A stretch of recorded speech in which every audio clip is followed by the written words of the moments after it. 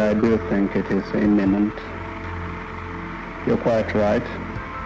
It will for us be the price of freedom. We have no intention whatsoever to starve any Biafran children or to commit genocide against anybody.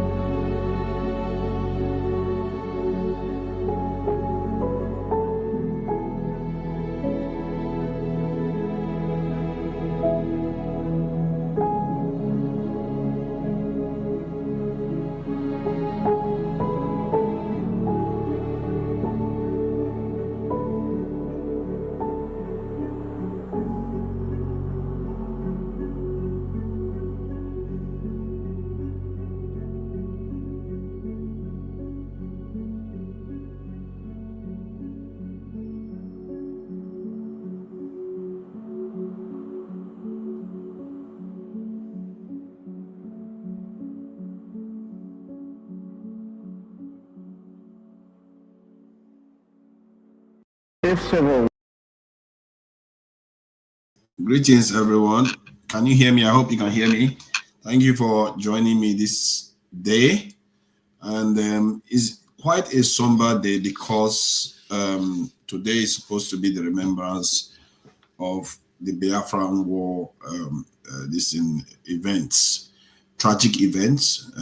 One could even argue catastrophic events, given the level of loss of life that was involved. When one thinks about it now, compared to everything going on in Gaza and the rest of the world, it was quite significant loss of life when you look at it from that point of view. And I think it's what Jago said in the last statement in the previous show seems to resonate in the sense that if that is the discussion we're having, then it makes sense for us to see it from that point of view. But if we were having a conversation from the point of view of, okay, what happened and the rest of it from what Mo was saying, and then people have to be factual about what they are discussing. And they have to talk about things that are happening in the real world, not based on your own opinion, because we owe it to the next generation to give them the accurate information, because we don't want them to go around making mistakes and doing things that make us cross talk over each other. We talk to each other, but we are not talking to each other because everybody has got wrong information, just like we had. A lot of people had wrong information in the previous conversation too. But that is not taken away from the tragedy that occurred and the level of loss of life that was visited on the southeastern part of Nigeria. That is a fact of history that cannot be denied. And if there was anything that could be done in terms of as a mark of respect for the loss of life, I would say myself and AY that arrived here early today should observe let me remove this from here because it's a serious event, to be frank. Let me see. Sorry about that. So we should observe a moment of silence, 1 minute or so. I don't know whether I can time it, but if you guys do the next minute, I hope I should be able to tell. So we'll observe a 1 minute of silence, then we'll carry on the show, just to mark that as a remembrance for that day and try to imagine what it was like during that time. Thank you.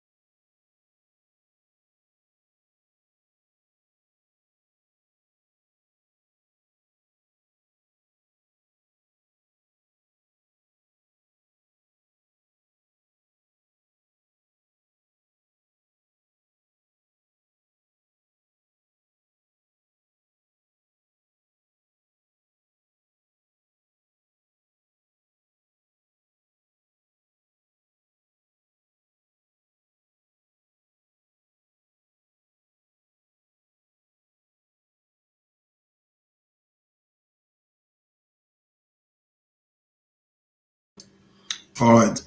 Thank you. Yeah, I try to imagine it, but I don't think I can even come close to the gravity of what happened. Because when you think about it, if it is millions of lives, that is a lot of people that lost their life because of that war. And then, for the life of me, why they feel they have to resort to that, I don't know. And it's a very, very tragic event. And I don't think in the previous conversation, let me make this clear from the get-go so that we set a kind of tone for the conversations. We are not here to discriminate against anybody. We are not here to even try to offend anybody. And this conversation, this live stream is meant to discuss issues that are often very, very difficult and for people to listen to because of the emotive nature of the subject matter, which, in other words, it elicits a lot of emotions. So, but we owe it to the future generation, the current and the future generation, to tell the truth of these things as they truly are, what the realities are. So we don't make the mistake, because those events was probably something that could have been avoided. But some people made catastrophic mistakes, one after the other, that led to those events. You can blame whatever you like. But if you're part of that group, if I was the one that was present there when all those things occurred, I would hold myself accountable too. Because you can't sit around and watch such tragic events occur and you just think it's only one side to be blamed. Something seriously, catastrophically went wrong in that country, where people just start rising up against each other, start murdering them. People that were talking one day, and the next day. Look at that video that Amadou Bello released. How he was looking at one side of the country. Lee Kuan Yew came into Nigeria and he learned a lesson from Nigeria that never should he allow his country to be like that. He saw how divided Nigerians, how bigoted we were. That was in the 60s. He saw it. We are still bigoted today. We were not suffering that much then. Nigeria was doing relatively well then. We're bigoted already. So sometimes I try to cut our people slack because we are a little bit poor now. Things are harder. So and people are being killed left and right. So you can say that's why we are bigoted now. Things are harsh. But we're not suffering during that time. Things were relatively okay. But we're bigoted nonetheless. That a foreign leader comes to Nigeria and saw it. I'm like, no. I don't want to be like that. He went on to build a great nation today. One of the best nations in the world today. That leader went on to build one of the best nations in the world. And they saw Nigeria heading in the wrong direction. That's why I said this conversation will be difficult for some people to hear, but do not take it personal. It's not attacking you in any way. If anything, it's to try to prevent those things from occurring again. That's why we are here, to prevent it from occurring again. We don't want it to be happening on our watch. I think AJ is here. So that is the purpose of the conversation. It's not to discriminate against anybody. So I hope people understand it. And there is other news that has occurred around the world. So to owe it, because I don't want to change the topic. I think Dr. Dame said something about maybe he would dedicate a day to talk about this. So I don't want to change the entire topic because it was a serious event. I didn't even know that there was a Remembrance Day today. I didn't know all until the other show they started talking about it. So, but it's 500,000 dead is serious. 100,000 dead is serious. 50,000 dead is serious. Millions is not serious. Come on. There's no way you can equate that. And the conversation from the previous live stream was more about what happened in the southwest region, south-west and southwest region, that there was an atrocity that occurred there too. And I think Mo was equating it to the reprisal in the Asaba. So that's what I think Boom Boom Ray was against. It was like saying, why are you equating it? No, nobody is equating what happened in the southwest with what happened in the southeast. Not even close. That is not what aboutism or a moral equivalence. There's no moral equivalence about it. If you equate what is going on in the southeast with what even the Nigerian military suffered, it's not the same thing. You know, like today now, I'm not going to sit here and tell you that what the Gazans are suffering and what the Israelis are suffering are the same. No, they are not. They're not the same. There is no moral equivalence. So that's the context we were having that conversation was between Asaba and what happened in the Edo State. So that was the context of that conversation, just in case people start conflating to think that some people are trying to minimize what happened in the overall the conflict itself. So, but that said, I owe it to my duties to play the videos of the events of the week so that we can cover them and commence a conversation. Now that I've been told not to go on for 3 hours, which I cherish, at least which I cherish to talk before I start letting people in. So let's start with Netanyahu. I think Netanyahu seems to have, some people are big fans of Netanyahu here. So let's just play it. He's now ordered sorry, so let me just pause it first. He's ordered the invasion of further invasion of Gaza. Even when there was when there's a ceasefire on, Hamas is not fighting Israel, but it's invading Gaza even more. Those people that support Israel, they will still make one excuse or the other. היינו ב-50, עברנו ל-60, הדירקטיבה שלי לעבור תלכו לפי הסדר. קודם כל 70, בואו נתחיל בזה. לופתים אותם מכל עבר, אנחנו נטפל בשאריות. Israel's Prime Minister has shocked and angered a lot of people after saying his country will occupy even more of the Gaza Strip. Here's what you need to know. When a peace deal headed by Donald Trump was agreed to end the war in Gaza, the Strip was divided into two, and Israel occupied about half of it, with plans to eventually withdraw entirely. But since then, Israeli forces have been gradually edging forward, taking more land. And now the Prime Minister says that expansion is going to speed up.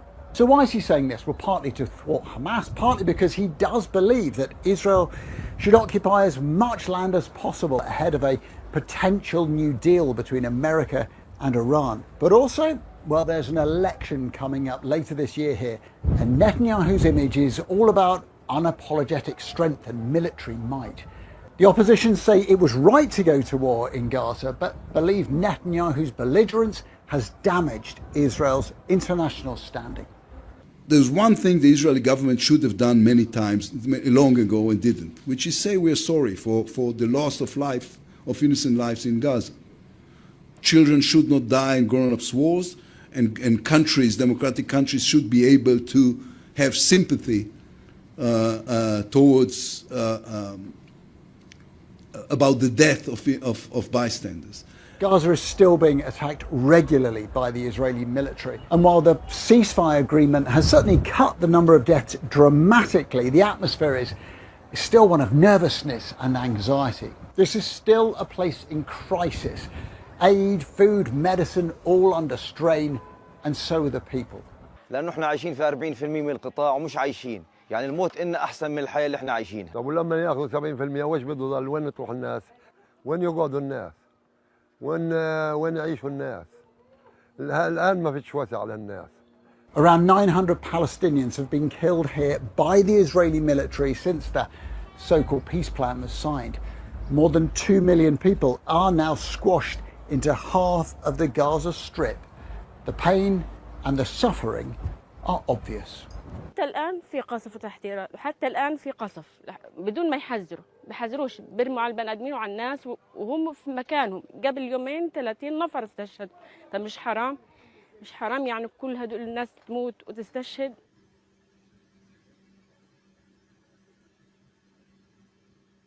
That is shocking. They killed 30 people the lady was just talking about they killed 30 people as if it's nothing. It's like nothing. They just killed 30 people. Like you just kill any day, and they just killing like that. In Lebanon, they're killing and just keep going on. And people are still walking around making excuse for such a force. Let me go to the next one. I think the next one is from Scott Ritter. This guy is not my cup of tea, but he seems to be talking about something. You don't have to be a weatherman to know which way the wind blows. He sees the weather. He sees what's happening, and he sees the United States. Fully 60% of the Americans have already become disenchanted with Israel, don't support it fully. That number is going to get worse as the economy grows worse. And we look at, who's to blame for this, Israel. And he recognizes at some point in time, America is going to cut the umbilical cord. Ben-Gvir is wrong. Israel can't dictate squat to the United States unless the United States wants to be dictated to. Meaning that if it's good to have your money and get elected and it doesn't cost me anything meaningful, I'll do it. But the moment it costs me, the moment I have to pay a price domestically, politically for supporting your failed little nation, we'll cut it in a heartbeat. Cut it in a heartbeat. And so Ben-Gvir is dead wrong. Netanyahu knows the truth, that eventually America is going to cut Israel off. And if Ben-Gvir wants to play stupid games in a period of immediate political crisis for the President of the United States, who's looking at a disaster in the midterms, he'll find out the hard way that Israel has no cards in this game, none whatsoever. Thank you. And that is Scott Ritter on what is going on in America right now. There is also the change that is occurring now, that because Israel is so unpopular in the US now, that the congressmen and the people that are going to be elected are not going to be supporters of Israel, and that could lead to some serious problems. According to Scott Ritter, that even American politicians will turn on Israel. We don't know. I don't know how it's going to turn out, because the Israeli lobby is still very strong. They got one other GOP candidate to be deselected from their primaries recently, spent $22 million to campaign against him, the highest in history against one specific candidate like that. So they are willing to do anything to get their people in office. So don't count them out. Let me go to the Iran war negotiation. It looks like a lot of people are not very happy with Trump because Iran just seems to be arguing to America as if they are mates now. This is what happens when you are in a situation whereby another country is fighting back. Now, let me play that. That he has not publicly made up his mind on this decision yet. Maybe he's done so privately, but he hasn't told us publicly where he's going to go here. Right. I can imagine the president saying to this group of advisors, I'm not loving our options here. I think he clearly wants a deal to try and get out of this situation, declare victory, open the strait to get oil out into international markets, lower the price of gasoline at the pump, alleviate some of the economic concern in this country, thinking of the November election. But on the other hand, he knows if he makes a bad deal, he's already been criticized by several Republican members of the Senate. Even though we don't know the terms of the deal, he's very worried he's going to look like he's given away the store. So I think when you add to the fact, honestly, none of us really know what this memorandum of understanding says or who's agreed to it, particularly in the case of Iran, whether they have anybody who can make a final decision. So I think it's a very unsettling situation, and it entirely benefits Iran. Every day that goes by, from the ceasefire we're in now to this proposed 60-day extension of the ceasefire, it removes further and further from any likelihood that we will again resume the use of military force. That's victory for the regime in Iran. So you would be against taking the 60-day extension? I was against the ceasefire. This regime understands only when it's being pounded on. And now, as that pressure is relieved, if you think it's been tough to negotiate this 11 or 12-point memorandum of understanding, wait till we get to the negotiations over the nuclear program. The president likes to say that our adversaries in negotiations are sometimes tapping us along. Well, he's being tapped along by the Iranians right now. But if this deal, this temporary deal, reopens the Strait of Hormuz, do you believe that's a good thing? No, because I think necessarily it opens the channels of international commerce for Iran to sell its oil. I think the right thing to do, just looking at the issue of the Strait, keep the blockade against the shipment of Iranian oil and open up the Arab side of the Gulf, get the Gulf Arab oil out into international commerce, let that bring the price internationally of oil down. I think we can do it. I think we've got the military capacity to do it. The Wall Street Journal reported earlier this week we've escorted at least 2 tankers out, one of them a Greek tanker of 2 million barrels of oil capacity. I'm not saying it's without risk or danger, and it would require, in all likelihood, the use of military force. But that's how to keep the squeeze on Iran, but relieve the extortionate pressure they're putting on now on the international economy, get the Arab oil flowing. And the White House has said the president is focused on this from a national security lens, a statesman lens. He keeps getting asked, though, about the obvious domestic politics of this, which Republicans are keenly aware of here at home. This is what he said about whether or not the midterms have an impact on his decision-making. They thought they were going to outweight me. We'll outweight him. He's got the midterms. I don't care about the midterms. The next election, whether it's a midterm or not. So you have a very short window for doing anything having to do with war. But I don't view that window. I view it, I have to do what's right. As someone who was his national security advisor, has been... Trump wants to do what's right. Okay, good luck. Now we'll go to NDC primaries. It appears Peter Obi has now gotten nomination.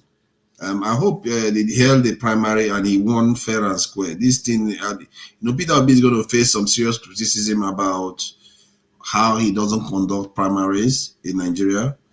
All right, let's see the video. If he's already shaking her head. And in a related developments, the Nigerian Democratic Congress in Oshimili South local government area of Delta State has affirmed Peter Obi as its presidential candidate for the 2027 general election during the party's primary election held in Asaba. Party members adopted Mr. Obi as the consensus presidential candidate through a voice vote after a motion for his endorsement was moved and unanimously supported by delegates at the exercise. The primaries also featured the election of candidates seeking tickets for the Senate, House of Representatives, governorship and State House of Assembly positions. Among those participating was the former Speaker of the Delta State House of Assembly, Victor Oche, who is contesting for the Delta North Senatorial District ticket under the party. Mr. Oche and other party faithful commended the peaceful conduct of the exercise, expressing confidence that the opposition party is well positioned to challenge the ruling party in the 2027 elections.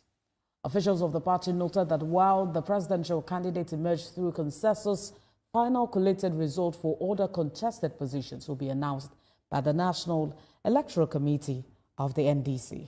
First, I must say I'm very happy and impressed to start a new political journey with the NDC. And I am impressed by the turnout that I'm seeing here today, that we have the primaries, the presidential, National Assembly, governorship, and the House of Assembly primaries. Everywhere, the aspirants have mobilized their supporters from all parts of the world into this venue. And as you can see, it's a mammoth crowd out here. And definitely, it's smooth, it's peaceful, and I can assure you that we are ready to take on any other party that is running in Nigeria. Still on party primary. So, yeah, that was Peter Obi getting selected or unanimously voted the candidate of NDC. It's funny because NDC seems to be a special purpose vehicle for Peter Obi. Ironically, a lot of those candidates that are going to be running in the election under NDC are going to be using Peter Obi as a special purpose vehicle. I'm very, very sorry. These people, they will go into the National Assembly and they go and start betraying people. And this is the problem of what Peter Obi is doing right now, because he is not creating his own party and people in his own image. Many of them will get elected because of Peter Obi now, but they don't believe in him because it was not with them before then. But I'm just saying, okay, I'll go to the next one. And the next one is about Ebola. This one is serious because that Ebola gives me nightmares, because the day Ebola starts becoming airborne, all hell breaks loose. So the whole world will just go underground. But let me play the one about Ebola because it seems to be spreading. Let me see. More bodies keep arriving. The number of Ebola cases growing as health authorities struggle to contain the outbreak. There's no vaccine for this rare BVD strain. As well as here in the Democratic Republic of the Congo, cases reported in Uganda too. Congolese authorities say there are more than 1,000 suspected cases, up more than 100 from the day before. The dead bodies of Ebola victims are highly infectious. The head of the World Health Organization arriving in Bunia, the epicenter of the outbreak, to hold talks in the DRC today.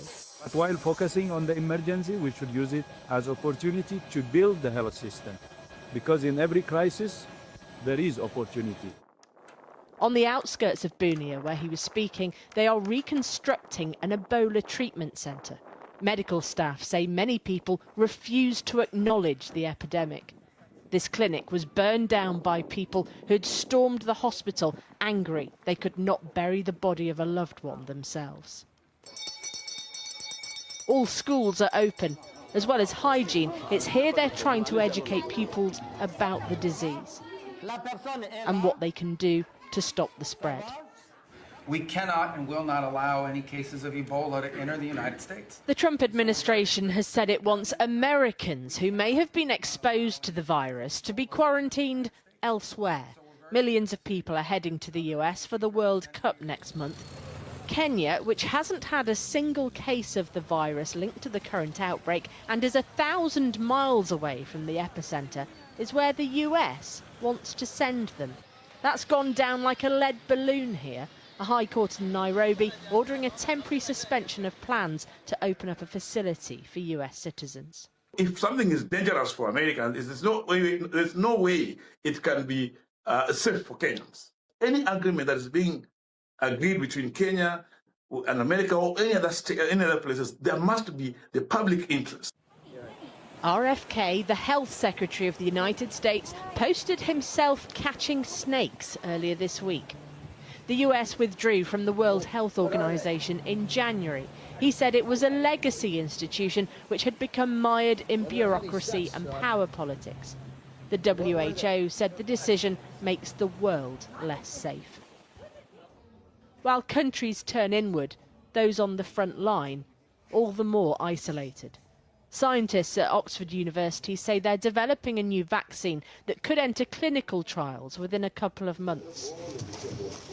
A baby succumbed to the disease after its mother also died of the virus.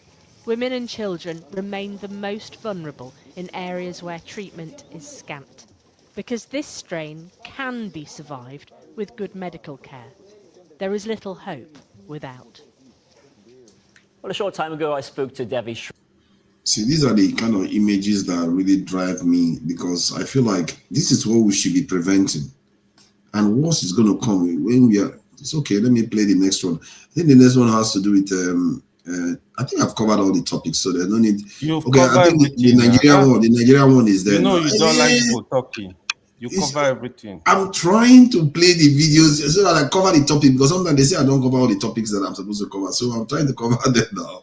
See, okay, let me put this one about Nigeria, because this one affects Nigeria and it's important for Nigeria. The last thing we need is this issue showing up in Nigeria. More than 1,000 suspected Ebola cases and over 200 deaths have been reported in the Democratic Republic of the Congo, with Uganda also recording confirmed infections.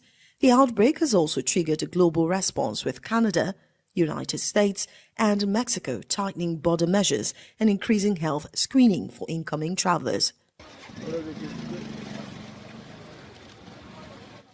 Uganda is temporarily closing the border with the Democratic Republic of Congo with immediate effect.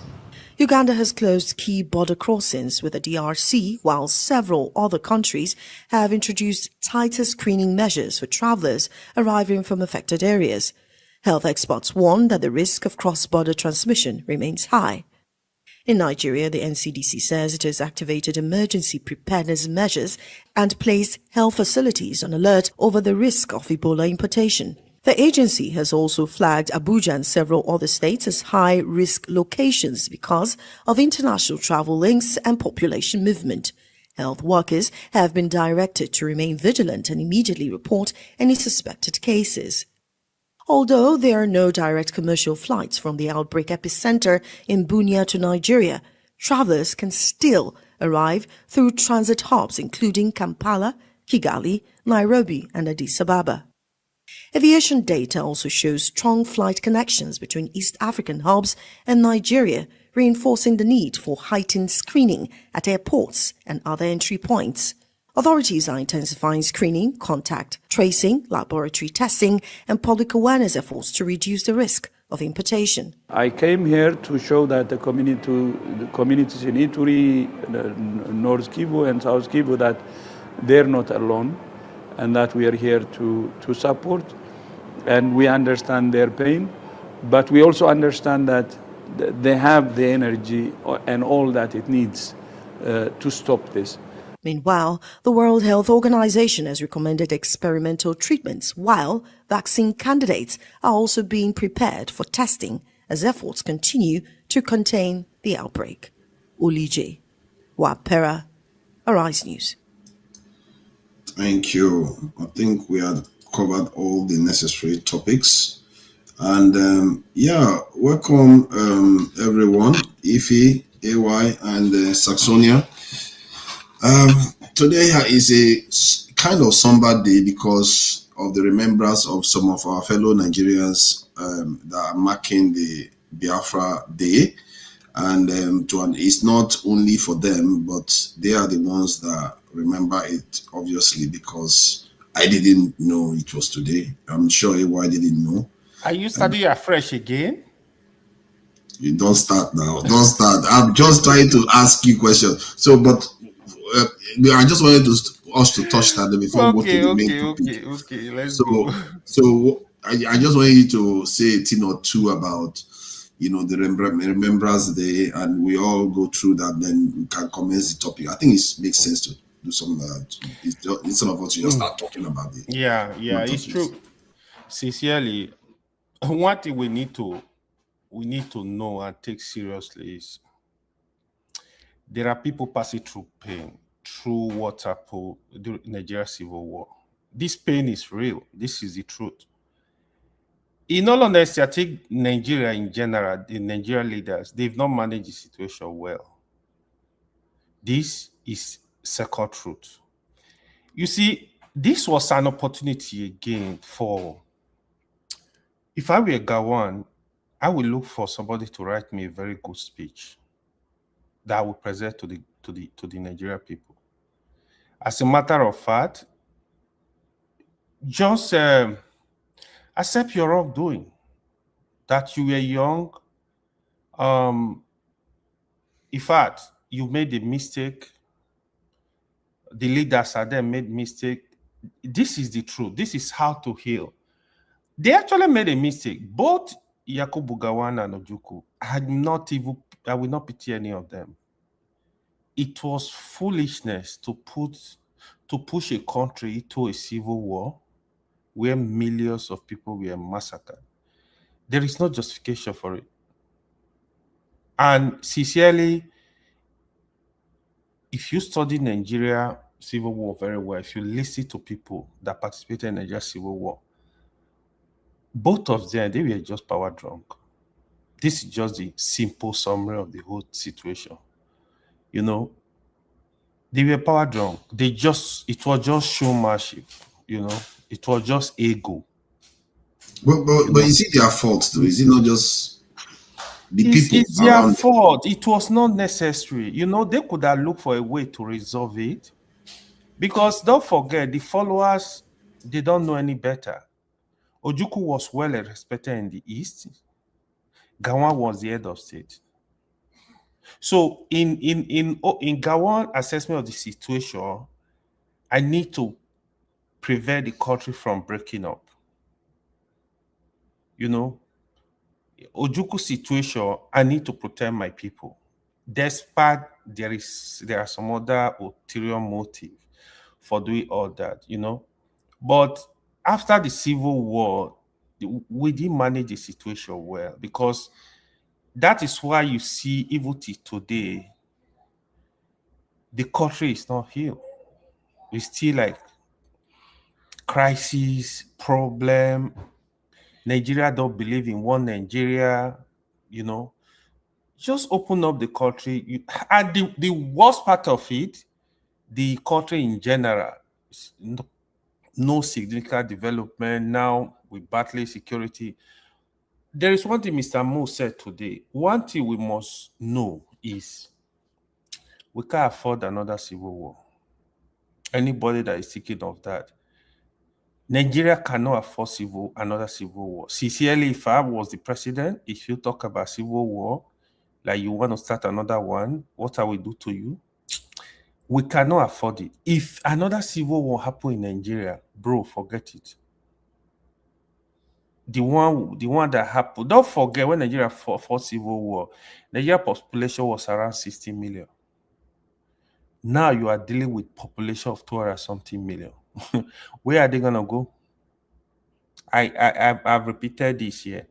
There is no Nigerian neighboring country that can accept 1 million refugees. So the war was brutal. You know, when you talk of the Asaba massacre, where you actually like how people were killed discriminately in the market, in the school, it was brutal. This is the honest truth. But I think Ojukwu miss it again. He would have been able to. I've spoken with people that their father were involved in this war. I know the feeling. I understand the pain. You see, when Mr. Tony is talking about his whole experience, each time he's saying it here, he want to cry. So those pain, we need to take them very seriously. Because sometimes we have to put ourselves in people's shoes. It's just like when somebody lost a loved one.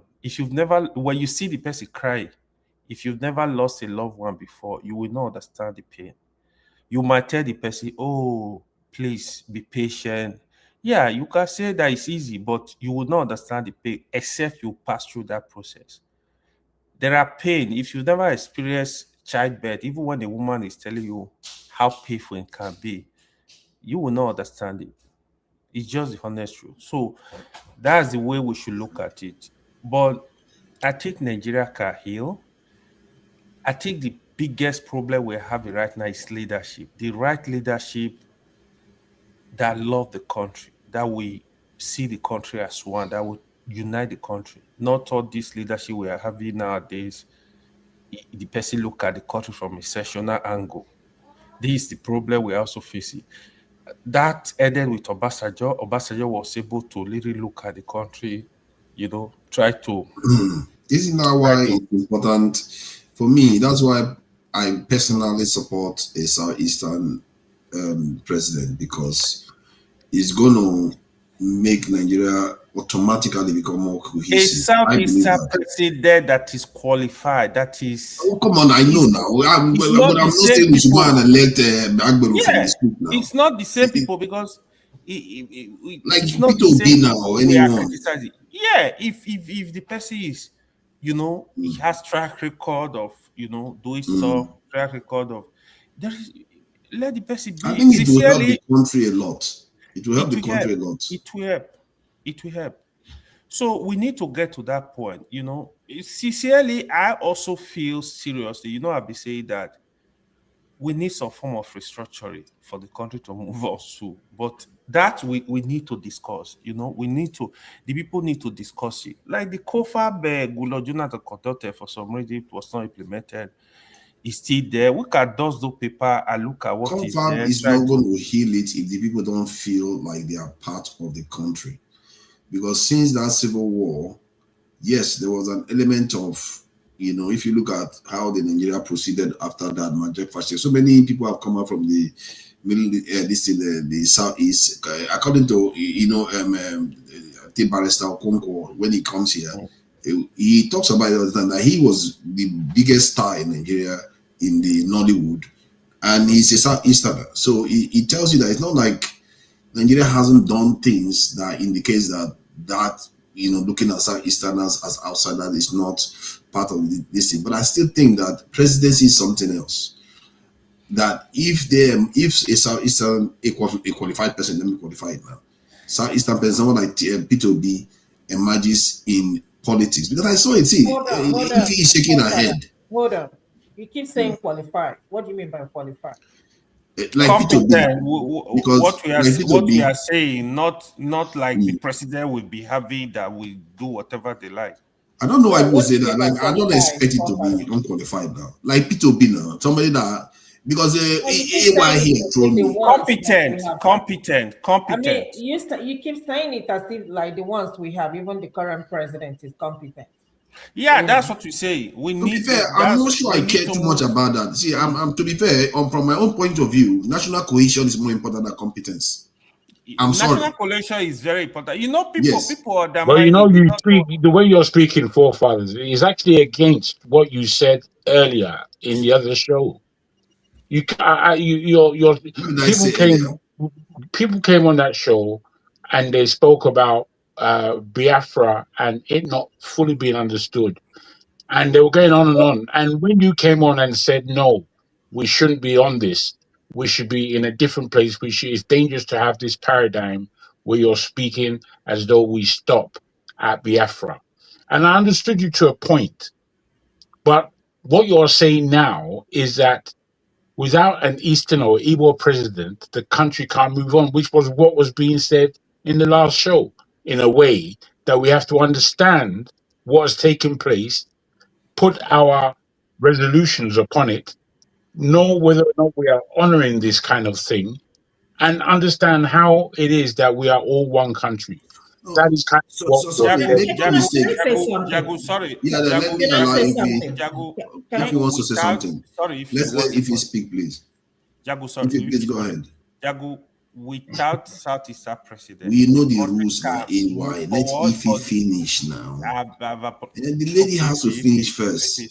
Okay, so now you are pretending you love the women. Okay, if you go ahead. I have always please, if you go ahead, don't mind AY. So let me say this: if I don't think we Nigerians really grasp what happened in Biafra. I've said it here over and over again. The first time I saw my dad cry was when he was talking about how he lost his friend during the war. He will always say, Aga Biafra or Ogo Biafra. And he will always say, never, never, never, never, never, ever witness war again in his life. People are still dealing with the scar of what happened. I wasn't born then. But listening to him, up until my dad passed, you can still feel the pain. I was, young when he was having this conversation with his father, that is my grandfather. And I can see my father tearing up. And he would tell you, that was how this person's son was. He went to war, did not come back. And this person did not went to war, did not, a lot of them. My question has always been, if they could bury a jollof rice in somebody's house, you go there and eat it and say it's very sweet until they cook it in your own house. What the Igbos are asking is not even too much. Just acknowledge that such a thing happened in that country. That is all they are asking. They're not asking for too much. Acknowledge that. Try and make amends. But are they not acknowledging it? That's what No, they are not. No, Nigerians. The Nigerian government, they are not acknowledging it. They just want to. Okay, how can they acknowledge it? If I may ask? No. See, let me tell you something. Forefather, you can argue this. Let me tell you something. No, I'm not arguing it. I'm asking you because I would like to know what you expect. If you don't address this issue of Biafra, we can never have peace. No, how do you expect? What do you precisely expect from them? Look, hold on. Whether we like it or not, because there is somebody in Enugu State who is still hurting. There is somebody in Anambra State who is still hurting. There is somebody in Imo State, Ebonyi State, that is still in Rivers, that is still hurting. The people that fought the war. And they felt that they are not included in this country called Nigeria. Mm-hmm. I hate to talk about it. I wasn't even born. But, little, like I said, I was a little child. And listening to my father talk about that, I cringe. I was like, oh my God. Only God knows what this man witnessed. We saw what Paul Kagame did in What I don't understand is when we say Nigeria, because I'd like to know what they want Nigeria to do, not just to say acknowledge. I'm trying to ask you what you want Nigeria to do, because I'm trying to understand. Father, sincerely, Nigeria have not acknowledged it. Yeah, see, in what I way? will help people with what he is talking about. Hold on. Okay, look at this this Gawan autobiography. That's what I just said now. If I were Gawan, I will write a very strong speech. That speech will include an apology in form of listing whatever happened. We were young. We made a lot of mistakes. Let's try to find unity and work together. There is a way you put that speech, you know, at least some people are gonna see it and they actually feel there is some level of remorse. Because Gawan, even that excuse of he had malaria, like, you were the commander-in-chief. If I go into a meeting with you and come back, if I get back to the country and my people are saying, no, you can't accept these terms, I'm the commander-in-chief. I'm going to tell you, I've spoken with the people, with my executive. They said, no, we can't accept these terms. You have to be, you are in charge. You have to be in charge. Stop pretending that, oh no, after accepting some nonsense agreement, you came into the country and after 50 years, you tell people you had malaria. Are you kidding me? Like, that was too dumb. You see, you have to stand your ground. You have to explain to Nigeria, this is the reason why we went to war. Let me finish this. This is how I tried to resolve this issue. I would have really loved Ojukwu was still alive, to be honest. Let Ojukwu, you know, let's have a rebuttal. Let's really know what happened. Because all these things, we still have a lot of speculation. Now, Ojukwu is not there. There is a... Well, it's just going to be to and fro. The thing I want to... Let me finish this. Give me 1 second. On the other hand, you see, I'll give you an example. Look at the case of Abiola. Abiola won an election. They deny Abiola. What Buhari did, Buhari recognized Abiola. When I listen to the children on TV, it's not that it's going to solve the whole problem. It's not that it's going to remove the whole pain, but they felt relieved. They felt happy. So, such could have happened with the Biafra war. Trust me. But I think both Obasanjo, Buhari, don't forget they participated in the war. They didn't want to go there. Obasanjo, that's why I praise it for some number of things. Obasanjo, in terms of unity, he united the country. Nobody will accuse Obasanjo of any tribalism, things like that. But okay, let me add this. Let me add this before you carry on, because sometimes I feel like maybe we are not looking at the other side too. Because sometimes wars, what tends to happen after wars. I'm not saying what is specific to Nigeria. I'm saying things that are historical about civil wars in countries like in America. Now, you will not hear the American state apologizing to the Confederates that they fought against, or the British people in or Syria. Any war that has occurred, civil war, one side doesn't go and apologize, especially the winning side doesn't go and apologize. So it's not apology like that. So it's a way to bring people together. No. In that speech, you can put even if it's not that you tell anybody sorry directly. For example, you have to recognize there was a war. We made a mistake. That war was unnecessary. There are things you can put in there that will make people feel better. You know, I agree with you. See, I agree. Yeah. Technically, I agree with you. At least intellectually. It's not that you hold on. Let me finish. See, what I'm struggling with is why is it that other nations don't do it? That is, I don't understand intellectually. Why is it that they don't express regret that they caused loss of life on the side that they defeated? You also need to know we are different, though. You also need to, okay, if you go to Rwanda now, what happened in Rwanda? Rwanda genocide was worse than what happened in Nigeria. But Rwanda, we are able to move on because they put some things in place, like the president, you can identify yourself as Tutsi or Hutu, whoever you are, you identify as Rwanda. So, and apart from that, people, despite that guy is a dictator, he was able to bring justice into the system. So even despite, for example, I'm from a particular tribe, the country, they are not seeing me favoring my people. Yeah, they are but not in seeing reality, me. no, actually, that's not true, you know. Really? There's a level of denial that is going on. If you look at the top richest people in Rwanda, they are all Tutsis. At the same time, if you look at the governing structure, the top position, the key positions are mostly Tutsis. So, but I think where they forgave him is the fact that he's governing well. Yeah, if you ask me, that's a solution too. The fact that that's my suspicion. You see, if you watch how during Obasanjo, for example, he was able to share power within the geopolitical zones. Obasanjo, for example, the Senate president was for the Igbos most times. I think people during his 8 years, all the Senate presidents were from the Southeast.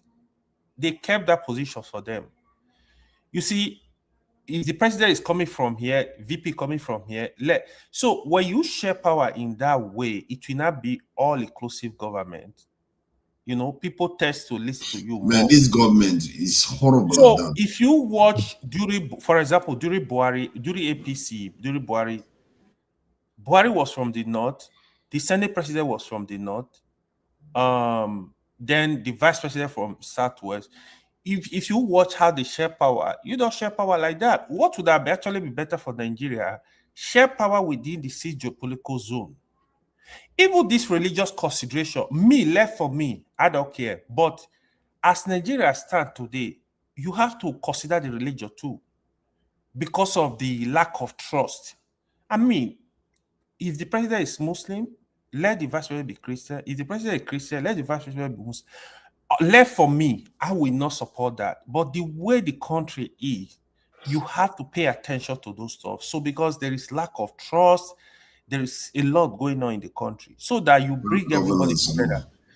There is nothing wrong with that. For example, every tribe have people that are competent. Every religion have people that are competent. So why don't you just do it so that people will not say, oh, they do some things in the backyard, you know, against my people. So let's be hopeful, be fair. So that's the way me I see it too. It's just like when they talk of this south-north rotation.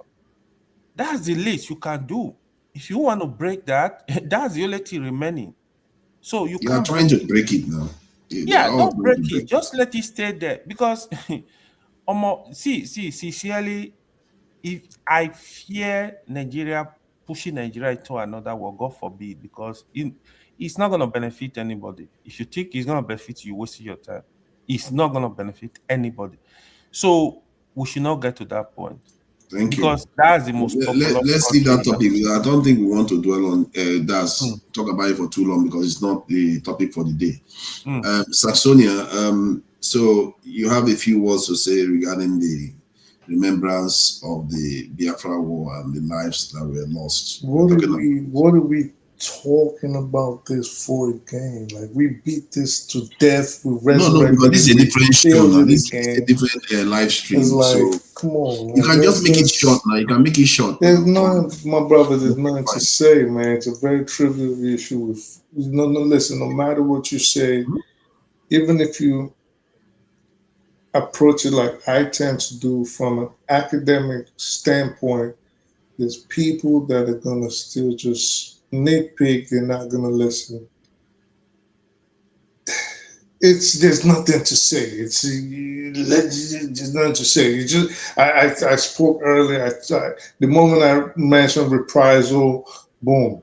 My man that was prior to that, very intelligent and astute. He picked on that word. He doesn't want to hear that it's a reprisal attack. I don't know how else you want to describe it. This person, that's how historians have documented it. But listen, it's a topic. I think I hear where you're coming from, and I agree with your argument in terms of intellectual arguments. And That's why I backed your argument up. However, there's this other side that Ife raised just now, how she's never had a dad cry before, that her dad cried in front of her and explained those what happened in the Civil War to her.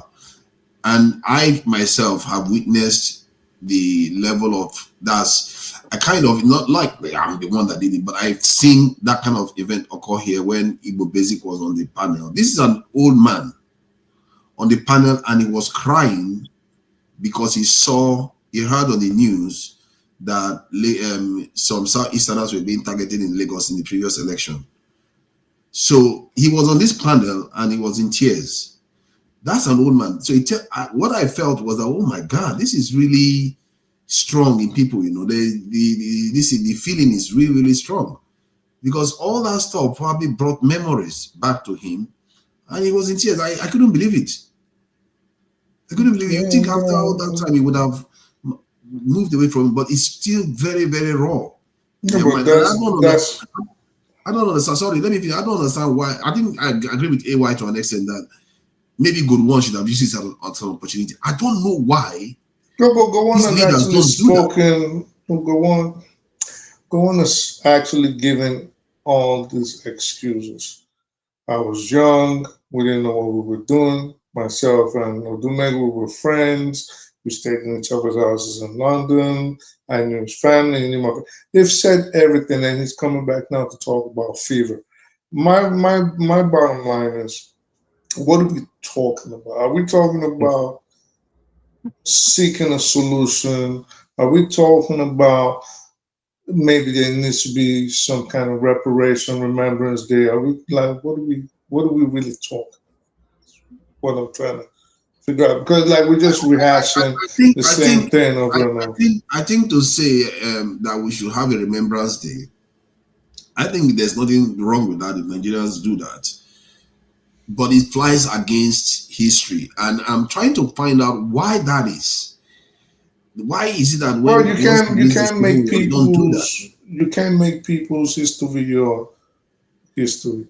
So just because it doesn't happen, or it rarely happens in other climes, does not mean Nigeria cannot decide to say, well, listen, on this day, we're going to remember our fallen heroes from both sides. I mean, but in fact, Nigeria actually did, because not, for example, I think January 15th. Kaduna Zeogo was buried with full military honors. Odumegu Ojukwu himself was buried with full military honors. So there's been attempts by Nigeria to force, and I use force lightly, to force this semblance of unity, which really doesn't happen and doesn't really exist, but they're trying. So it's not a situation of, well, Gowon should have said this. He said that. If you read this guy's memoirs and you've read their interviews and you followed them, like I've done since I was a child, they've said it all. They've said all these things we're saying, they've said it all. So, Sonia, do you know why I think they don't celebrate? They don't celebrate a lot of, like, if one side loses a civil war in nations, because it's kind of saying, if you celebrate the side that loses, first, you are not acknowledging the people that fought to preserve the nation, one, and secondly, you are a kind of saying, oh, you fought against the very existence of the nation, but we should be celebrating you. No. And I think that may be the reason why. No, sorry, because some other person will want to do it and say we are going to end up getting a holiday anyway. When Nigeria ended the civil war, the primary term that Gowon himself used was no victor, no vanquished. So moving forward with that, you don't necessarily have to celebrate anybody or give reverence to anybody, but you're promoting unity and you just extending the arm of brotherhood. So it's not like saying, well, the Biafrans lost, so now we're going to praise them for losing, and then the people that won are going to say, well, so why did we die? That's not what's happening. What can happen here is just we remember this day and have a never again stamp to it. Just, okay, never again. We don't want to have to go through this thing where we have to starve 2-point-something million people or bomb ourselves or Asaba massacre. So this is exactly my problem with when people try to pick one side and say, well, this side was innocent or that side was guilty. I'm saying both sides committed atrocities. Both sides committed all sorts of evil. But in the Gowon fashion, when when the war was ended, the best thing would be to say, no victor, no vanquished. We were brothers that fought. We used means that were very evil on each other, and nobody's taking blame. Nobody's taking blame. Nobody's getting denigrated. Let's figure out a way to, we acknowledge everything that everybody did. This side did this, that side did this, whatever. We're not putting it on the scale and say, well, this person died more than mine, or 10 people died more than mine. If that's the case, then you're never going to find peace. So everybody come together and move on. Let me ask both of you a question. Let me take it to another direction, right? So if you go to history, right, even the Persian Empire and the Russian Empire, they fought war for a long time. Today they are best of friends. Even the America, look at America and Japan. To the extent that you know what America did to Japan. Nobody has ever done it to any country. They even nuked the country, but they are good friends. The other thing I see is, it seems for we Black people, Africa in particular, we can easily forget and forgive people that hurt us outside our environment. Like when you go to some African people will defend slave trade. Some African people will defend all those kind of stuff, like how their people were maltreated. Even apartheid, there were Black people that supported it, that felt like, then what, you know? But it seems we can forgive and forget those stuff easily, but within ourselves, it seems it's more difficult. So sorry, that's what did you say? We forgive. Like people that hurt us, like as people. Let's say when you look at the slave trade, you will see Black people that will come and be defending it. You know, they will defend it. Obviously, it means you forgiving the people that hurt your forefathers. Yeah. We That's move true. on. But in our own eternal case, it become more difficult. I think, to be fair, they don't. It's not in their living memory to an extent, and because civil war is like, Igbo Basic was here, he probably lived through it. I think some other person that was on the panel, I think was it Mr. James, also lived through it. So, but slavery is outside living memory. It was before colonization. You see what I mean? Yeah, you have it, but for sure, I think in general, I think the leadership of the country, they didn't manage the situation well. This is what I'm gonna summarize. I think maybe you're all right. Maybe to an extent, I moved position on this. The other thing, right? If the country was working for everybody, the country was moving on. There is TISA. We don't have all these crises. The corruption, the insecurity, whatever that is going on in the country, I think people would have been able to forget more easily. Like you treating people nice, treating Nigeria just so now it's basically more like we are fighting ourselves. The politicians they are dividing us, we are fighting ourselves. The country is not good, unemployment is high, insecurity is there. People are getting poor more. You see, politicians do what they like, you see. So it's people getting more frustrated. It's part of the issue, you know. So that civil war, we could have learned one or two things and make sure we implement some things. We make laws to protect the people. Like this, what is it called? Hate law, they call it. Is that? Hate speech law.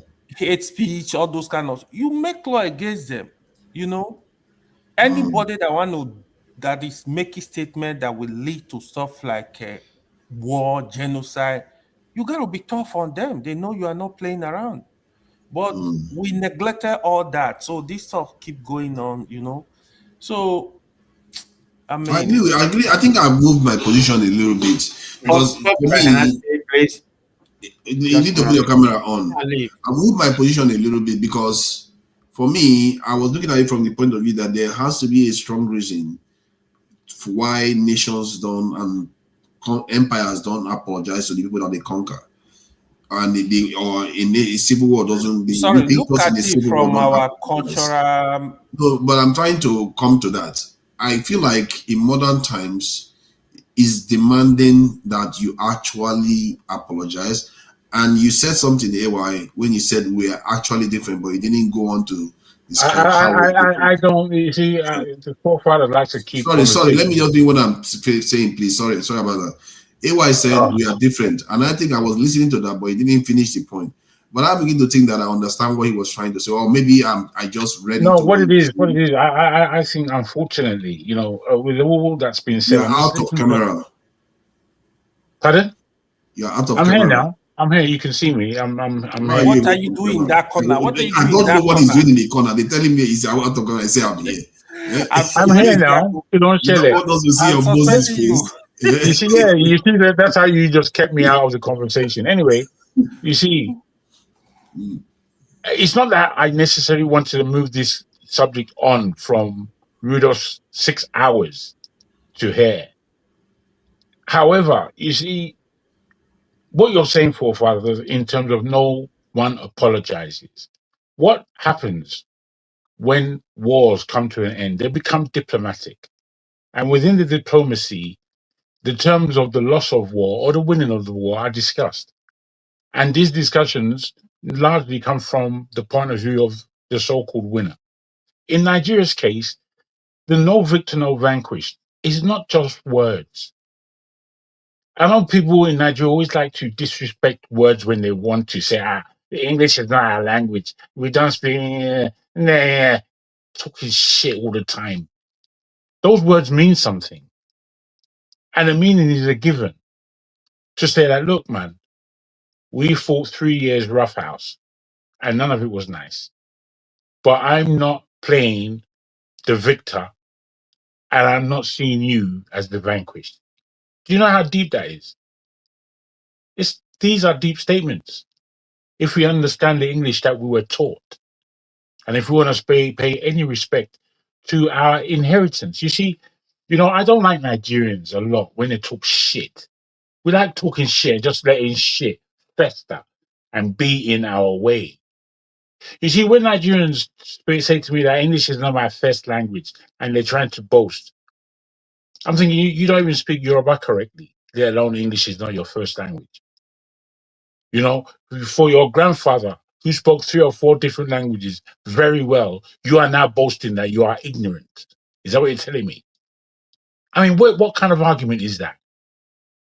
I don't, this kind of argument, I always throw it aside. Come to talk to me with shit. You see, there are things that a country hasn't managed well at all. Because, again, communication, we are lacking. We are lacking in gross terms where communication is concerned and what communication means. The fact that we know it is not right, that Biafra is almost like a forgotten space and it's getting more and more a muddle in terms of a kind of wholesome aspect thrown on what a war 3 years in Nigeria's history, what it meant to us and what we have done about it. This is all Nigeria wants to see. In these years, between 1967 and 1970, a horror took place on our land. And these were the people who suffered the majority of deaths. And we honor them because at the end of the day, they died for this country. That in itself would give us a real aspect of what unity means. And we have no respect. Nigerians don't have respect. Yeah, but don't you think that after the apology, the next thing would be immediately? That's not an apology. That's not an apology. No, that's a recognition. That's a recognition. No. Yes, no.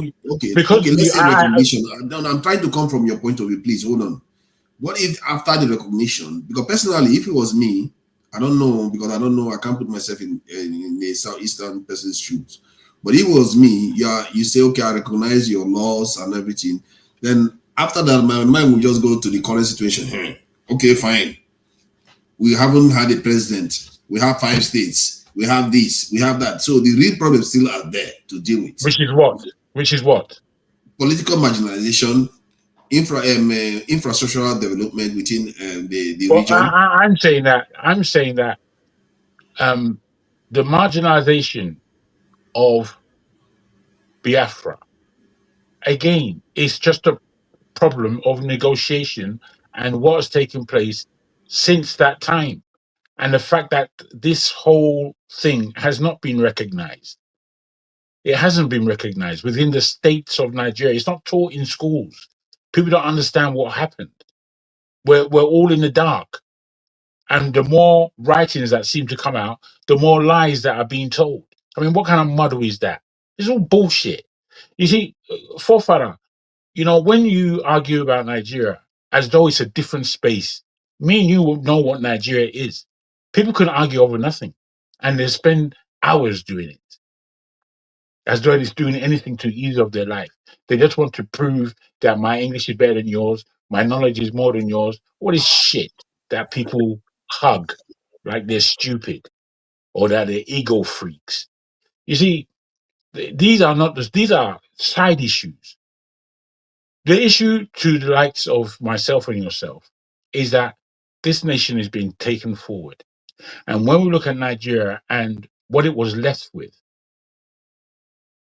the first 6 years of Nigeria becoming a country and the last 6 years under colonial rule, there was something taking place underneath that was like a raging bull ready to come to the stadium. And there was a lot of proof being offered from leaders at the time. You see, I look back at the first outing of Nigeria when Tafawa Balewa went to America and he made a stance and he made a speech. Do you know that from that time, the Americans were blown away with what Nigeria had to present to them, to the point that they said, this country can't grow. Look at this man speaking better English than us. This man from the bush, as far as they were concerned, they didn't know what Nigeria was. They had no idea. But when Tafawa Balewa came to the stage and he showed them in simplified, beautifully spoken English. I don't know if you've seen the tapes. The only thing is that, unfortunately, maybe Tafawa Balewa, with the fact that he was the golden voice of Africa, maybe he didn't have the same intellect, ideology to take Nigeria where it needed to go, where it could have gone. Maybe he wasn't the man. I don't know. We will never know based on the fact that he died midway through. So, but then again, I always look at the consciousness of those in the South and look at what the size of the North in terms of geography and in terms of the numbers that they were saying that they had. These two things would have told someone like me who was born in the South that I need to be in full communication with the whole of my Southern brothers. And where we can prove majority, we are going to fight for our region of this nation because I know what we're putting in. But somehow that wasn't the conversation. That never became the conversation. Until this day, there are the two sides who seem to understand why such conversation didn't take place. But they have been the ultimate losers for them not making sure that the southern side of Nigeria is one, as opposed to being God knows how many. But it should have been one. If it was politically one, are you with me? Yeah, I'm with you. I'm with you. But I think what I wanted to highlight was that when nations like this go to war, I know that our situation is different. And in the case of the UK, I have to admit that the prime ministers, they seem to be apologizing every other day to Northern Ireland after decades of conflict. But recently, they've been doing a lot of apologizing. Maybe that is necessary in the context of Nigeria. And I'm not sure that is going to fix the problem. Personally, I think you have to do things like, there has to be signs. Personally, like when I was in Nigeria, I'm from the South, where I never thought the Southern person was going to be president ever. And because of that, I fear that maybe South people will start feeling like, okay, what's the point? These people are taking all our money, taking all our oil, and we don't even stand a chance of being president at all. So that could have been something that would be rising. So, and the same thing is there in the Southeast, where you hear people complain that, okay, we are being marginalized. So I feel like if they become, like, look at Obama. When Obama became president, a lot of black people forgot about opposition to they became more integrated into the American state. I feel it's going to help Nigeria. Do you think if they had like an Obi or any other Southeastern candidate in Nigeria become president, that will help in a positive direction? When I think about Nigeria, I don't think about it in the terms that you set that question, because I don't like the fact that there is this north-south divide. I think that's a fault of Nigerian politics. Yeah, but it's not. Let's not do that thing. It's not fair. It's not fair, because when you say you don't see race, like all those people say we don't see race. When is the side that's winning? No. Listen, you might learn. Don't be outraged or triggered. Listen with your intellectual ears, please. I don't believe in the tribal nonsense that they've ever done in Nigeria concerning who should be given the vote. I don't believe in that. I believe the best man for the job should be always given the vote. If that just goes to one place all the time, then so be it. But idiots ruling that country is not my affair. I don't like that. So passing it to the north and finding an idiot, and then passing it back to the south and finding another idiot, I don't believe in that shit. You can if you want. That's Nigerian rubbish as far as I'm concerned. So when I look at somebody like Peter Obi coming in, I look at him as an individual. And that's how I looked at him in 2023 and the years building up to that. I looked at him as somebody who was seriously coming with a difference that could make sense. The kind of difference that will get somebody like me out of this country and back into Nigeria, because I want to partner a responsible government. I want to partner a response. I tried it under Goodluck Jonathan. I was in and out of Nigeria all the time at that throughout those 4 or 5 years. And during that time, he wasn't a bad president. He was just a bad administrator, caretaker. But as far as what he wanted to achieve, it was like, boy, one, I can make a buck, and two, maybe I can get him to think in this particular way, because you're becoming closer and closer to those who make decisions. So I'm looking at Nigeria in terms of where it should be on the world stage right now, and it's nowhere near there, I'm afraid. So when I look at Nigeria and I look at Peter Obi and what he could have done 2023, I don't think it doesn't mean that 2027 is for him. I believe he really missed his opportunity.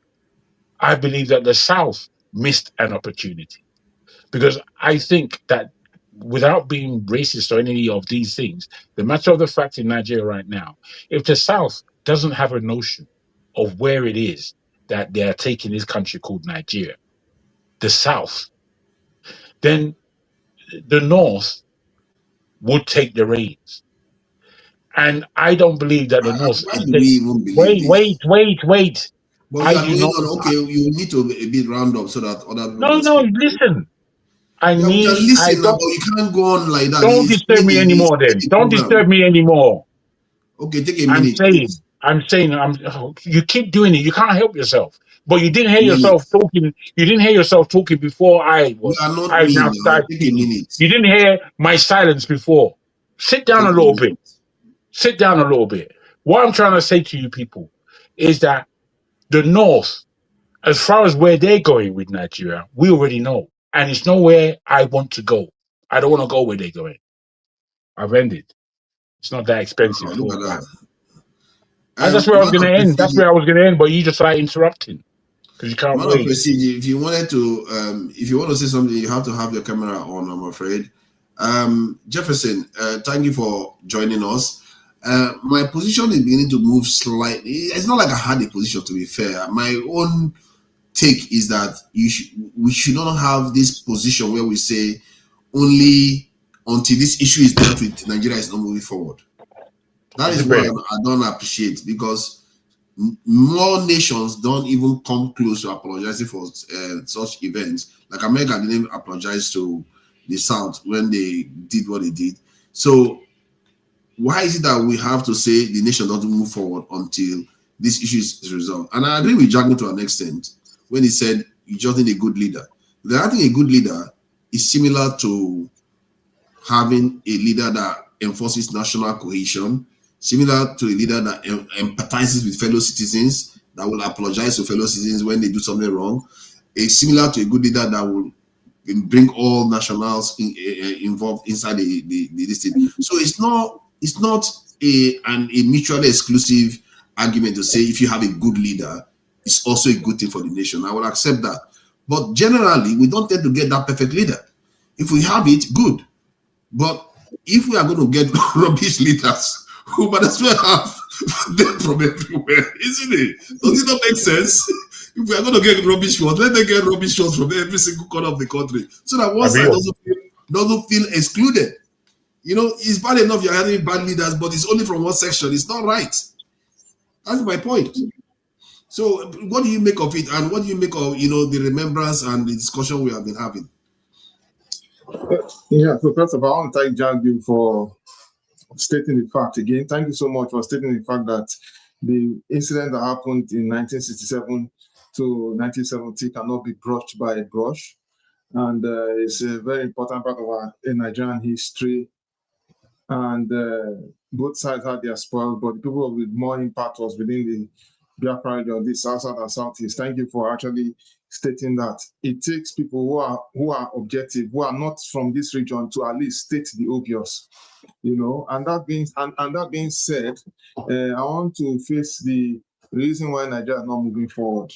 So, don't forget too that after the Biafra war, no victor, no vanquish, there was this speculation of fear, of trust.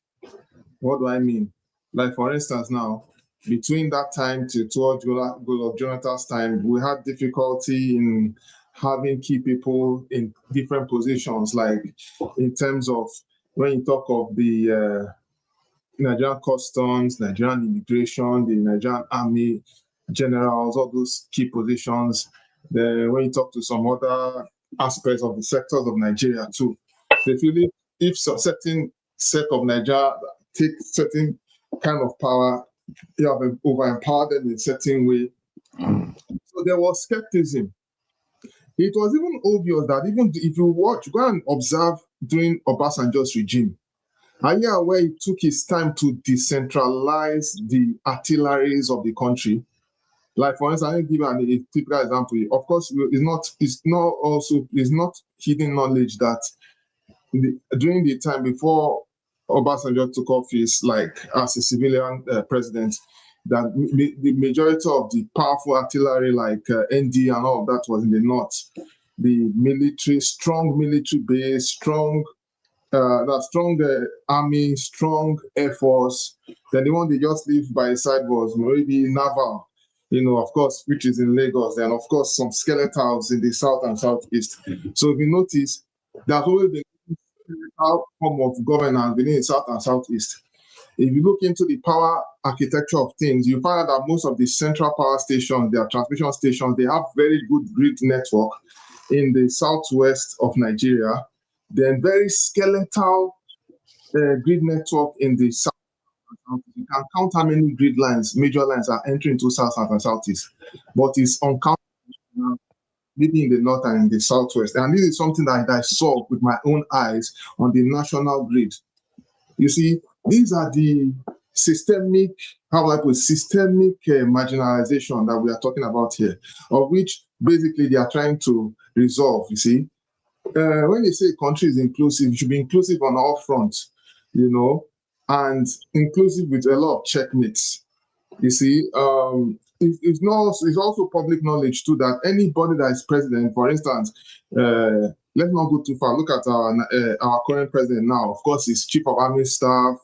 He's from the southwest. Immigration, southwest. What they call it? Customs, southwest. Even the issue of customs was so bad that there was somebody. In fact, customs and police was so bad that there was two people who were very, very prominent, who were very good at their job. They were supposed to assume the top positions of police and customs, but of course they were fizzled out with early retirement, simply because of geographical expression. Now let that sink in. And you know, this has been going on. This has been going on consistently. Even down who were those people? Were they of what extract or what ethnicity were they from? Now look at this police guy, officer Frank Kumba, who was doing his job. He was among the people who were supposed to be what do you call it? Inspector General of Police. He was a DP and all of that, but he wasn't given the chance. Because he was from where? He's from the southeast now. I see. Okay, make it clear to me. So you understand where I'm coming from here? These are the politics. We can't deny all these things. And I'm not saying that, and of course, it was also a frown too during Jonathan's time when they gave someone like AJ Gas, chief of army staff. You see, people think we don't remember, but some of us remember all these things. Once they give someone from certain region a certain position, in terms of security, there's always this fear. That's always been like that. But in a way, somehow we're trying to come out of it. You see, then there should also be there should be less fear of people. Anybody who wants to be president should be president. I don't see the reason why, for instance, even last election or even to this election, you see our imams preaching to other, preaching to their followers that, oh, if you vote for an Igbo president, you don't forget, they have sympathy for Biafra. They are going to bring Biafra in, and I'm like, okay, you always like to paint a brush, and I don't understand why that has to be that way. I mean, you know what, Jefferson, I actually think it would be the opposite, and at the same time, maybe we should accept that this is the nature of politics. Politics, you always, like in America, you always have let me finish. When Obama runs, they will always do racist this thing. Even when he's not running, they still do racist stuff about him, and like Trump doing the monkey this thing about him. So there's an element of politics in it. But let me finish my point. Let me finish the point because there's a point I'm driving at. Is it that don't you think that what is more important is a Southeasterner makes it to this in Aso Rock? Because in the sense that we've had from different regions of the country, I'm not even sure we've had anyone from Northeast president yet, or even North Central in this democratic dispensation. But because the Southeast has experienced such fracture in Nigeria, and some of these things that happen, and even with all that thing, let's face it, they still have one of the highest HDI in the country. Do you know that? Most people don't know that. One of the most developed parts of Nigeria is also in that southeast that we say like it's a backwater. It's not. It's one of the was the awareness. Look at it. Try and connect, but it's our awareness of self-survival, knowing fully well that all the odds are against us. If we don't do what we have and if we don't get the necessary support from the government, we're going to be left out. So it was a conscious effort, knowing that, oh, look, this is what the government did to us far back after post-war. So we need to make sure we stand and survive. And that has been the drive. That's always been the drive. You understand? So that is why, and that's why when people say, why are you building up your village? It's not with clear eye. It's by accident. It was necessity. It has to be done anyways. Yeah, but does not mean that maybe people have gotten over, like, I'm not saying they've forgotten the Civil War, but the Civil War is not like a major top issue. But the reason why that is coming up more and more is partly because of the dysfunction of the country. Let me put this to you. Let me put it on the table. Let me put it on the table. Let me put this on the table. Let me allow me. Joe. No, I want to finish. I don't want to forget. I'm so sorry, Dragon. Let me tell you what's enforcing all these things. The constant friction between, Southeast, Southwest, maybe for people who are in Lagos, Ibadan, different parts of the country and all of that. For instance, when everything seems to fizzle out and everything seems okay, there's not much to be an issue. But of course, when the electoral time season comes in, or when there's an incident that comes in, and especially now that we have the social media, people are being reminded of where they are from. And of course, even currently now, even in the so-called administration, this current administration, you have spokespeople like of Bayo who are misguided, who will come out and say, oh, listen, you people warn yourselves, so if you try and vote against our wish, just like the Oba of Lagos did the other time, you vote against your wish, you guys are going to see what we're going to do to you. Talking to us like we are subjects. Even the so-called first lady is not exempted. You see, when all these callous statements are being made, when callous statements are being made, it now brings room for people trying to look out for what's next, so that they'll save themselves. Because it's very, very painful when you go on the social media occasionally and watch where people who are just living their normal lives, like there are some ladies and some people who are living their normal life, maybe out of one incident that happens, their business is being destroyed. Maybe they are in Sporshun or maybe they are in Baton. You hear, oh, their business has been destroyed. Just like that, and they report to the authorities look the other way. It will make people to feel not too safe. Or don't forget too, there was demolition of, and especially this thing happens a lot in Lagos, where people will follow the building codes, to even follow down to the permit and everything. But because we have people who are in power, who feel that they can use the instrument of office to intimidate people who are not from the region, to they'll say, oh, I will destroy your, for the sake you went against our political will, we will tell you who is the boss. All those kind of things. You see, these things are the factors that make us live in a fragmented society. And unfortunately, our leaders are not addressing it. They just sweep it and say it doesn't matter, which is very, very problematic. In the North, too, they have had their own fair share, too. But I think we need to really look into these things. Because even when Obi was trying to, in the first time he was contesting, right? In, he was contesting for presidency. In some northerners, I think he went, I don't know where he went to. We're accusing him and saying that, oh, you told people to go and make ID card so that they will stay in Anambra. He actually addressed it there on. And it was discovered that this incident of people making ID card, I think it happened either under Rochas or, I think it was between Rochas or so, either Rochas or this current governor that say people should make ID card if they are staying here and all of that. But they tried to pin it on him. So these are the things. I'm getting a little bit pissed with Peter Obi. I'm telling you, I'm getting a little bit pissed with him because personally, I'm beginning to. I think it was when he became a candidate and he emerged. I felt like, okay, this is an opportunity to have a kind of an Obama moment in Nigeria, where a competent, well-liked candidate emerges, and that after all the shenanigans of the election, let's say he didn't have an infrastructure and all the rest, they found a way to cheat him, and including his own party member cheated him clearly. Then when he had a chance to build it, he didn't do that. Instead, he moved from one party to another. So in a way, I mean, a little bit peace. In a way, he's pissing away a good opportunity. We are missing something. Don't accuse him entirely. He did what he had to do to make sure he gets it all resolved. Don't also forget to. Why did he not found his own party? Why did he not just found his own party? What are you saying? Why did he not find his own party? Are you acting like people didn't know what happened?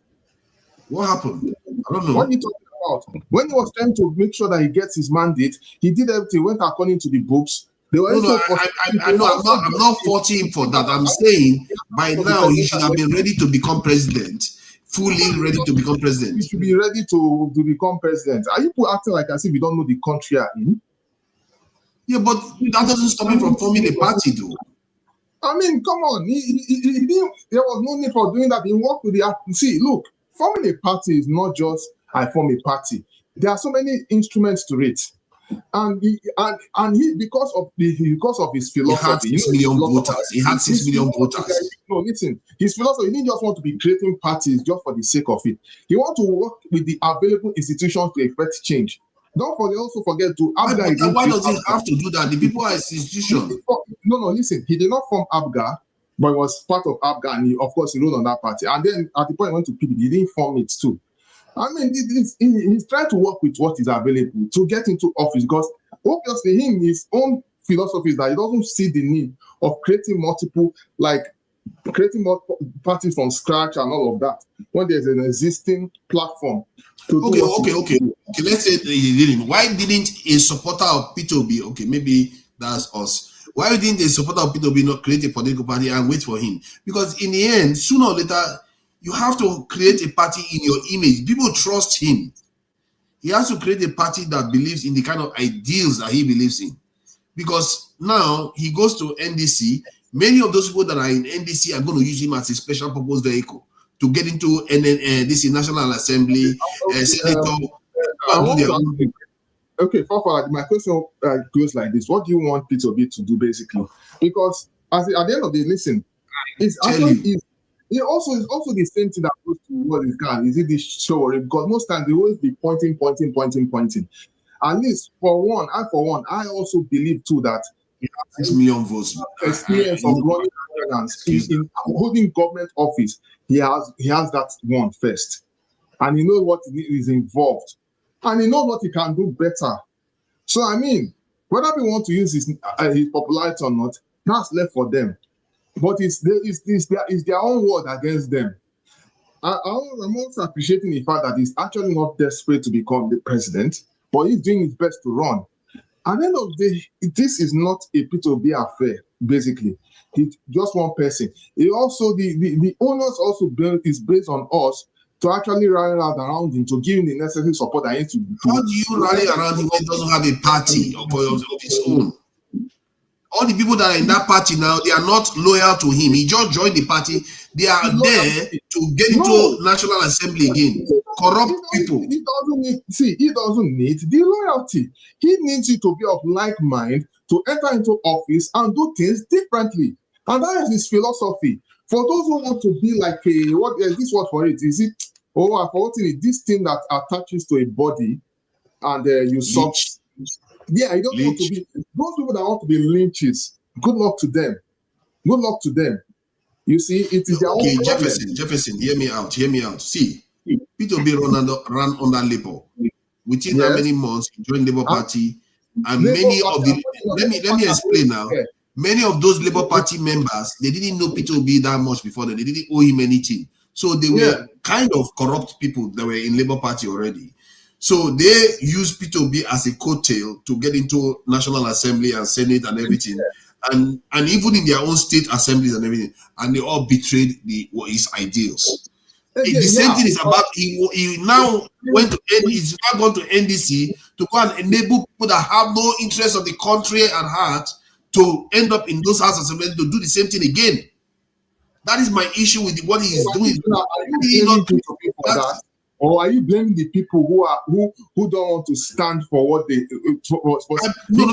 On this one, 50-50. I hope 50% people will be 50% the assembly members. The party members. For those people, listen, if they want to be that way, it would have been better for them to stick to their APC or other party and figure it out. Do you see what they are in NDC? They are in NDC now, not in NDC. In there because they know that he stands a better chance, and things and the odds are actually against the current ruling party for obvious reasons.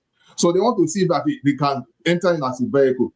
And don't forget, if Peter Obi had won that presidency, of course, his mantra would have definitely influenced whatever they are doing. And they know this very well. Or they will betray him like they betray every other leader. They will go and start going there to go and start lining their pockets. As always. I think Peter believes that he can control them even if they are not of his persuasion or political persuasion. When he gets into Aso Rock, he will be able to control these people. Maybe he can. Yeah. But what has demonstrated that none of them are truly loyal to any ideal. They are just loyal to power. They are not loyal to any ideal. Yes. Okay, thank you for that. Anyway, at least you are honest to agree to that point. So, AY has spoken on this. Jack, what do you make of this issue of P2B going to NDC to get the ticket? Oh, I have not spoken. What are you talking about? I was supposed to even speak before Jefferson. I thought yes, you are supposed to speak before him. I thought you were the expert. Forget about Jago. Kick Jago out. Let me. Don't allow him to talk like that, too. You know, I was trying to get in before you guys just ignored the hell out of me. I'm always having to fight for space here. Has P2B turned into a special purpose vehicle for all these? No. I mean, really, the way this conversation has gone is not necessarily how I would like it. However, I'm going to come to your question directly. I agree with you, forefathers, not now, from a long time ago. Peter Obi going to Labour and not being able to make sense of the rubbish that was in that party called Labour and come with a real opposition to what's going on in Nigeria, I think was a failure. Him then showing us that he's doing the same basketball politics as has been done by every other Nigerian, jumping to ADC. I'm thinking this is perplexing. This doesn't even look right. After leaving Atiku from PDP, then you're going to form. This is rubbish, as my thinking goes. Everybody in Nigeria was telling, this is how they think, or this is thinking that he did so many things that Tinubu did so many things that didn't allow Peter Obi to have his own party and this one, that one. So many excuses that maybe I didn't bother to look into it too deeply. It just doesn't look right. And then when he lately jumps to this new party and he's making a coalition or a partnership with Kwankwaso as his running mate, I'm thinking,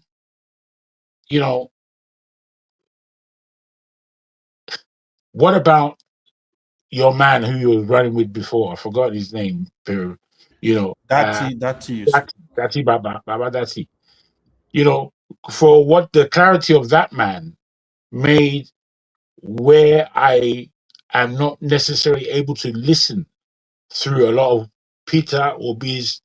I don't really like his communication, unfortunately. When I take the time and listen to him, I find he's got a lot to say, but it doesn't seem to me to be a whole statesman. However, we don't need a whole statesman. We need someone to fix Nigeria from breaking apart completely. So this is 2023, come up to all that history. I don't believe 2027 is for him. I don't believe he can win. I don't understand that he doesn't understand that Tinubu has tied everything up to the tune of a good landslide of 80% in his favor. It's already done. So, we're going to have another 4 years of Tinubu, I'm afraid. There's no point in pretending to yourself that what has happened over the last 3 to 4 years in terms of an opposition for what nobody seems to like in Nigeria. Peter Obi, as the person that everybody believes is the next stand-up guy, has done very little in terms of any kind of opposition that makes any sense to me. It may make sense to you. If you can make it make sense to me, fair enough, but it doesn't make sense. I agree with you. I agree with you on that, Jago. And AY, what do you make of this jumping around thing where now, to me, those people in NDC now we're just gonna using to get into the National Assemblies, state assemblies, to go and cash out, as they call it in Nigeria? Honestly, first of all, I'm actually tired of Nigeria political parties. This season is actually getting worse. As we speak right now, both the APC, the ADC, the NDC, the PDP, they are all the same. All of them. Yeah, man. They are right now all the same. Sincerely, you see what the ADC, and NDC were doing? They were literally selling tickets for highest bidder. That's what they did this primary. So Peter Obi does not even have a say in that party. Peter Obi tries there just to go there and get the presidential ticket. He does not even have a say. I think he does not want to do the heavy lifting. Peter Obi, he could have stayed in Labour Party. In fact, immediately after election, he needed to fight and rebuild Labour Party, rebuild the structure across. If he has shown leadership, probably even the rep member, the senator, they could have worked with him because he needed to organize them. He failed in that, to be honest. You know, he failed in that. He is the leader. He was the face of opposition immediately after 2023. You can't do the work alone. You see, even some of his top loyalists, they are kind of like abandoning him. So, Jago says something. Let me ask you though, do you think that if he doesn't become president now, when is the next time his term president will be lined up again? Nah, the next 8 years, power is going to the North. North will not even negotiate it. So we've not grown to that point where there will be like a form of electoral revolution where people will vote somebody out.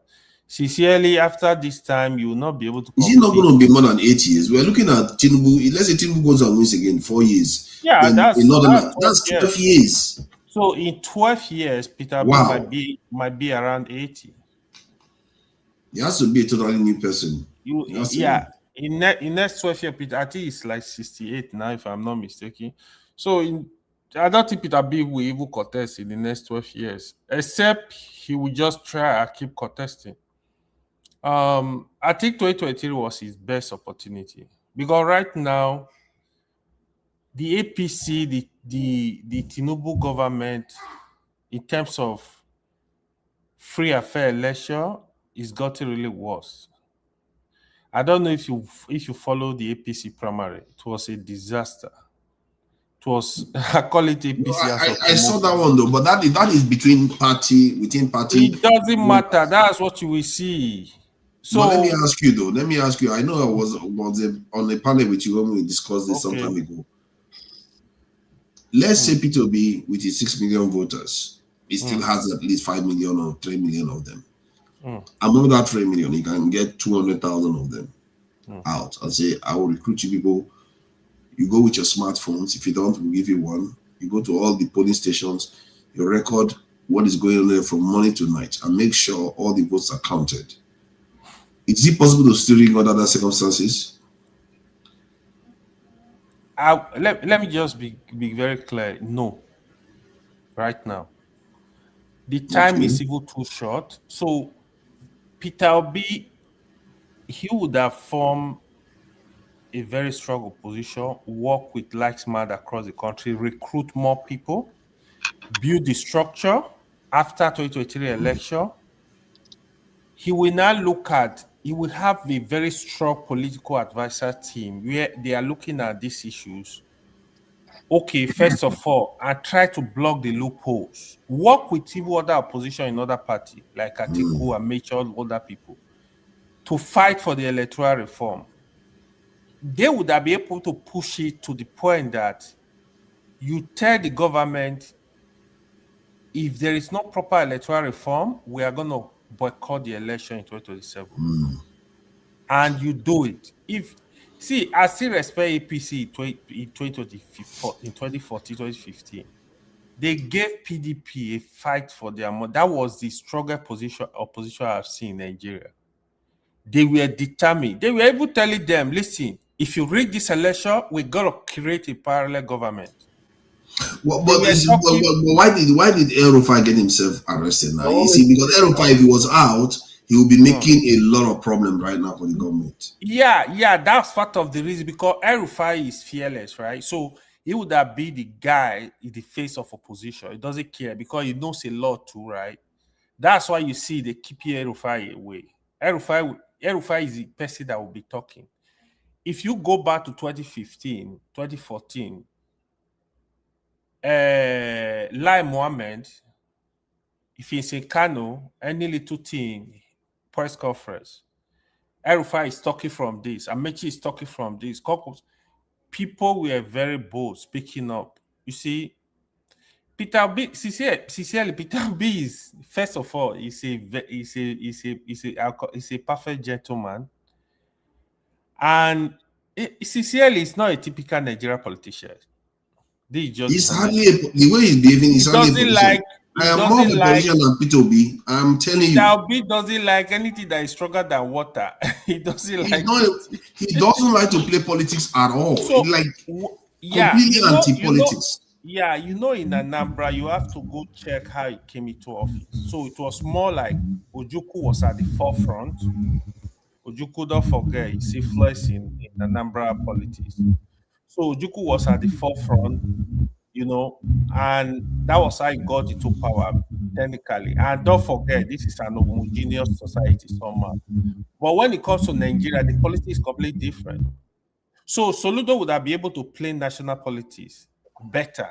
Peter B is not a typical Nigerian politician. He's just... Soludo doesn't have what it takes, please.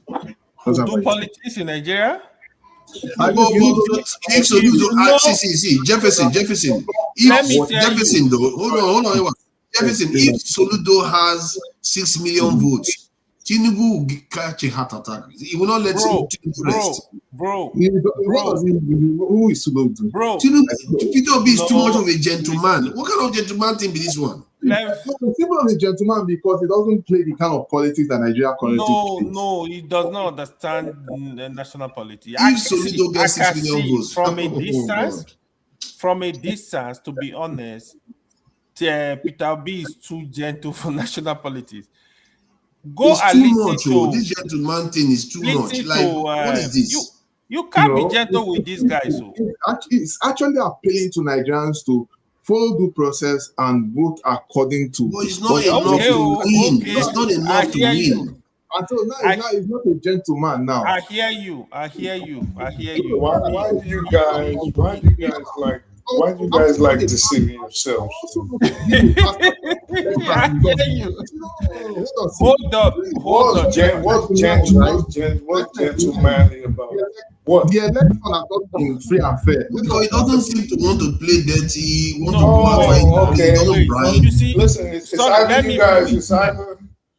Let me finish, guys. You see. Hold on.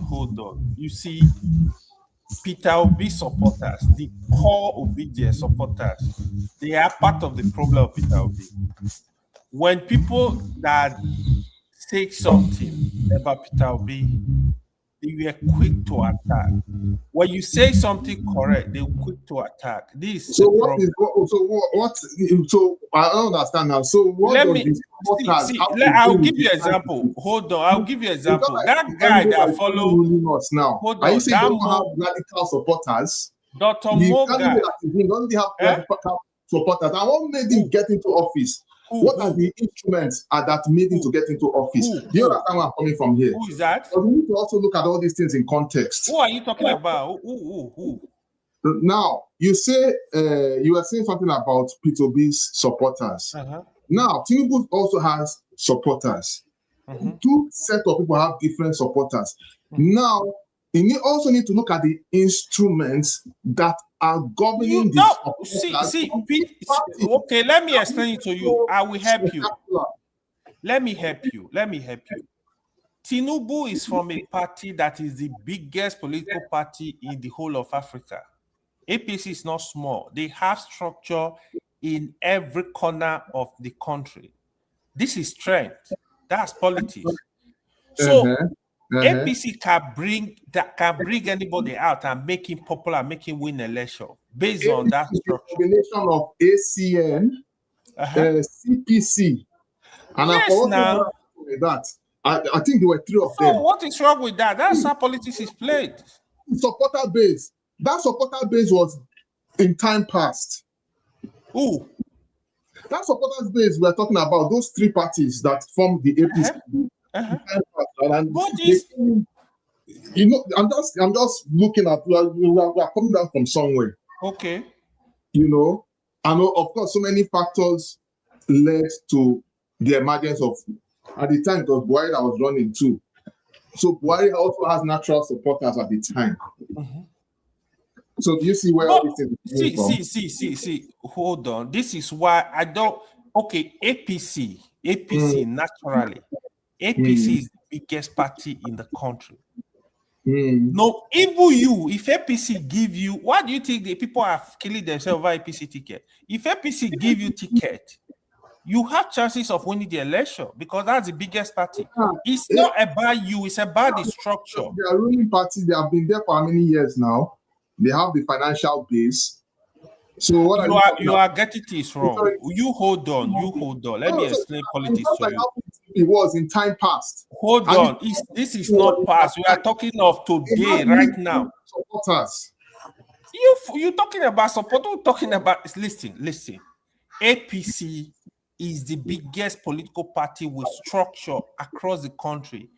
In Nigeria, for you to win an election, you need that structure.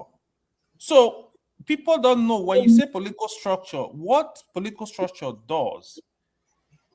They can pay, for example, Tinubu can decide to say, I will only go to Kano. I'm not going to enter any remote area. I will only go to Kano City.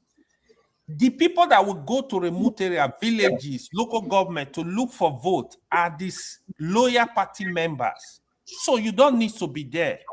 For example, does Tinubu have people in remote villages? How many states does he have? NDC and Tinubu have, NDC and Peter Obi have structure across. Which state can you call? Why are you acting as if you don't know what's going on? No, I know. No, this is maybe Bubure will understand this, but this is the real politics. You see. Let me. Wait, Jefferson. The time when LP happened, they said it didn't have structure. The same thing you said is the same thing the same thing you said was the same thing you said for LP at the time. What happened in the election? Let me tell you, hold on. If Peter Obi, if Labour Party had structure, nobody can rig that election. Peter Obi will win that election. If Labour Party had structure all over the country, you can't rig the election. Peter Obi will win because Peter Obi was very popular. They would have protected those votes. People are not getting it. If you go and take Peter Obi results in 2023, you will see most of those results are from big cities. Let me ask a question, sir. So are you telling us now that Obi won the election and it was rigged out? Repeat. Are you saying Obi won the election, but he was rigged out? Obi, no. That's not what I'm saying. Here is what I'm saying. First of all, no, that's not what I'm saying. Here is what I'm saying. And that's why he was in court. And Obi is not a foolish person, you know. If he knew he lost the election, he won't have embarrassed himself to go and be dragging what he didn't win. I know that guy for sure. Nobody is perfect, but I think there's what they call conviction. If they are not convinced, but the point AY was making to be frustrating the efforts of trying to make sure that someone's mandate is being restored. But that's a story for another. Jefferson, I think there's a point. I think there's a point AY was making, and Saxonia has also highlighted that is what looking into, because Saxonia said something about whether P2B won the election, and AY said something about the outskirts. You know, I also highlighted that point, that the outskirts is where the magic happens, because if your party members are flipped. No, sorry. Let me get to your point. If your party members are flipped, let's say you have Labour Party members, that are in the outskirts, they flip and they support the opposition party. Even if they are supposed to be representing a party, they will betray their party, and hence APC will win. That's the form of rigging. That's what happened. If your party member don't betray you, there's no way they can cheat you.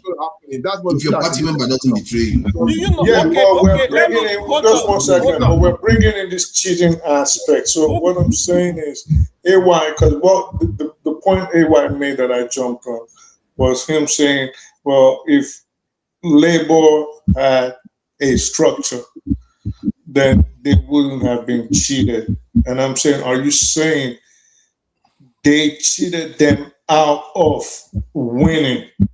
Is what I'm trying to get.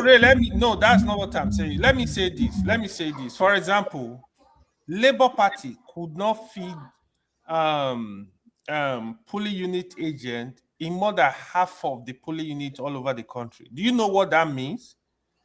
You go to polling unit, you don't have already lost half of the country. Huh? You almost already lost half of the country by doing you almost already lost half of the country. If those half of the country are not voting for you anyways? But you would have gotten some numbers from there. No. See, we are talking of in an ideal situation, you have those. So if there are people to vote for you in those areas, those agents will be able to be your eye over there, overlook see what is going on, protect your votes. Yeah, but if they didn't vote for you, what vote is there to protect? You see, that's the problem. You don't understand. You see what I'm saying? The vote was not protected. That's what happened. Listen, well, Jefferson, polling unit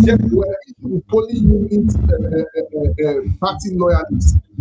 Jefferson, I understand what he's saying, but hear me out. Just walk with me for a second. This is what I'm saying. Are we saying that he got cheated? If we're not saying he got cheated, then him having people there made the difference anyways. If AY doesn't want to say me, I will say it. All right, that's what I want to hear. Like, no, yes. I'm telling you, he was cheated out of in that election. I say without fear or favor. I think you can argue that he was cheated because one, the polling there's polling evidence that show that he had lead in some significant. At the moment, he was leading Tinubu. At the same time, there is if you look at Rivers State, there's actual evidence that he was rigged out. The question is whether the same pattern repeated itself. Hold on. This is my point. Wait, one second. So this is my point. Forefathers. Jefferson.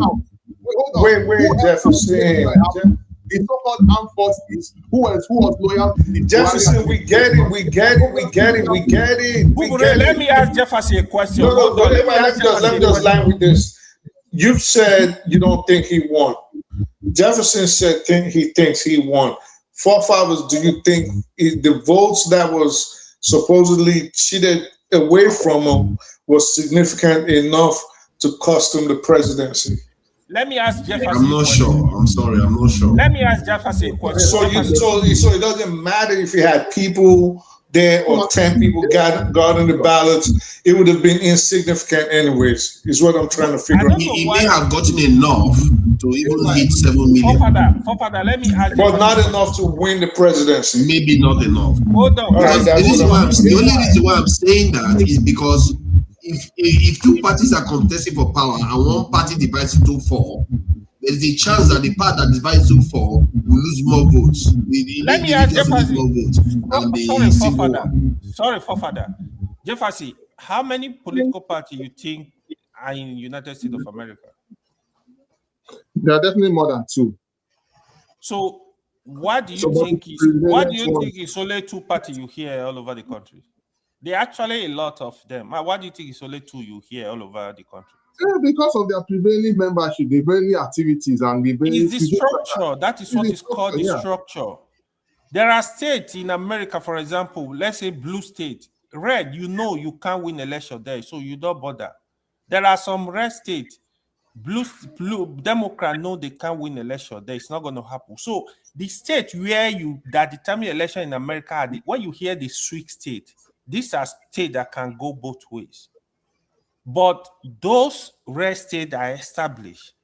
you can't win them. Forget about them. So it's because of the structure. For presidential election, it does break the structure, though. If that presidential candidate is from that state, it does break the structural. Few times, rare. But those factors doesn't really play. There are even They times play when, 1 million. Oh, wait. There are instances where maybe the flag bearer, right, might be out of his mind, and even party members will feel aggrieved and say, look, for the sake, look, we know we're in the same party, but this guy is out of his mind. And in that case, we are going to flip it to the other guy. In Nigeria, happens, which right? election do you know? Give me an example. What are you talking about now? No, give me an example of an election you know in Nigeria that happened. It happened in the 2015 election. There were some people that voted against 2015 APC. That is what I'm saying. APC built their structure. So was it about structure? Was it about influence? Hold on. Let me give you the structure in 2015. Let me break it down for you. What happened? APC had 5 governors, city governors. Tinubu was there. Tinubu himself is a structure. Forget political party. Buhari is a structure. Forget political party. So that's why you see Buhari. And Atiku is equally a structure too. Now was part of them. Atiku don't have that. So you can't just sweep it like that off the books, because if not for these 3 people, they won't have won. You know that Buhari won't have emerged. Buhari in the north. If Atiku, hold on. If Atiku, okay. Let me tell you the difference. Let me tell you the party not come together. Hold on. Don't forget these things. Buhari contested the election. I think that was the 4th time. Abi, 3 or 4 time. Is consistent 10 million votes in each of those elections. Yes, now, but Atiku also and 10 million that they actually just giving them the 10 million. They gave it to him. They stealing millions of No. Anyway, you can't do this. You can't just say that Atiku supporters wasn't part of it. Where Atiku supporters? No. Hold on.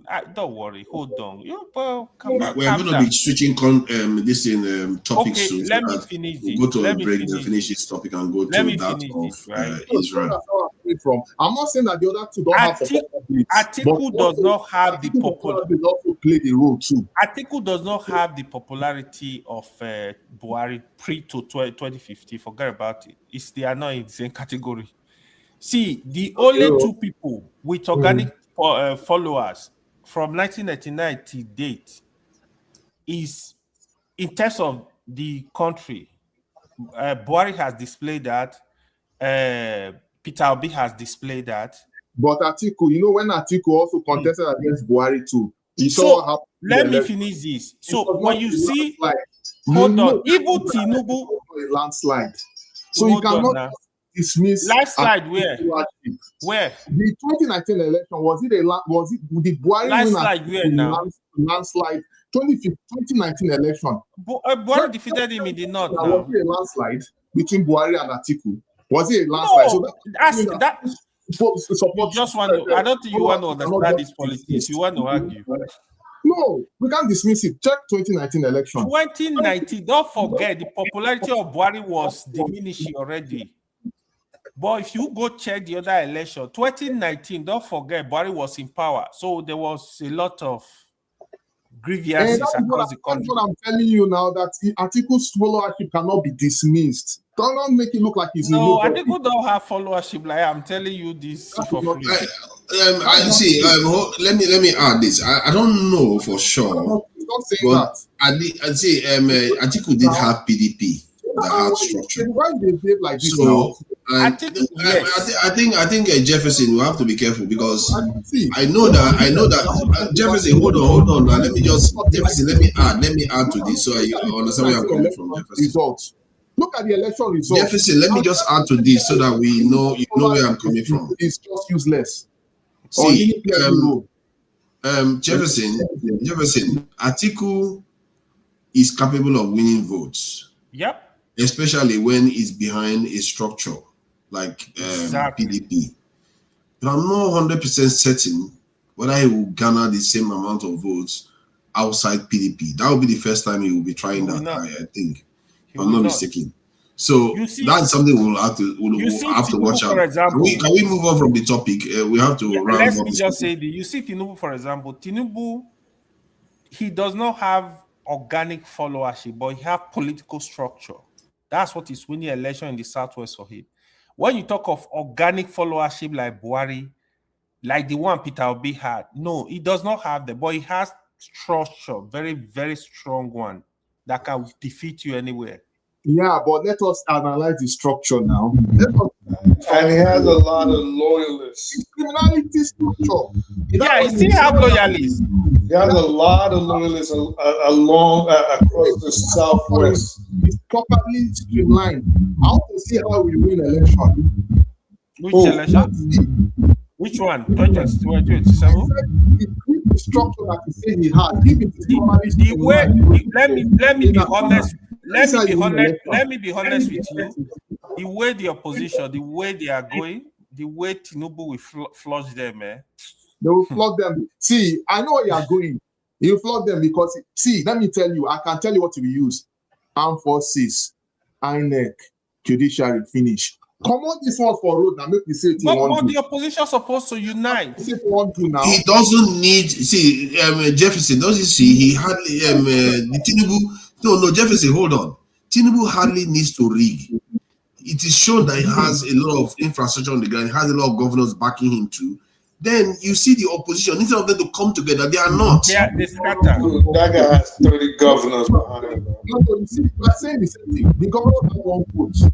So when they finish doing all the elections, what will the governors use to protect the vote? You know, the same armed forces within their society. Okay, Jefferson, I do agree with you that an element of rigging is going to be very necessary.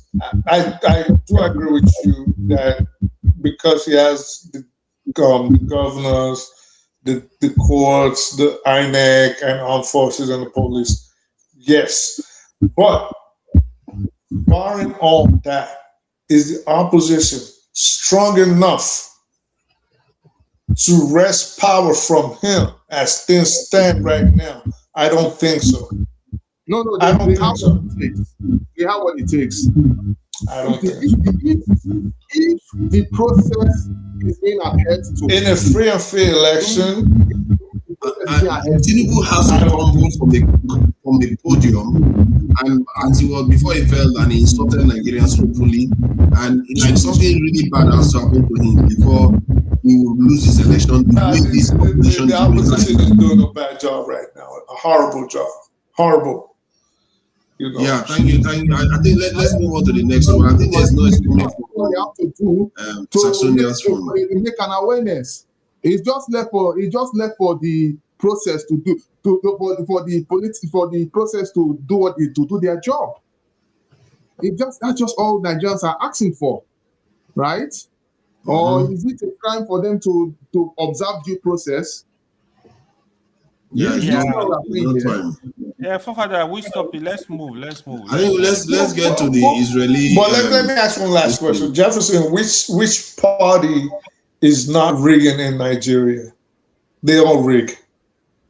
All of them, they rig. You cannot absolve anybody. Listen, and that is why APC should do everything within their own arsenal to checkmate the excesses of rigging, but do it on an objective point of view. But hopefully, they will do it as a party, but they will do their own due diligence. So, are you agreeing with Bubure that all the parties rig elections? Oh, they all rig. The other day we saw videos of children in the southeast voting. Bubure, I was thinking Jefferson was going to deny that. Nah, they all rigged. So it makes no sense for me for us to accuse one party and absolve the other one, knowing that in Nigerian politics today, the best rigger wins. That's just the bottom line. Whoever cheats, the wins. Well, fine. That is based on what the system is and everything. Monies have been spent. I guess it comes to the best organized wins. So that's why they say, okay, let them observe the electronic process and all the process involved. But we all know where we are going today. That is Nigeria ready for electronic process? Nigeria is not ready. I think Nigeria, it is. See, Jefferson. I don't know why Jefferson. Calm down.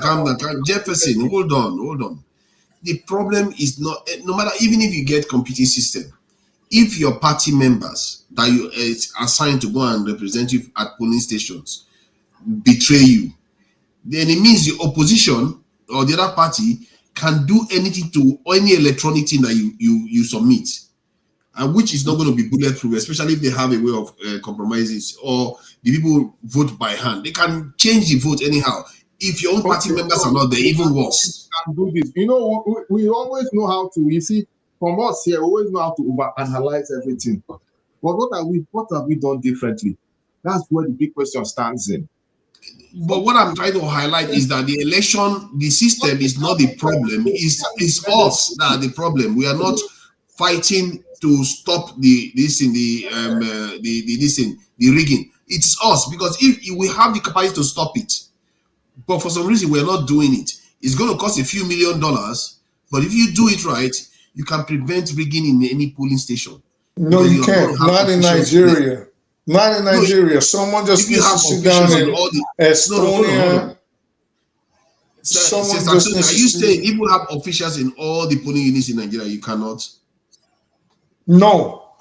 You can minimize it. You can minimize it. But until there is a deterrent, right, for cheating at the polls, a strict deterrence, and people can see that someone that voted twice, for example, got 20 years, or someone that stole a ballot got 50 years, no possibility of parole, or someone that stabbed someone or bullied someone into not voting got 2 consecutive 75-year sentences, and they know that he's going to die in prison. It's not going to stop, no matter what computer deterrence you put. You have to put physical deterrence and make sure that the people see that there's a punishment for cheating at the polls. They treat it like treason. Barring that, no matter, even if you put 10 military officers in charge of each poll, people are still going to cheat. It's just human nature. They cheat in the United States. You think they with all the technological advances, with all the structure, institutional structure for justice we have here in the United States, people still cheat. So think about a place like Nigeria where there's no deterrence. They're going to cheat all day. All day. That's not nice. People cheating like that is not really nice to observe. So first, I think let's take a break. This in Jefferson. We're going to take a break and come back and discuss the expansion of the Gaza war during a time when they are supposed to be enjoying a little bit of peace. It looks like Netanyahu has ordered his soldiers to take over 70% of Gaza now. When is not alive. when they said this in what they call it, there is supposed to be a peace ceasefire going on right now, but clearly nobody has told that to Netanyahu to observe. All right, so let's see what we can. I need to get this thing out actually. Where is it again? I'm trying to find this video to play before we commence our break. Let's see, is that it there? Okay, now that's a different stuff. Okay, I think that should be fine. Okay, let's do that. And we'll come back in a few minutes. Cover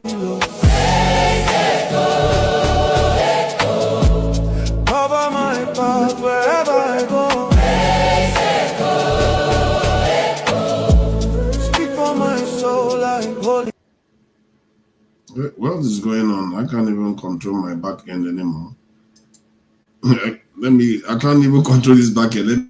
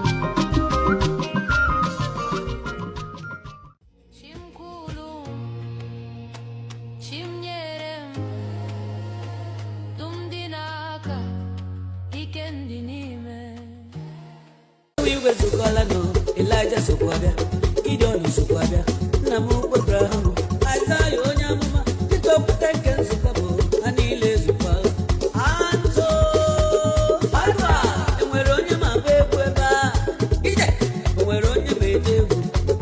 Come on, and your pano, yeah, I have a candle, and you do it, yeah, you kill him, kill him, kill him, yeah, kill him, yeah, kill him.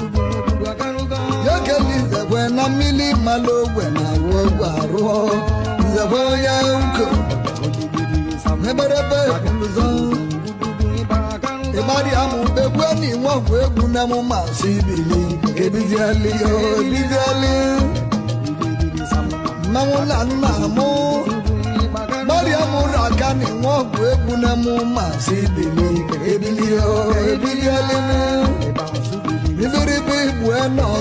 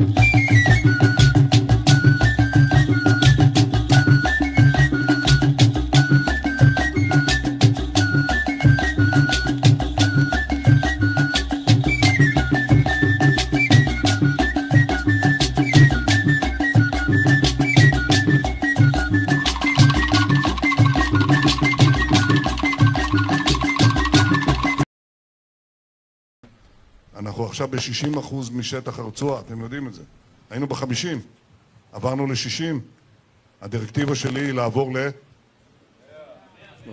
תלכו לפי הסדר. קודם כל 70. בואו נתחיל בזה. לופתים אותם מכל עבר, אנחנו נטפל בשאריות. Israel's Prime Minister has shocked and angered a lot of people after saying his country will occupy even more of the Gaza Strip. Here's what you need to know. When a peace deal headed by Donald Trump was agreed to end the war in Gaza, the Strip was divided into two, and Israel occupied about half of it, with plans to eventually withdraw entirely. But since then, Israeli forces have been gradually edging forward, taking more land. And now the Prime Minister says that expansion is going to speed up. So why is he saying this? Well, partly to thwart Hamas, partly because he does believe that Israel should occupy as much land as possible ahead of a potential new deal between America and Iran. But also, well, there's an election coming up later this year here, and Netanyahu's image is all about unapologetic strength and military might. The opposition say it was right to go to war in Gaza, but believe Netanyahu's belligerence has damaged Israel's international standing. There's one thing the Israeli government should have done many times, long ago, and didn't, which is say we're sorry for the loss of life, of innocent lives in Gaza. Children should not die in grown-ups' wars, and countries, democratic countries, should be able to have sympathy towards about the death of bystanders. Gaza is still being attacked regularly by the Israeli military. And while the ceasefire agreement has certainly cut the number of deaths dramatically, the atmosphere is still one of nervousness and anxiety. This is still a place in crisis. Aid, food, medicine, all under strain, and so are the people. لأنه احنا عايشين في 40% من القطاع ومش عايشين، يعني الموت إن أحسن من الحياة اللي احنا عايشينها. طب ولما ياخذوا 70% وش بده يضل؟ وين تروح الناس؟ وين يقعدوا الناس؟ وين يعيشوا الناس؟ الآن ما فيش وسع للناس. Around 900 Palestinians have been killed here by the Israeli military since the so-called peace plan was signed. More than 2 million people are now squashed into half of the Gaza Strip. The pain and the suffering are obvious. حتى الآن في قصف وتحذيرات، وحتى الآن في قصف بدون ما بيحذروش، بيرموا على البني آدمين وعلى الناس وهم في مكانهم. قبل يومين 30 نفر استشهد. طب مش حرام؟ مش حرام يعني كل هدول الناس تموت وتستشهد؟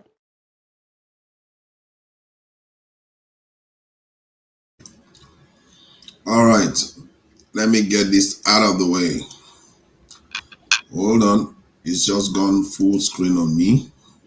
Technical issues taking off. All right, now kick it out of the way and get this one out of the way too. All right, so this is what we technology, you know, these things, they can never conform totally to your will. I think you've all heard it there. They are looking to take 70% of the land now. And this has been the story forever, really. Let's face it. They've been taking land from the Palestinians and from everywhere else. What confounds me sometimes is that some people still walk around thinking that Israel is just fighting for its survival. People are trying to kill it. That's why it's doing all those things. And when you see it happening, and you know, I said earlier on that people that don't embrace reality, they are almost doing the devil's work. Because how can you see the divine creation of God, that's the reality itself, you ignore it and you just say stuff that doesn't resemble reality? But clearly these people are taking the land from the people that they are oppressing. Technically the Palestinians are actually Israelis because Israel controls the territory. So they are oppressing them. They are not giving them a chance to vote. They are not letting them go. They are holding them prisoners. It's like that is the reverse Moses story here we are seeing here. And since the so-called ceasefire, from what I gather from that report, 900 Palestinians have lost their lives. 900 after ceasefire. Hamas is not at war with Israel. 900 has lost their lives. Do you really believe only 900 have lost their lives? The one that they've reported now. That Israel has reported. Yes, if you go to Lebanon, you see the same thing again.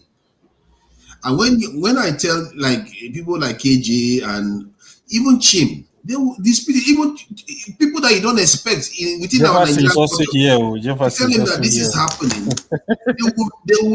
they will argue with you like this is not true, or I don't understand that. Why would anybody just see something evil and not call it evil? Nobody in the world at this point, except someone that 8 months ago we could attribute denial to delusion.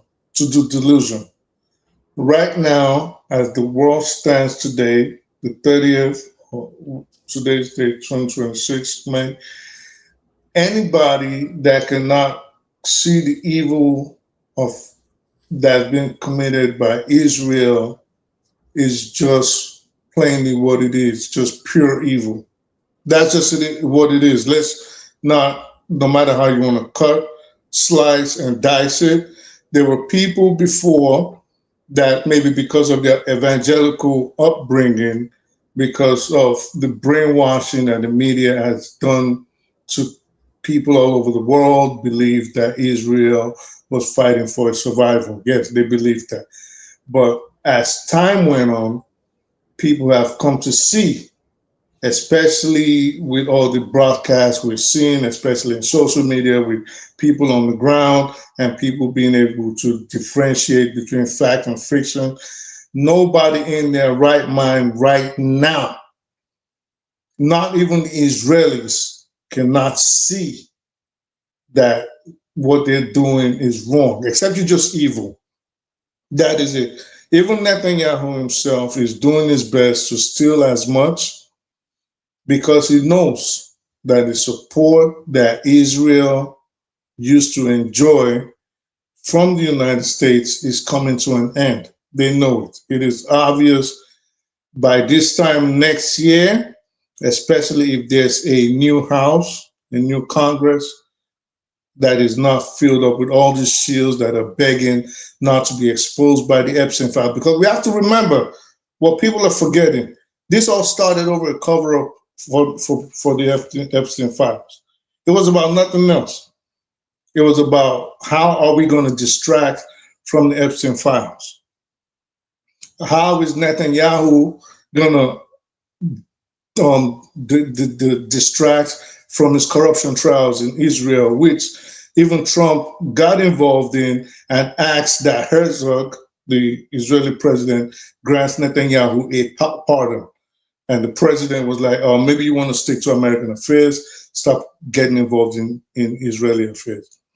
In fact, do you know that there was a resolution that is being proposed in the US Congress right now to unite the United States Army and the IDF and make them one? Production. Wow. Too. Nice. Yes. Yeah. So when someone like myself comes on here and I'm saying we're an occupied nation, and I have people like GD, I'm not like, no, please stop talking. You still got Africa on your breath. You don't even understand what's going on. Okay. Where have you ever seen that the country people call a colony of the United States, all of a sudden, US Congress is proposing that the Israeli Defense Forces enjoys the same benefits as the United States Army, the United States Marines. Not only that, if Israel was ever to be at war, we will have to automatically go over there and defend them. So in essence, they're making both forces one. Yeah, let me add one more thing to what you are saying, because I discovered something recently that it's almost that lends credence to what you are saying. That even like in the Israeli military, where they train for, physicians for trauma injuries for war, the cadavers that they use, bodies that they use for training. Yeah, Palestinians. They are getting them from America. They were that's true, but they were also using Palestinian live bodies. That one goes without saying. But the reason why they are getting them from America, because they are special ones. They said they inject them with fluids.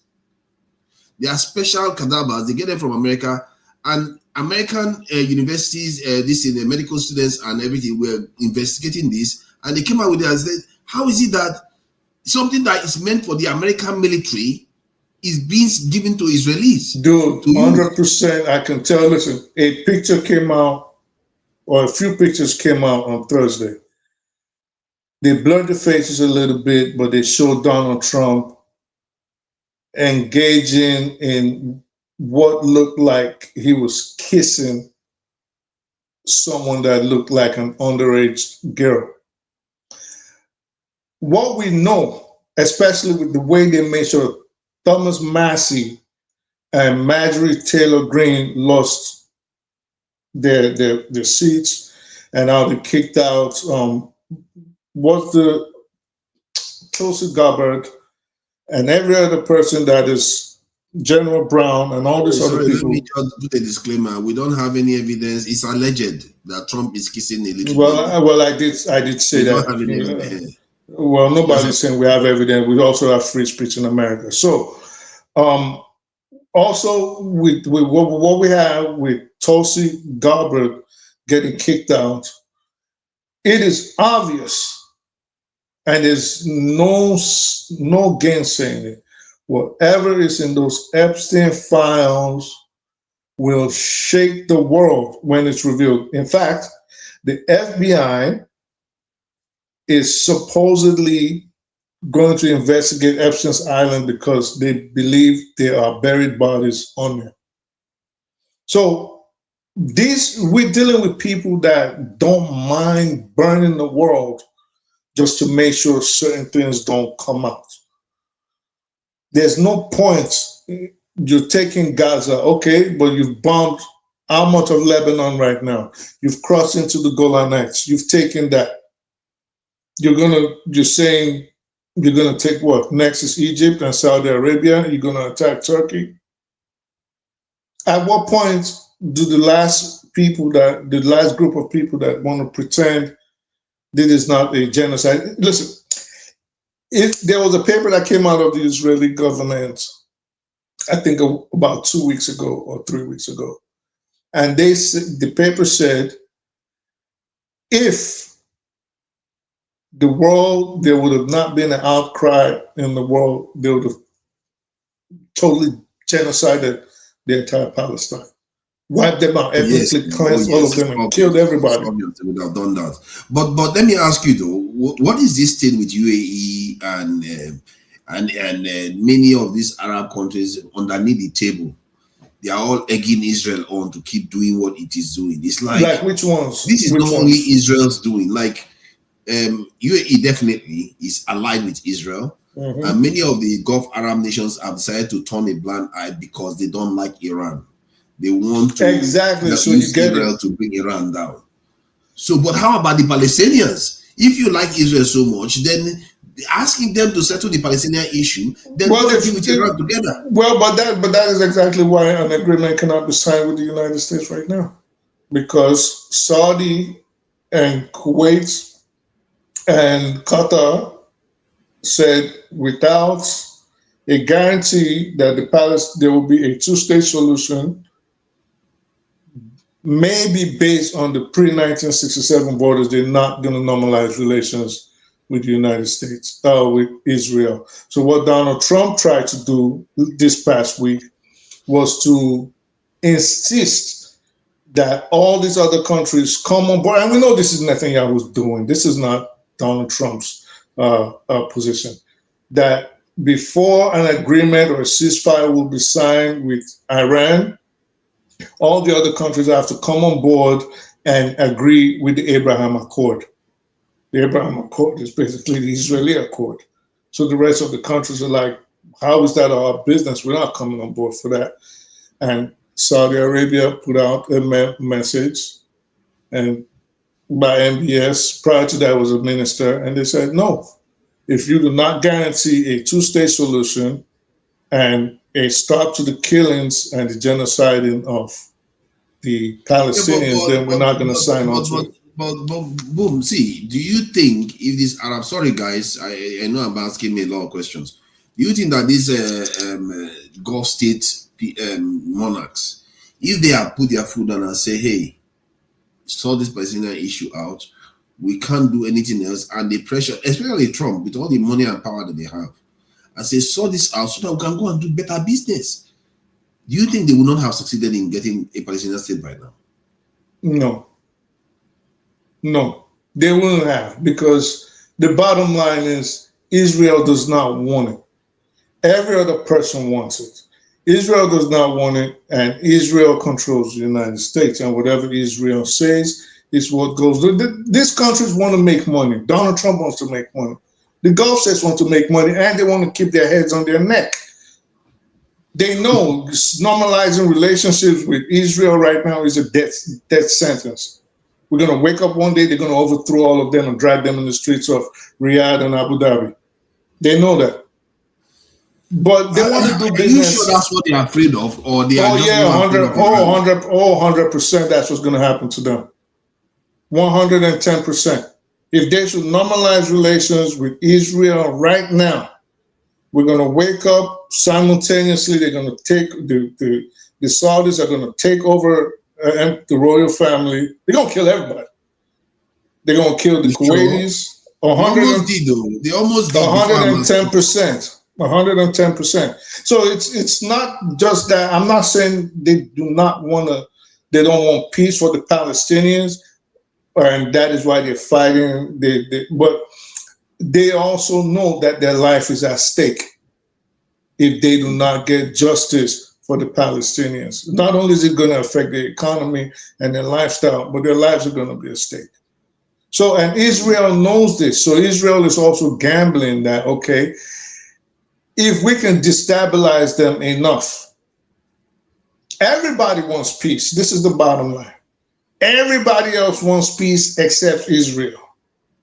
Everybody else, except Netanyahu, Smotrich, Ben-Gvir, Banea, all of them. To be fair to Israel, based on my analysis, they also do want peace. It's just that they want more territory first. It's just a simple calculation. Give them more territory. Then they don't want peace. If I guarantee you this, listen, Ben Solomon, MBS, was the first crown prince to attempt to normalize relations with Israel.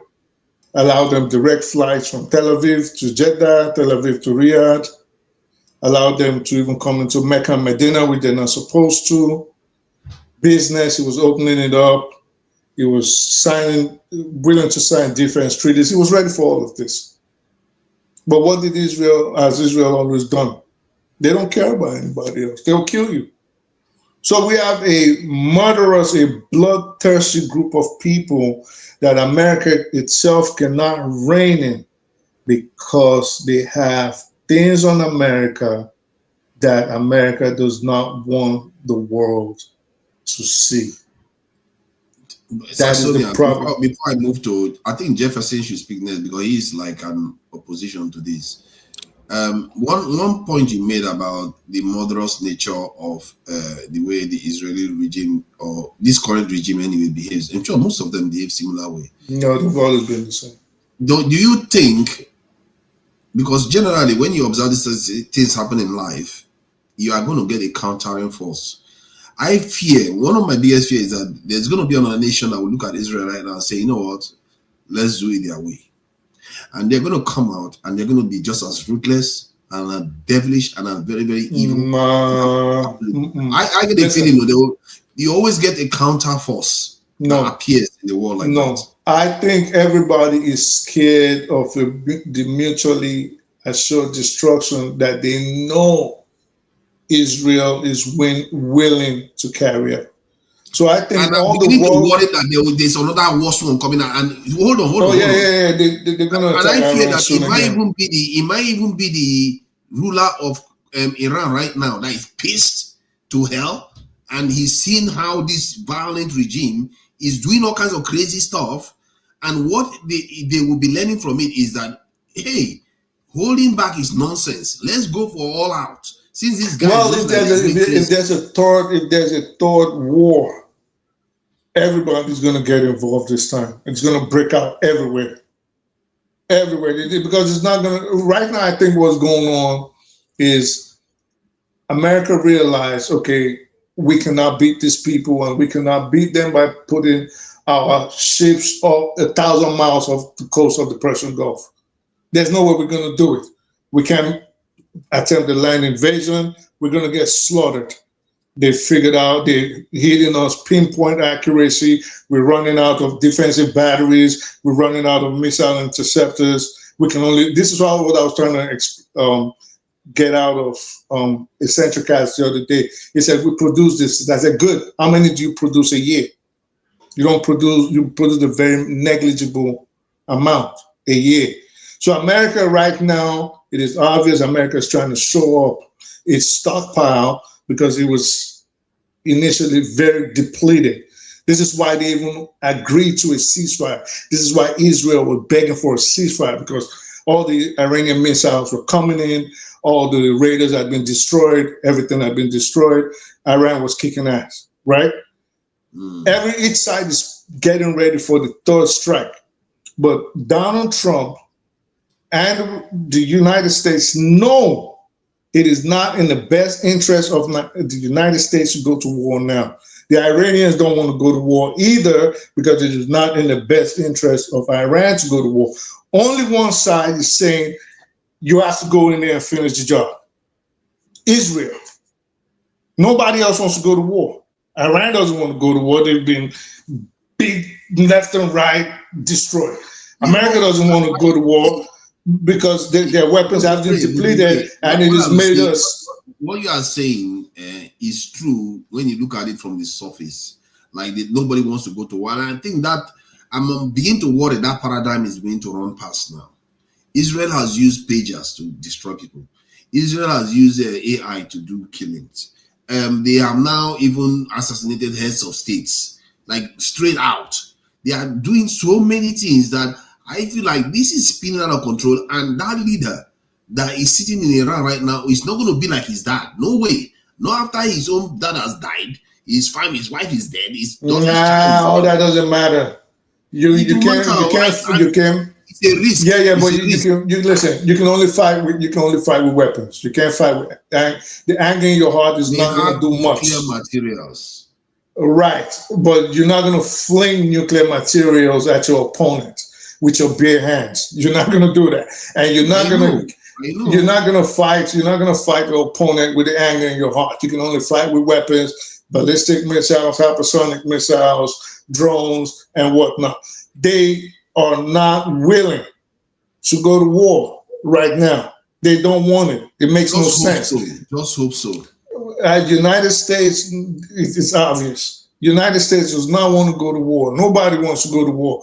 The only people that are pushing for that war. You are making the point for me. Israel is the only craziest one that is willing to do right.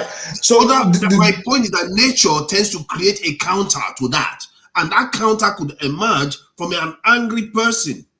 Right. So let me get to the point I keep skipping. So to the one that you brought up, that okay, what if a crazier nation was to basically attack Israel? And I said it's not going to happen. And the reason why it's not going to happen is Israel is not scared of destroying the world. Everybody knows that now. They're not scared of. That's the problem. They too are not scared. That is the danger that Israel is posing. That's what I just said. I said, you're not listening to me.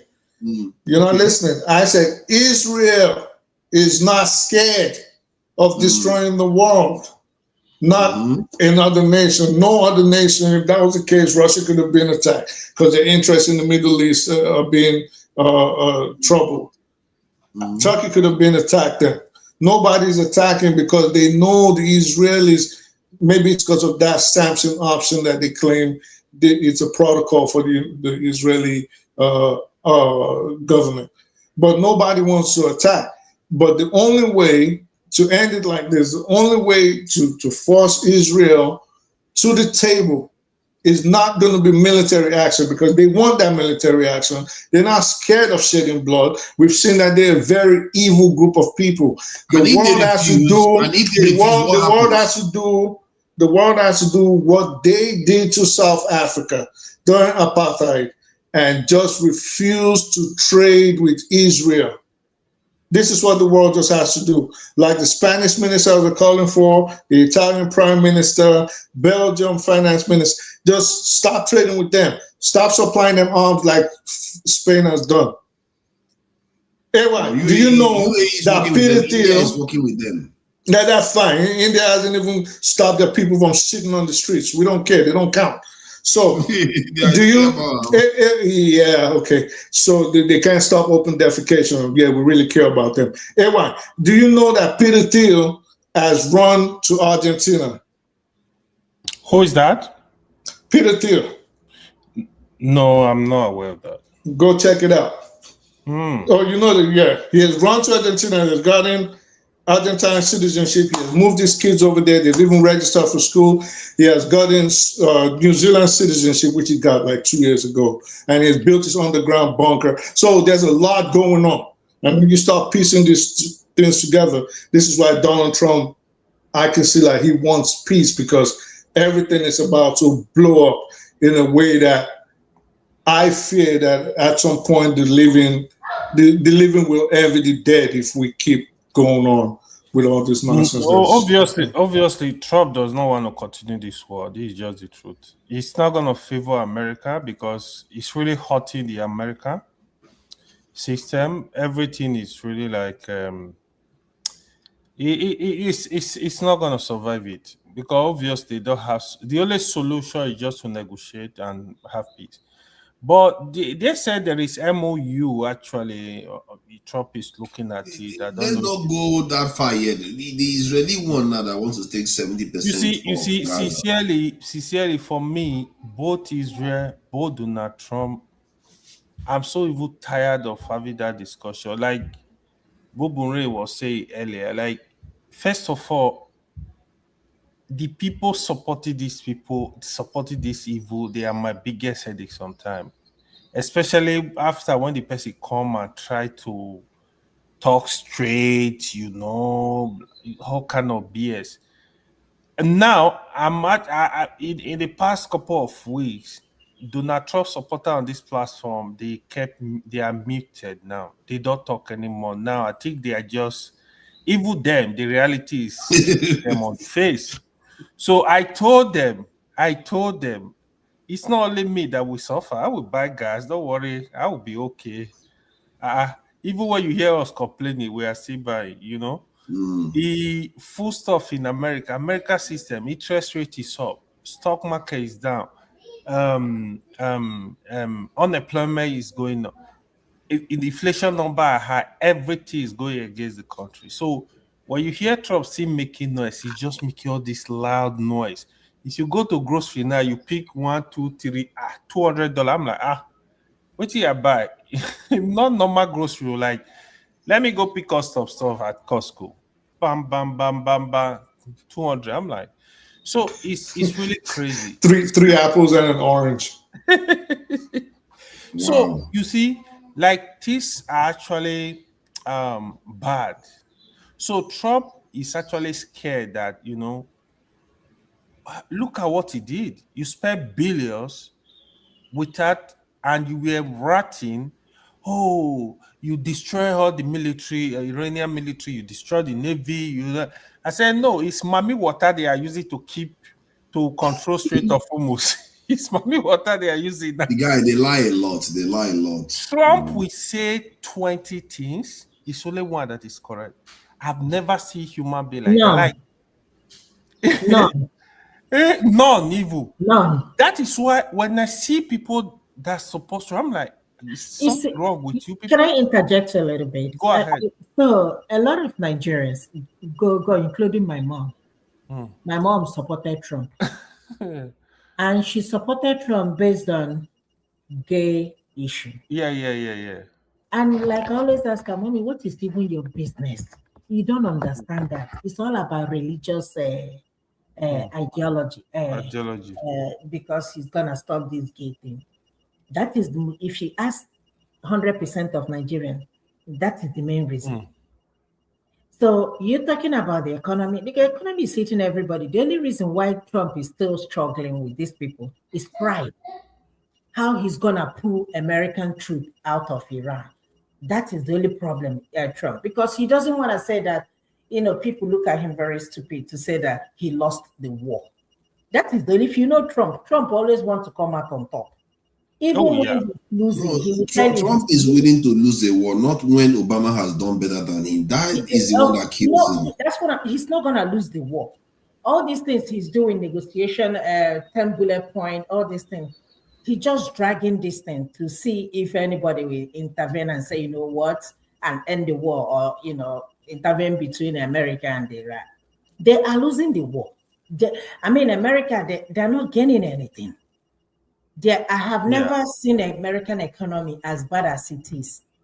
During COVID, we saw what happened during COVID, and Biden was able to, fix some part of it. Americans weren't happy. They keep saying that Biden should go, that he doesn't know what he's doing, that he's old and all that stuff. Look at it. We are buying gas $2 something before this guy took over. Here we are. Bro, I have a car I use. Did you call me bro? No, not you. It's Fafa that I'm talking to. Okay. Are you bro? After all, people are changing from men to women, women to men. So you never know. I'm not doing Okay, that. okay. That's all. So these are actually very bad. Like Really apart bad. from that, you see the Israeli thing. That one just a sad one. That when you look at the world, it's crazy. Do you know? It was recently I know even the Rwanda genocide. Most of the military, the bullet that we are used, we actually supplied by the Israelis. Why is it that whenever these things are happening, they're always there?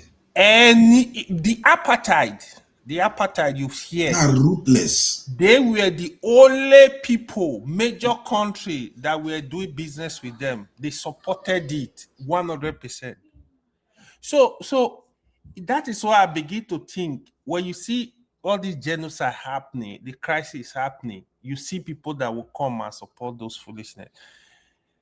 It's sad what is happening with Do you know that Gaza? Nigeria is the country that has the highest favorability towards Israel? Can you believe that in the world? Even more than India, that Israelis like to love India so much. Yeah.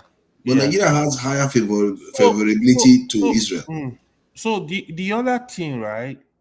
What may adjust you if I were in the Iranian position, with the killing that happened in Iran, kill my father, kill my leader, bro, I'm not giving up. I'm gonna have nuclear weapon. Period. That's the only way you can protect yourself against any damn crazy country. After you take a lot of things into medicine. Iran does not need nuclear weapons. No, you gotta put a lot of things. Mind you, people are dying. Yes. What I would do if I was Iran, I would be a nuclear threshold state. I will not get a nuclear bomb, but I will be close in case they decide to come at me with all kinds of. Iran attack Iran with tactical nuclear weapon. What are you going to do? Well, listen. Well, we don't know what attack. To me, it's all a nuclear weapon. We've never seen a tactical nuke, so-called tactical nuke, in action. All we know that it works just like a conventional nuclear weapon. We've seen it in testing. We've never seen it in real-life battleground. Use it. It's about the yield, isn't it? Right.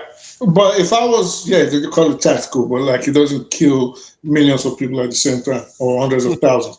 But this is what I'm saying. I say Iran does not need nuclear weapons. Why you say that? And even, well, because they can defend themselves. Gulf countries to no, because no. The best defense for Iran right now is somehow stabilize its society. That's what Iran needs. And because this is the advantage that America and Israel have tried to destabilize them by inciting the populace against them. It hasn't worked. And the main way they've tried to use this is incentivizing violence through wrecking the economy. So what Iran needs right now more than anything else is economic stability. Once Iran can achieve that, then, Donald Trump already has proposed a $200 to $300 billion loan. But Iran is saying we're not letting Jared Kushner anywhere on our land because they want Jared Kushner to be in charge of rebuilding Iran. And they're like, hell no. Oh, way. Oh, we want the money that you froze, right? So Iran needs economic stability. Then that will lead to political stability. Then they need somehow to find peace with the Middle East and make sure America, the GCC countries can see right now that America cannot defend them. Do you see he was threatening Oman? How is that? Oman, if America wants a war with them, you say they should be advocating for all these things? Well, no, this is what I'm saying. No. I'm saying a nuclear weapon is not needed. Even if Iran had, I'll tell you something right now. Even if Iran had a nuclear weapon, America has different ways that it can knock down an Iranian nuclear weapon. And even if it comes into the United States, one Iranian nuclear weapon or 10 Iranian nuclear weapons is not going to destroy the whole United States. But the United States has weapons to wipe out Iran in 24 hours if they wish to. So this is what I'm saying. What Iran, no, they will still be invaded. What Iran needs, Iran, hold on one second. So Iran has ways. The United States is not Iran's threat. Israel is Iran's threat. Iran has ways to deter Israel from a sustained campaign, which are the ballistic missiles, and they've shown us the column missiles, the hypersonic missiles. We can defend ourselves. Nuclear weapon is not an Iranian problem, and this is why Iran also is suing for peace, and they're saying, give us our money and give us money to rebuild our society. Nuclear weapons is not what Iran is. Iran just... That argument is a little bit, you are not looking at it from a longer term or a medium term point of view, because those technology, those ballistic missiles that they are sending, the defending interceptor missiles are getting better and better at knocking them down. So not true at all. It will be dangerous for Iran to face let's say they start beating Israel down one day, and Israel decides that enough is enough, and they're going to deploy one of their nukes just to make a point. When they do that, that would be disastrous for Iran. Maybe it doesn't matter if Iran. It does not matter from a tactical standpoint. Yeah, what would Iran do? Let me land. One second.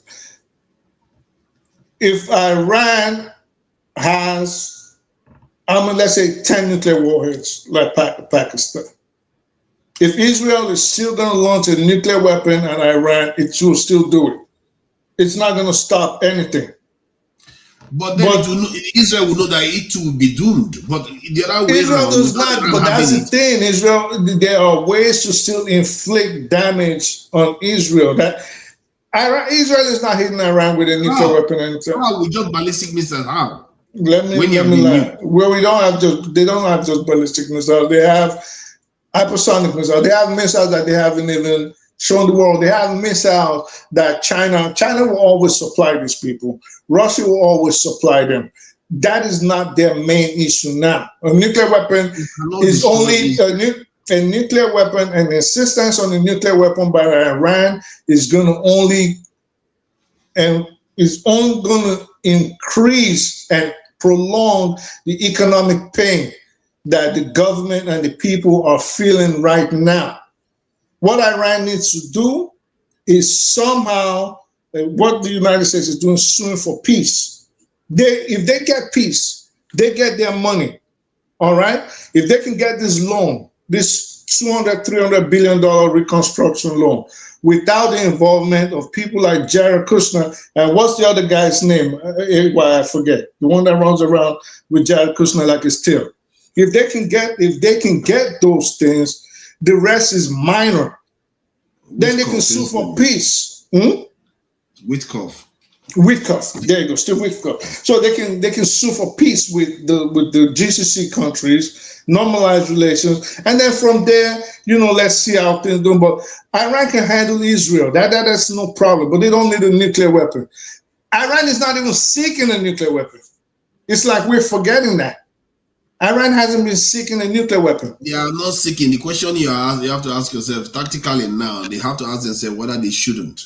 America has already threatened their civilization once. Israel has threatened them. As a matter of fact, last month, there was a significant fear that Israel might actually come out as a nuclear power by using it in Iran. There was a real fear of that. So what you think Israel is not going to happen? If you do that, it's not going to happen. And if it happens, then you've just started World War III.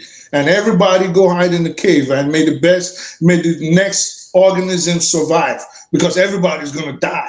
You see, now that's your argument has come full circle. Because first you said Israel doesn't care. And now to stop this, hold on.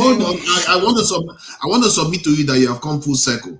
Because for this your argument to be correct, that the world will go into this in a total Armageddon, then to stop that is for Iran to have it. Because if Iran has it, Israel will never do it. That is not true. So Israel and I'm telling you, see, this is how you conflate issues, and then you want to score a point. Like just now, you insisted. Just now, you just okay. So just now, you just insisted that I say what if it happens? And I'm saying my belief is that it's not going to happen. You said, but what if? So I gave you a what if answer. Then you're like, oh, yeah, well, you've come full circle. And now you're saying, okay, if Israel is not going to do it, because the moment you do it, you draw Russia into the war.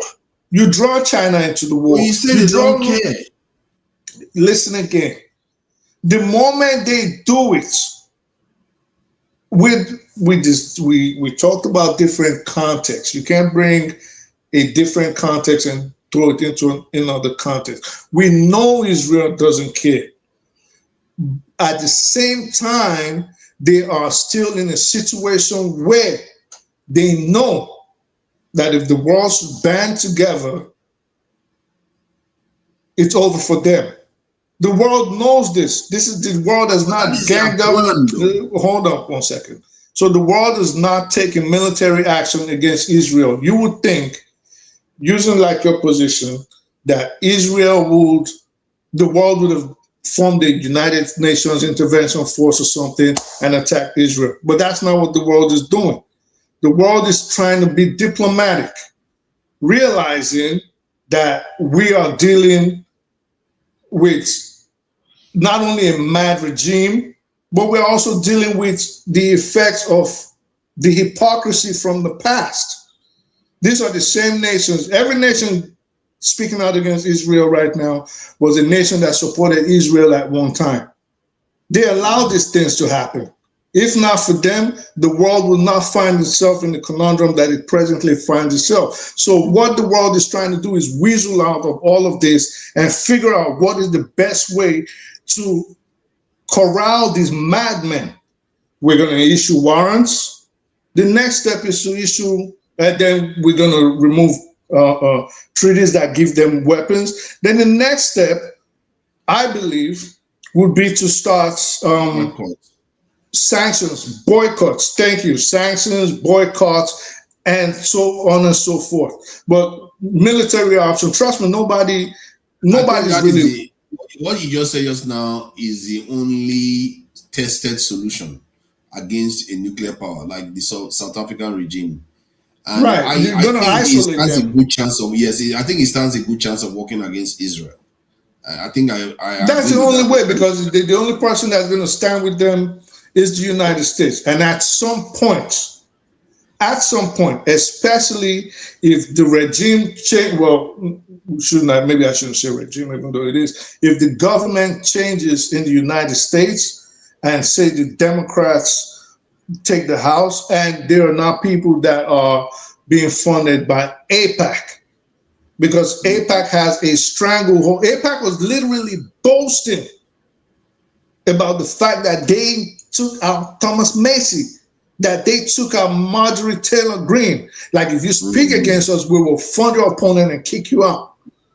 So that is crazy, they're taking out some two people, two scalps. Right. So once we start having this awakening that is currently happening in the United States, and candidates that are refusing to be Israeli shields, candidates that are not taking money from AIPAC or super PACs, candidates that are not beholden to Israel and are not swearing allegiance to Israel become governing officials in the United States, slowly but surely we will wean ourselves out of the influence of Israel, and we will take our rightful place in the community of nations. Because what's going on right now, they have obviously have things against our elected officials. It is clear. It is glaring. And this is why they can say, you want a deal? Oh, no, we're not taking that deal. This is why we go to Pakistan and we negotiating with the Pakistanis, the Omanis, the Iranians, and J.D. Vance is running to the phone allegedly to go talk to Netanyahu and tell him, like, this is the proposal we want to agree to. And they said Netanyahu was like, man, if you don't get the F out of my face with that and go back to war, we don't want that. So what do they have against our officials? I think to a large extent, most of us can assume rightly what they have against us. We don't know And how once fully the scope of their power to an extent. But I think what this you don't know the scope of their power. Scotita was saying that the moment American politicians start seeing that politically it's not favoring them, they will ditch Israel this very quickly. Obviously. And so it tells you that is the limit of their power. The moment the politicians start losing votes that even the Israeli money cannot give them. Yeah, but Israel has to this is what Israel has to keep doing in America. They have to make sure the people that are blackmailable are still in power. The moment you have someone that's, let's say me, for example, what are you going to black? I wasn't on Epstein Island. You can't blackmail me with nothing. If I was in power, you're in power. If he's in power, AY, Jagan, whatever, none of us was on Epstein Island. So we're going to work according to our consciences or our biases. Nobody can control us, except maybe you can blackmail our family, our lives, things like that. But at this point, it is obvious that they have things against these people, and the more they are in power, the world is not going to be at peace. Once they leave, we're going to have peace. I think we are in a conundrum here because the Palestinian issue is revealing something within the Israeli state that is very incompatible with the situation as it stands right now, because the Israelis or the Zionists want Israel to be a Jewish state. In other words, they don't want the Jewish population to become equal or minorities within their own country. Otherwise, they consider that the death of the country. Now, the Palestinians are there and they want the land because they say that land is part of their territory, because they don't want the Palestinians to be there. So you have to cleanse the Palestinians away from there. But somehow the world won't let them do that. And they too refuse to accept the Palestinians. So where are the Palestinians going to go? So that issue has to be solved. Until that issue is solved, this thing is going to keep, because Israel is not in any mood, because they still want the land.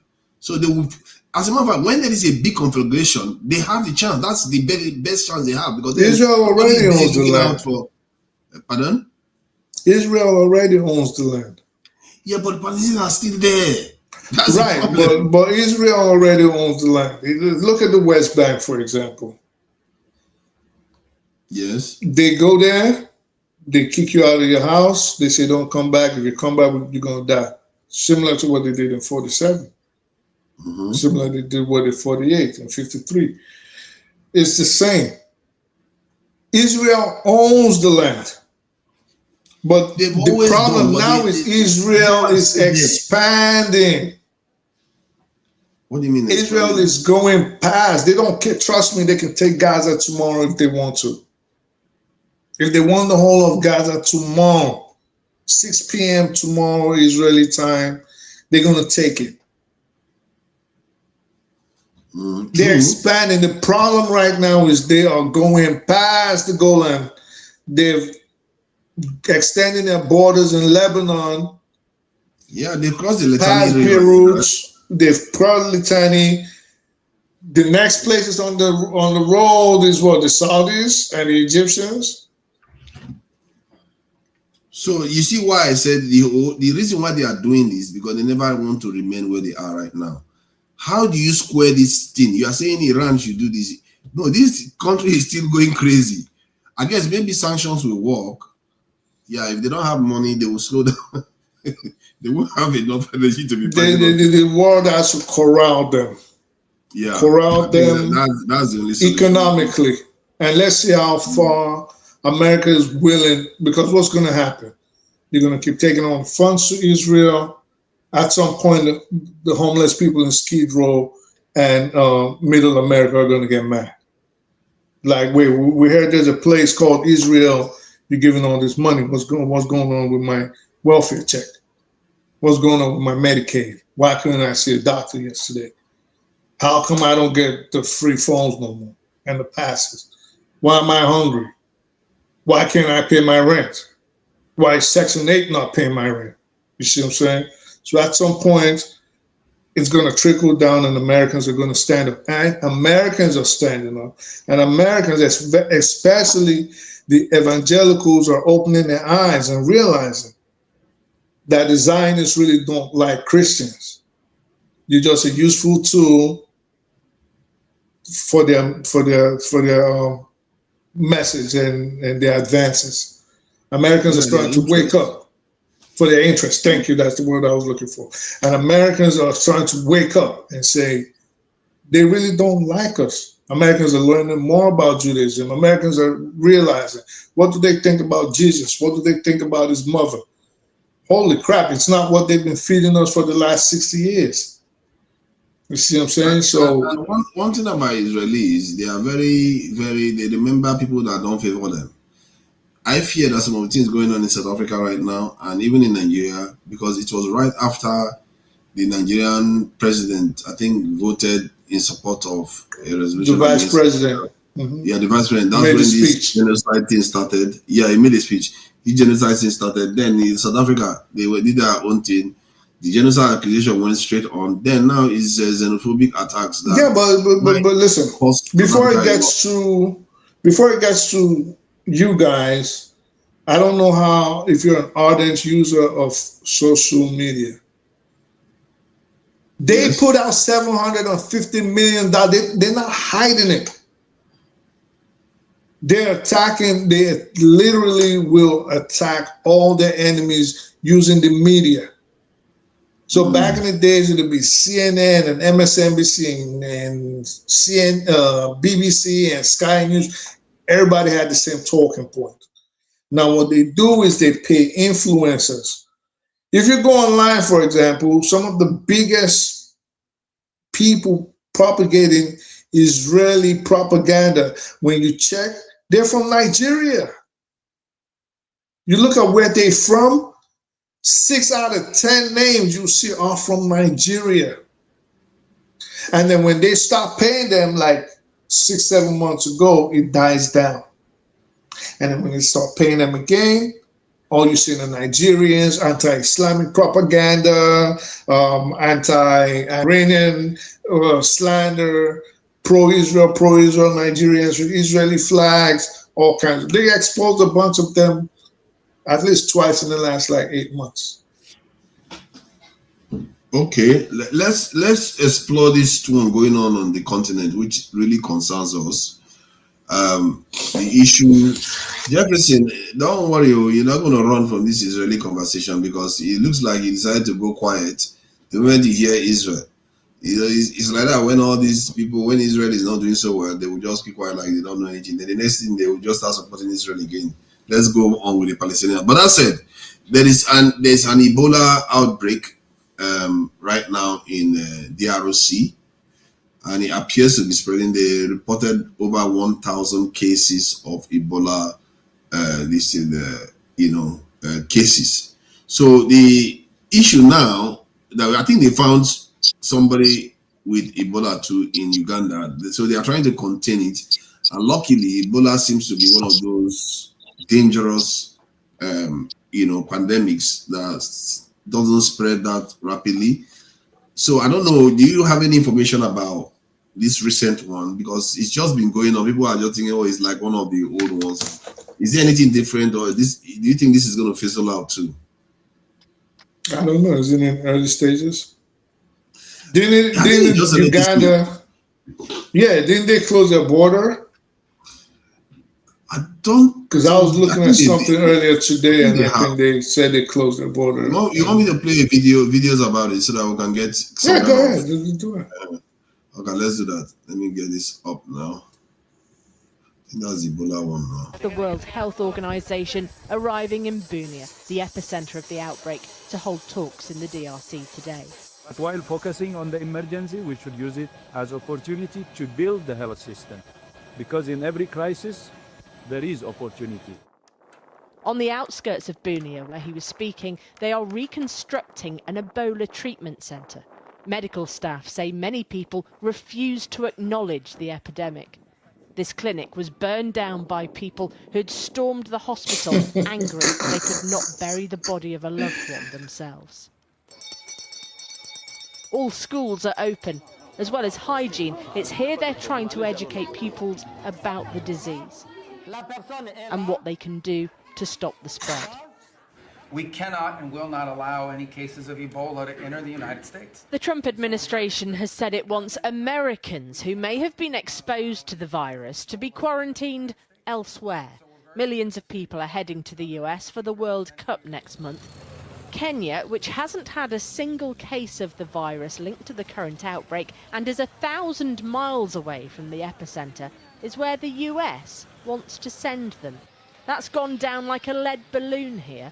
A high court in Nairobi ordering a temporary suspension of plans to open up a facility for US citizens. If something is dangerous for Americans, there's no way it can be safe for Kenyans. Any agreement that is being agreed between Kenya and America or any other places, there must be the public interest. RFK, the health secretary of the United States, posted himself catching snakes earlier this week. The US withdrew from the World Health Organization in January. He said it was a legacy institution which had become mired in bureaucracy and power politics. The WHO said the decision makes the world less safe. While countries turn inward, those on the front line all the more isolated. Scientists at Oxford University say they're developing a new vaccine that could enter clinical trials within a couple of months. A baby succumbed to the disease after its mother also died of the virus. Women and children remain the most vulnerable in areas where treatment is scant, because this strain can be survived with good medical care. There is little hope without. Well, a short time ago, I spoke to Devi Sridhar, who is Professor of Global Public Health at the University of Edinburgh. She chaired a 2014 panel on the global response to Ebola. I asked her about the level of worry as the virus is outpacing the response in the DRC.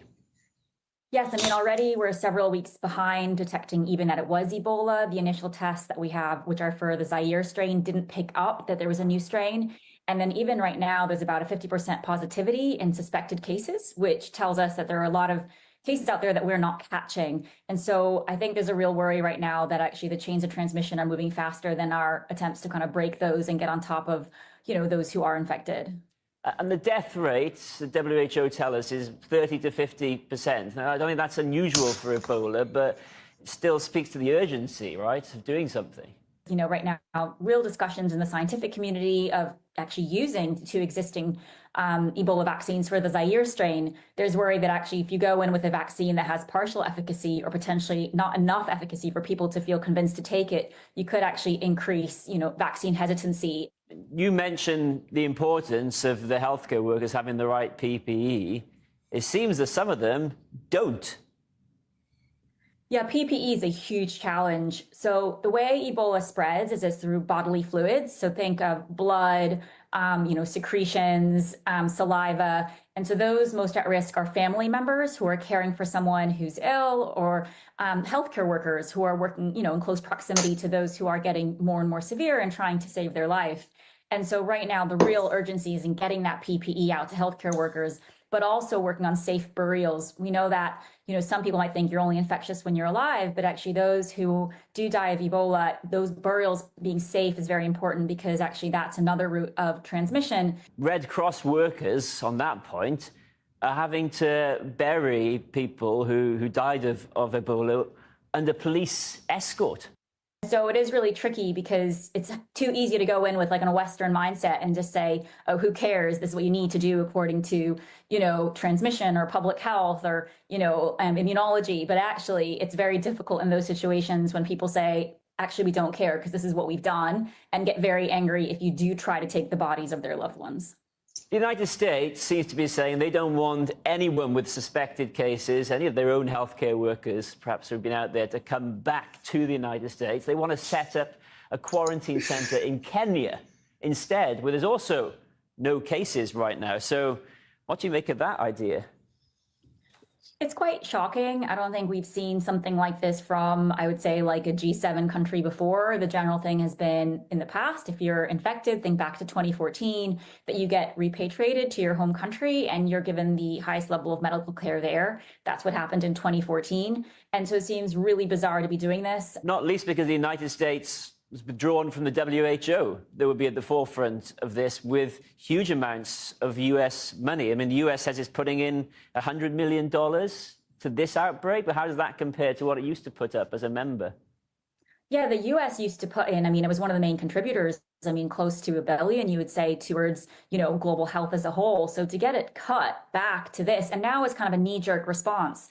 Actually, there is an argument to be made that if those cuts hadn't been made, it hadn't removed itself from the WHO, would actually this have been picked up quicker? Could they have actually had resources come in faster? And so it is really worrisome. And it's, again, the importance of aid. It's really easy to take health security for granted until something like this happens, which is why we have an aid system, why we have these kind of agencies, and why you do, even in times of what you call peace, do need to have a system which can respond to these quickly and is funded. Professor Devi Sridhar, thank you very much.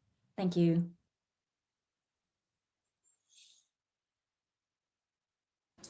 So this is not, it's not reached Nigeria, so it doesn't seem like a problem for us. You saw, you were laughing when you heard about the hospital. Oh yeah, burning down. Is there anything in DRC that looks good? God help us. Like, why is it that every time you look at DRC, it looks like some kind of, wow, it really looks horrible. But their capital must look good now. Why do we? How many places in Nigeria look good? Lagos, Abuja, Kano. What? Port Harcourt. Kano, okay. Lagos, no, Abuja, yes. Lagos is a slum. No, yeah, but compare that to DRC. Well, yeah, I know, but I mean, yeah, no. DRC is not that the way they show them. I'm sure this is a lie, because I'm sure there are areas that are really nice in DRC. Oh, definitely. But you never see it. Yeah, because it's not the norm. It's not the norm. Because they make it look like that's the place God hates the most. Like, the people look so dreary. It looks like everything just looks depressing in that You're country. funny, man. You just man. You're funny, It's man. a fact now. It's a fact. No, listen, my friend. They especially look bad. My friendy, you like talking and just talk and just keep talking. I'm just telling you what I saw. My brother, listen. If you understand the history of the Congo, you would more wonder why this particular place has been under such hell, as opposed to seeing them and say, look at the squalor that is seen whenever I come across Congo being shown. It's not fair. These are people that haven't had a nice, fair cut of slice of their own nation's wealth. It's a country that's been ripped apart by themselves included, especially during the time of Mobutu. So he's come through. You don't know the kind of money that he spent on looking after himself. That these places now, they have been overgrown in the forest, but you can still see the money that was spent and the beauty that he was spending on himself. For the nation. I mean, you could look at many countries like this. Gabon is like that. Equatorial Guinea. All these countries along there, they're just countries that were basically for one person. Nigeria is like that. Well, Nigeria is like that still in a different term. There has been something that gives those people who are Nigerians a semblance of cutting a deal for themselves. I won't say the government is giving them anything. But they're able to, build their own homes, drill their own borehole, and support the kind of intelligence that is supposed to have come from nations like this at some level. But when you look at the Congo, but they haven't been given a break. Understand that really and truly, they've never been, just like the rest of African countries, but them, I think the worst, have never, ever seen freedom. They've never been emancipated in any way. They've never had. There's nothing there that suggests that they've had any advantage. The first Leopold Then his people, the Belgians, then the Americans got involved in all kind of skullduggery there. And then they positioned Mobutu so they can start looting the nation. And as they were After all Mobutu was who? Kabila, right? Laurent Kabila? yeah, that's even around now. But they've done nothing. These aren't people who are at the point of understanding even what to do about their country. Me personally, I think that country should be shut down. I think the whole of Africa is supposed to support that country in not allowing any goods to come out of there from now. That what we do in this nation is to build it, use it as our bank, use it where it's out of bounds from any other nationality who isn't African. Cut everybody off. You know what you said just now is very, very interesting actually, because the concept of shutting the continent down, the problem of doing that is, one, we need some things from the outside. And I actually think it's not as incredible, or how do I put it? It's not as not viable. Yeah, it's more viable than we like to think. Because if you are saying you just want to stay on your own, it will be hard for anyone to say, no, how dare you try to say that as a group of people. But the problem with that is that then they will say, okay, if you want to stay on your own, they don't ask us for our own things. That's why you got to be tactical with it. So I think that's where that. But Japan did it. Japan did it for 200 years. Nobody came into Japan. They were not having it. Yeah, but you think Japan could do it if it was 2020? No. Not after. Japan today has no need to, really. No, I said assuming they had to, and we're in the same position from back then, will they be able to close the society? I don't know. All I will say is that when I think about Japan today and the difference between today and then was the difference between a feudal society and the society that they have now. They are players and major players. And no matter what's happening with the economy right now, if they have a policy change in certain aspects, they can still come out as top billers, being who they are.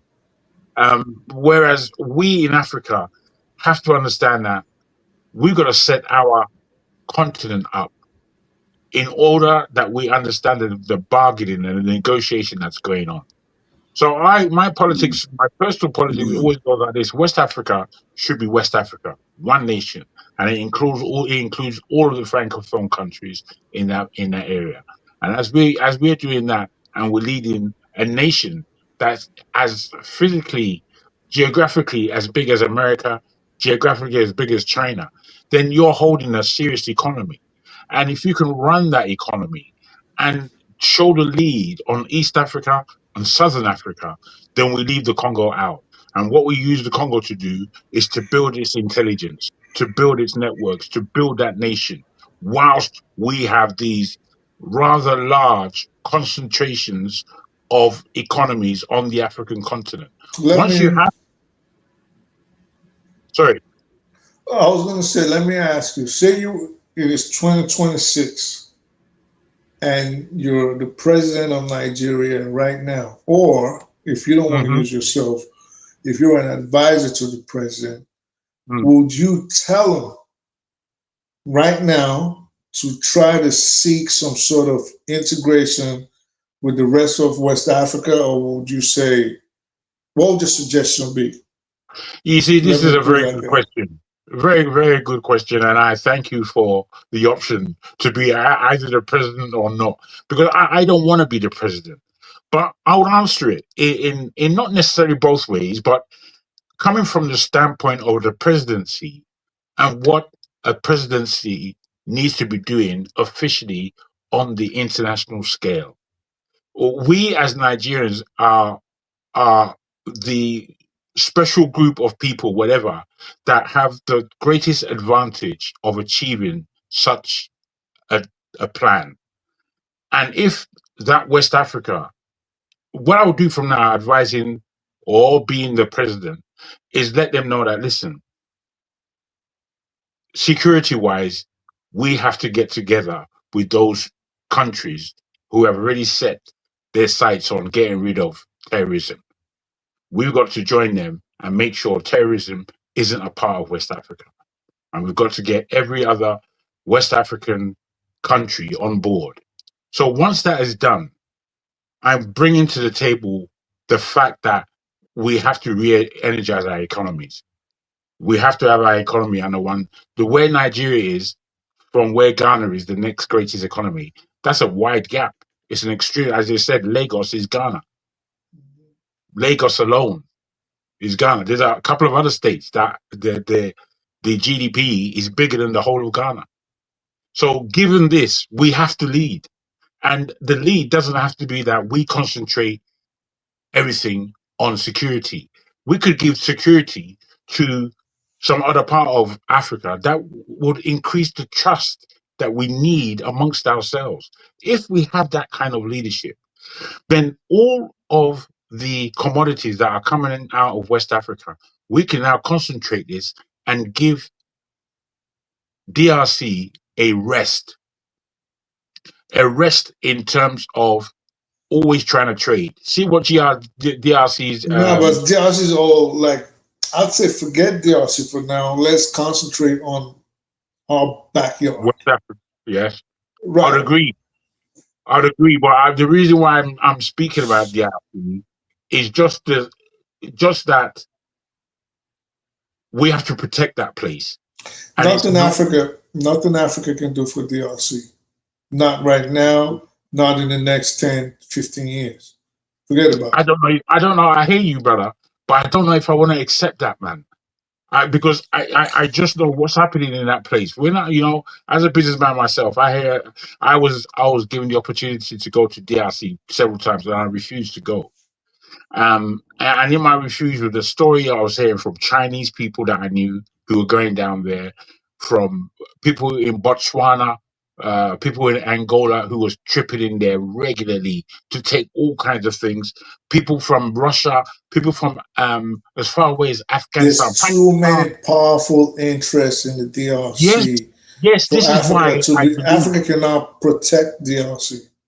We can't. I don't know. We're not equipped. Are you what I put to you is that West Africa came together, East Africa came together, Southern Africa came together.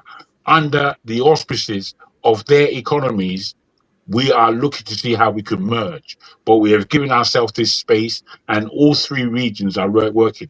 Maybe North Africa as well, but let's not even complicate the matter for now.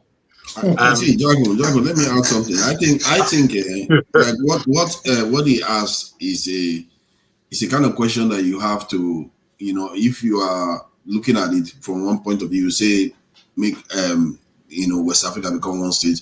Some other person will argue that okay, make Nigeria very strong, then you can have influence, or even then acquire more states into your own this in the nation. I am going to think that maybe it doesn't even matter, because like if you are a strong state, let's say you're a strong state that is self-asserting, what is going to happen is that the next nations around you, they will want them to become, the powers of the world will want them to become strong too. So they will empower them. Just like if you look at what is going on in Nigeria right now and many West African states, you see the French and the British and the Americans, their hands are everywhere. They are trying to circle. Yeah, but that is where if you're powerful, say Nigeria played its cards right, especially when we had that oil boom in the 70s. And we were leading the fights, not just for Africa, but for the whole Black world. We were influencing things from Zimbabwe to South Africa to the Caribbean. If Nigeria played its cards right, you become strong and you influence the internal politics of those other countries. They become your serfdoms before the West could even have a say or even realize what's going on. But we didn't do that. That's what Iran did. Now, Iran cultivated these relationships. I think part of the problem is not necessarily even the West anymore. I think it has become a generational issue where the older generation that are subservient to Western interests are the ones basically ruling over the country. We don't have intelligent people at the helm. Yeah. I mean, when you bring up Iran, but you have to understand Iran's deeper intelligence in understanding who their enemy was. And who they are. Yes, once they understand, it was clearer as to who they were. And what's become clearer is as they go on, and it seems to the outside world that these people are crazy, what's actually happening is a serious consolidation of their people. And they're even showing you the difference between a Persian and an Arab. Yes, we are Muslim, but we're not Arab.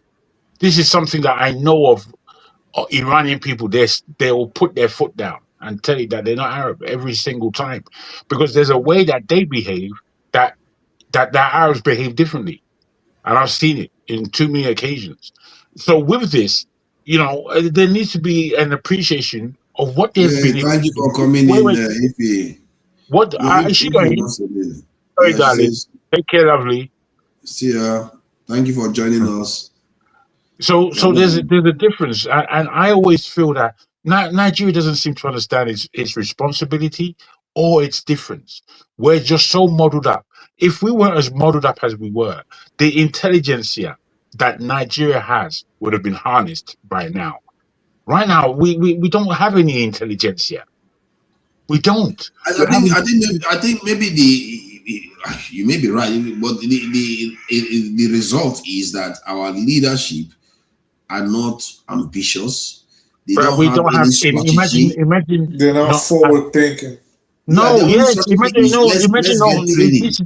This is it. Imagine, forefather, not after the likes of Zeke, after the likes of Awolowo, after the premiership of Tafawa Balewa.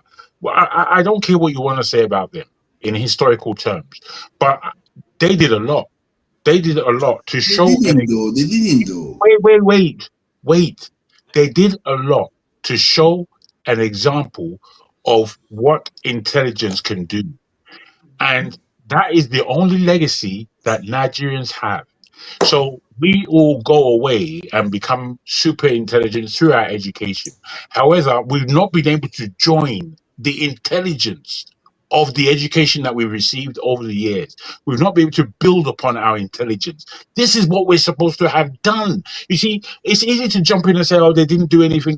Look, bruh, up to today, they did the best. You can't tell me anything. Up to today, they did the very... Bruh, there's nothing you can tell me. There's nothing you can tell me. Don't be obstinate. Let's try to listen to each other. Why are we like being blockers? Let's try. No, it's not that they block. You see that first regime. Wait, look at it like this, forefather. That first regime. So you want to talk? Let me stand on my full point. Then you can jump back. The first regime was the best regime, and it changed at the time of the war. And by the time it changed, the oil that was found in the Niger Delta, instead of it belonging to the Niger Delta, like every other economy was before when they had regions, it was snatched from them. Now look at the dust pit that the Niger Delta has become. Is that sensible? Is that? It didn't belong to the Niger Delta. It belonged to the eastern region. So that's part of it. It belongs to Nigeria. It belongs to Nigeria. Then when he said it belonged to the Niger Delta, it actually belonged to the eastern region. Yes, it was the eastern region. Eastern region, yeah, it was the eastern region. Yeah. So, but my feeling is that at this stage in the world, if you look at many African countries, they have very, very old leaders, especially important ones, and they don't like in Cameroon, Cote d'Ivoire. Senegal, they have a new one. Uganda. You see, yeah, Ghana too. You see, the Senegalese Uganda. Oh, Uganda! Oh my God, that one is Museveni. Yeah, that one is really Museveni. Yeah, and so many of them are even like Kagame that. is not a kid. Tinubu, like is one of the oldest. Tinubu is young, guy. Tinubu cannot be more than like 63. 62, 63 years old. No, he's older than that. No, I'm not being facetious. I'm just playing around. But I think he's ill. He's ill because his body. I mean, a lot of people's body is not strong, but he looks. Yeah, but let me see what I'm saying, Django. Let me see what I'm saying. See, because I feel like the problem with our people is we have an opportunity now. We could have, if we had younger leaders, they would be more ambitious for us. They may make mistakes, but I think they will be more ambitious. They want to change it. But these old ones, They double down. The sign of it is how Tinubu changed the national anthem to that of the British woman. They can't even rename their country. The way of their thinking is not, this is not Oyibo man deliberately doing it right now anymore. It's just the mindset, because the Chinese are there to help them out, to move things on, like they help China, the Iranians, and even helping Russians today. But they won't take it. Like, and I'm sure that's what happened before too. We always think that before is that different from now. There was Soviet Union then that would have helped these nations build something big. They could have been ambitious. I feel like our leaders lack ambition. They are scared of their own shadow. They could have just said, you know what? I don't care. If you want to have military base here, I'll give it to you. But you're going to give me this. You see how Cuba invited Soviet Union to come and put nuclear missile in their territory? And look at the big trouble that almost caused. Till today, that is the reason why Cuba was not invaded. Because that was part of the agreement. And they said, if we do this, you're not going to invade Cuba again. You see what I mean? So you have to be ambitious. If you're not ambitious, you're just dead. And our they don't think far. They don't think far. Listen, in Nigeria, which is why when y'all was talking about the DRC, and I mentioned Lagos, and I said Nigeria is the same. Each time I see a video coming from Nigeria, I see these big buildings, beautiful buildings, and I'm like, where are the sidewalks? Oh, bro. Where are signs of an underground drainage system? Do you think they even where are signs of a filtration plant? I mean, I'm not walking on the streets like you now. We are traveling with cities. You see what I'm saying? Like, where are these signs? They'll say a 10-lane. They'll tell you, oh, we have 4 lanes, 5 lanes, and each lane is only big enough for a bicycle. And you see people driving, and you say, why are they going I always said that. In the middle of the lane? And you see that the lanes are not even big enough for the cars. These are things that just common sense. That are on our roads, and they are not even supposed to be on our roads. This is just things that common sense. Like, if the country was run by orangutans, or it was like, just, oh, it's really an animal kingdom, hippos reside here, and zebras, you'll see a few humans, I get it. In 2026, you cannot build a standard city. Are you serious? See, Bumumre, we have an opportunity here. I feel like Africa could be transformed. I think Dangote is right. Africa could be transformed within 5-10 years, really. People think it's impossible, but with the access to certain technologies that even the Chinese didn't have access to, like AI technology, we can bridge so many gaps. Like all in short, there are so many things that are so mundane. They don't even employ PhD holders. Half the things. Did you see the latest news about AI? Well, half the things that we need just to transform our conditions by way of infrastructure. It doesn't need AI. It just needs people going to work, and there's enough people there. People going to work, and people being skilled enough to be finished. Yeah, but if you have AI, you will get to solutions faster. I'm not saying I'm not arguing through the evolution that the Chinese went through. Forefathers, most places are actually abandoning AI right now because they're realizing that the cost outweighs the benefit. So, for example, Microsoft. Yes, of course. Actually, Microsoft right now has told its workers only use AI if necessary because it's too expensive. Amazon it's stopping the cause of thought. It doesn't do good for the thought. It doesn't do much good. So I think they're realizing. Amazon also on Thursday put out a memo: no more AI. It's not helping. It's like. What do you mean? No more AI where? Amazon is limiting it. Do you think that you understand AI? I'm saying, what area are they limiting it? Everywhere in their organization? Yes, AI, period. Let me confirm this. That's odd. I don't see that. I don't see that. It's like suspending Google or suspending. No, it's not the same. No. It's not the same. No, I knew from when you were speaking that you didn't understand. You don't understand what AI is. Because people think AI, is just like check and say what's the capital of this. And automation too expensive. Okay, now look at the question. Look at what they wrote here. This is my point. It is a specific area, and it's to stop them from competing in using AI.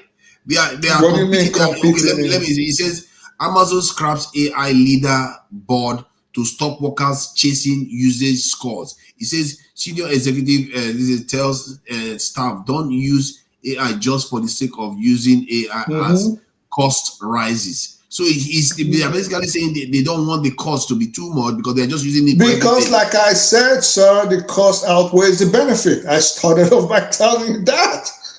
Yeah, but it's not. Hold on. My point is that it doesn't mean that there's no benefit.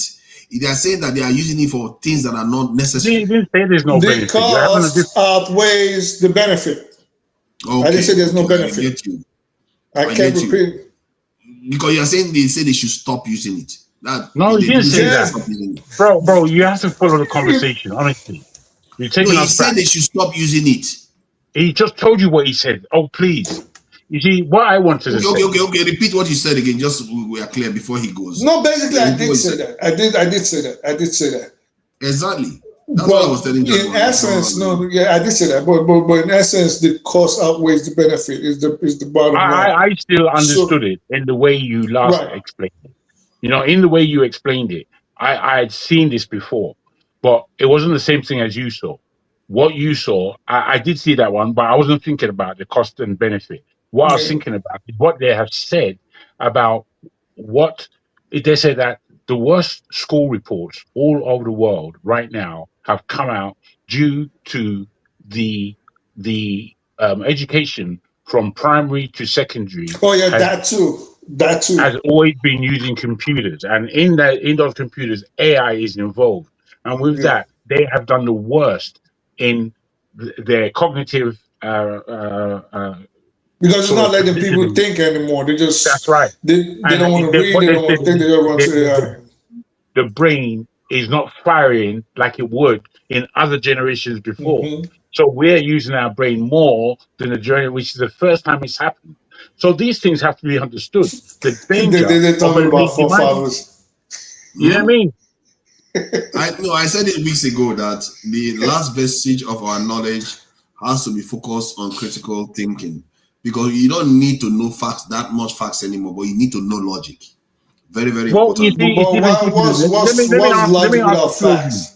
Let me ask you two of you, the logic is that if you want something, when you demand something, you have to know how whether that thing is beneficial to you before you give AI the question, because the AI could mislead you. It could give its own interpretation. So that means you should know facts. That means you should know the facts. You have to have an idea of the fact, and if the AI gives you answer, you have to be able to compare it. In other words, you have to know whether it is giving you the right information or not. So you have to have the facts. Have some critical thinking.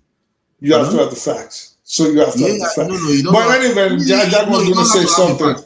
I was just going to ask. Let me ask you. It's another subject. Calm down now. Come on, don't do this. You guys are not moderating. This guy answer question and they just handed it to Jack as if he's no, because he was going to ask a question, and then you asked the question. It's okay to just let go.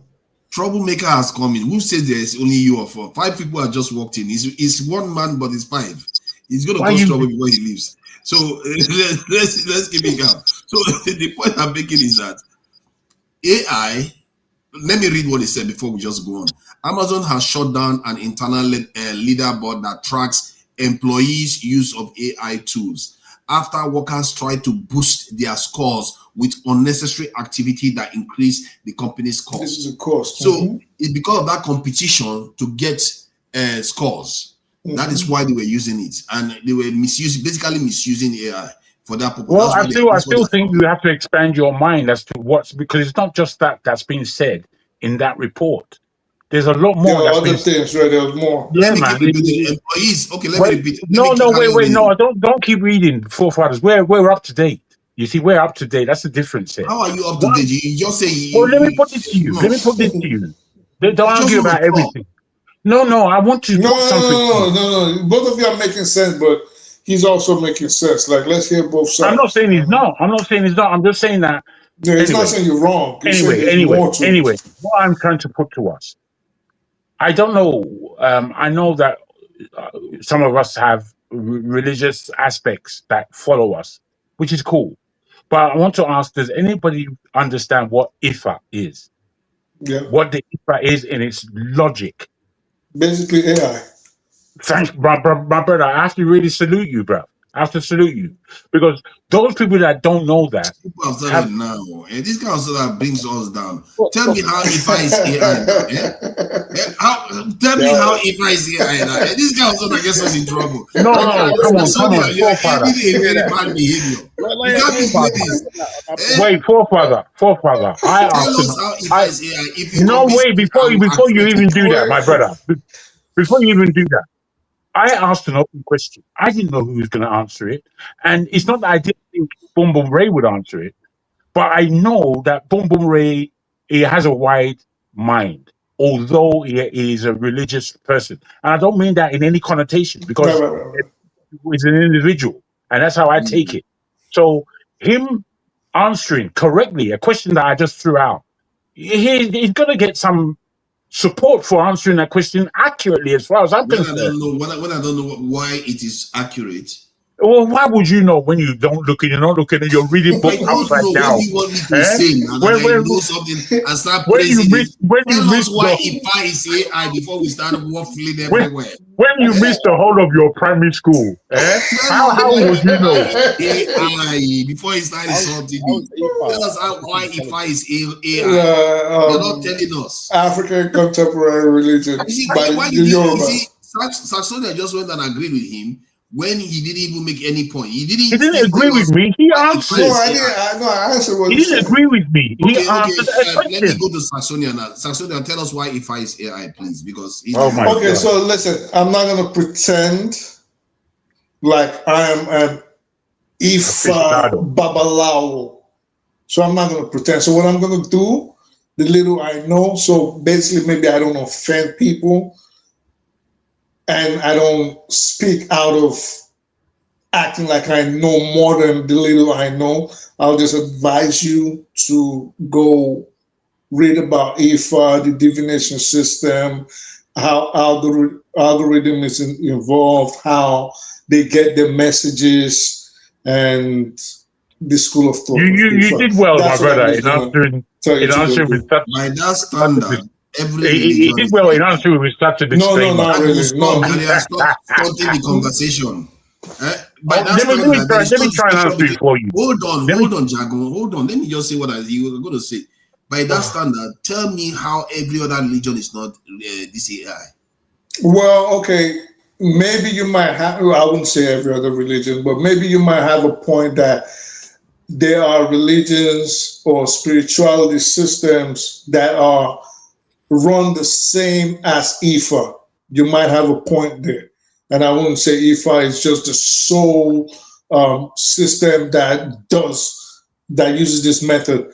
That's why I said what you have to do is either go read or go seek out knowledge from a more knowledgeable person, because I'm not the one. I know a little bit, but I don't want to sound like a fool talking about it. I just know a little bit from what people that are in the religion have explained to myself. I told you the other day, remember I told you myself and AY, we spoke to a traditionalist and he was explaining, actually I would think you even know, and he was explaining all of these things to us. And we were like, whoa, like this is very similar to Islam and Judaism, and you know what I mean? So so like I'm kind of agnostic about it, but I would like Jago to explain like okay. Like AI. Well, I'm going to put it to you like this. With all the disclaimers that have already been put down by Boom Boom Ray, IFA is something I've looked at for some time. And what I've seen is that it has a lot of details within it and is quite deep. And in its depth, there is a logic system that they use in their divination. And that logic system is the binary code. And that binary code is older in terms of its scientific logic than most religions in the world. That the only few religions that have it were the Egyptians and the Chinese. Right. These were the civilizations that had similar way of divination of logic. And what they did was to follow the binary code. 2, 1, 1, 2, 4, 4, 1, 6. And they keep doing this. And as they're giving their definitions, they're getting answers from their random throwing down of the logic, as it were. I'll put it there. They call it Odu, but I'll put it to you. Yes. Odu. I'll put it, I'll put it to you as logic. And this logic gives them the answer to their questions. And it works in such an accurate way that it is why, largely, when the Europeans look at Yoruba tradition and how that tradition carried itself from the West Africa into the Caribbean, into the Americas, they've seen almost why, because of the strength that it has in terms of being more than just spiritual, but being a transition between what is spiritual and what is physical. So there are all these transcending things that take place within the IFA. So when you compare it with today's computers and you compare it with today's AI, you can see that there's been a convergence, right? Between the two, a different language almost that is suggesting the same outcome. But still based on mathematics. Based on mathematics. Yeah, so I agree. You know what I mean? So this is why I always argue that African spirituality is actually based on science, right? Like, for instance, if you look at Igbo traditional religion, you know, like they do things like they worship trees, they respect the veneer nature, you know, the revere nature, right? They, like, if you go to some communities, you're not allowed to kill some animals. They use that to preserve the natural environment, right? And then you look at like where my pops came from, my pops community, you're not allowed to cut down trees without appeasing the spirit of the tree, right? Yes. But if you look at it scientifically, when you cut down trees, you're destroying homes for birds. You're destroying the environment, right? Bees, worms. If you go to a place like called Okigwe in Abia State, right, they have erosion, big erosion, massive erosion, like the land is splitting. You can't imagine how big this thing is, right? And it has to do with the tree, how they treat the environment, right? Because the trees are what holds the ground, you know, the roots and everything. The soil. So spirituality is rooted in earth science, right? Unlike European and Arab religion. I mean, Arab religion, I don't know much about it, but Christianity itself, the Arabs actually use the same system. Crap. You know what I'm saying? It's all woo nonsense. Like, it doesn't make sense. That's why our people, like in Igbo land, we call church Oloka. Oloka means a house where people talk. And the thing is, like, people say, "Oh, I'm going to Oloka." I'm like, listen to what you're actually saying and translate that properly. Your ancestors knew what it was. Like, if you guys have watched, there's a show called NDC, right? NDC is like a comedy show where they make fun of like the colonialists, right? The white guy will come in and start preaching, and the translator will mistranslate, misrepresent everything. Yeah, I see that. Exactly. Everyone start laughing at him, right? Because, like, I thought it was actually Ichioku. Huh? I thought it was Ichioku. Let's go one DC. Was it one DC? No, one DC. Yeah, my boy was playing it for me like a few years ago. Yeah. So it tells you our ancestors knew this shit was crap, but we don't. Like us, we think ourselves as smarter than our ancestors. But you know what I'm saying? Like, people are willing to go to war. Are you sure we are not? I don't think we are. Are you sure we are? Are we sure? Exactly. I think based on, if you are measuring it based on what we can achieve in the current world, I would say we are.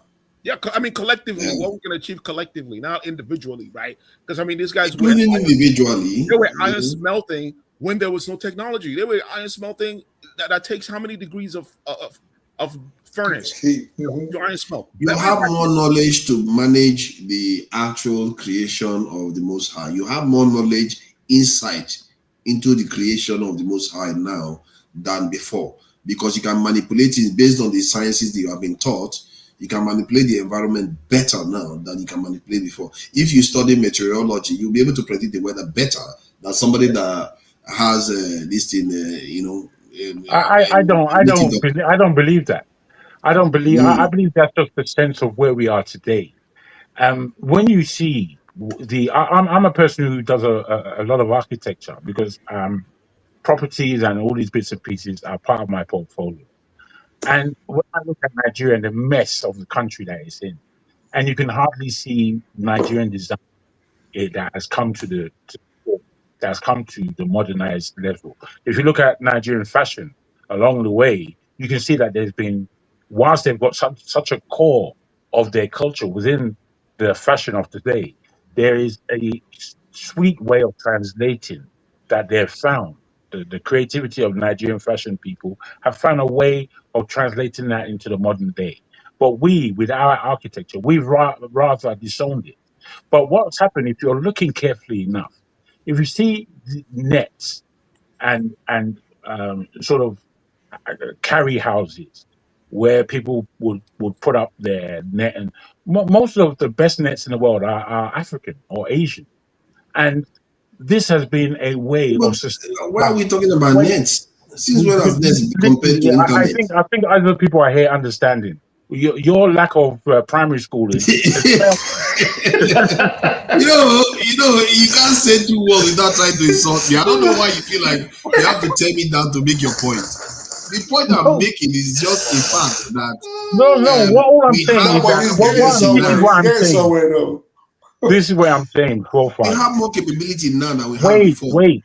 What you see is that the science and the system that it took to build a sustainable shut-down house that you can carry on your back to the next place and set up again rather in no time at all.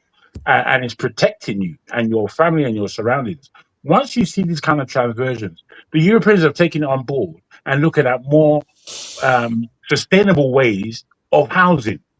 And when you look at this, you wonder, what's all this thing that we have built up in all these Western countries there, half of it is unnecessary, half of it is vanity, half of it not really doing anything for the system. But what are they going to do with the argument, though? Because there's a way. Modern people had more capability than people in the past. What it tells us is that in previous times, if we speak about sustainability, we have to speak about previous times. We can't speak about the last 50 years when we're talking about sustainability. I think there's the last 50 years. What we talk about you contextualize it now.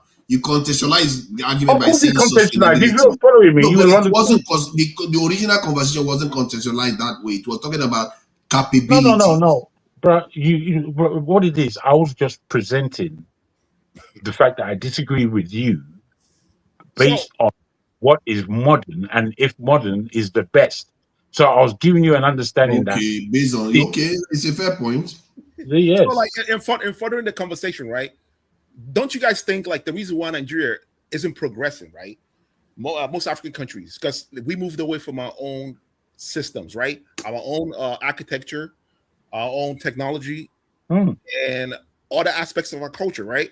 Like we actually like kind of started from fresh to rebuild our society using the Western based on somebody else's style. Exactly. Our political system, we have a political system. If you go to like the villages in Ebola, I don't talk about other regions because I don't know what political system that they have. They have something called communal. Everybody was involved. The village-based political system. Yeah, but it worked for us. It worked for us. It worked for us. That's why you asked him in the most condescending way. What kind of system do they have? It worked for us. That's why you colonized. But it worked for us. It was working. We were colonized and enslaved. Our political system is not patriarchal. I wish it was. Our political system is not patriarchal, right? Igbo people have, like, in the families, you have your first daughter all have like government. They call them the Adat, right? Ask anyone here. Yeah. That and the Adat they have their own. They have jurisdiction that can actually enforce laws, right? They can enforce certain types of laws, right? And then you have the first sons. They have their own government, and then you have the elders. The elders have their own government. And it's very democratic. This is the most democratic system than the system. That's quite true. The Igbo people are quite egalitarian, kind of. Exactly. You know, we moved away from our own system. That's probably why we. I actually think the Igbos are quite unique in Nigeria. Although I'm not sure I've seen any other group that is like that. Maybe the middle belt, they tend to be quite independent. But the Igala, I think they are also. They have the king. Those ones have king, but the Igbo don't. All over Africa, we had all unique. Sorry, were you done? I think the Igbos are quite unique in some ways. No, I think unique is the wrong term. I think it's still very African. That's false. They have a kingship system. I don't think it was done for fathers. They have a kingship system. They call them Eze. Eze is a leader. It's a king. It's almost like a king.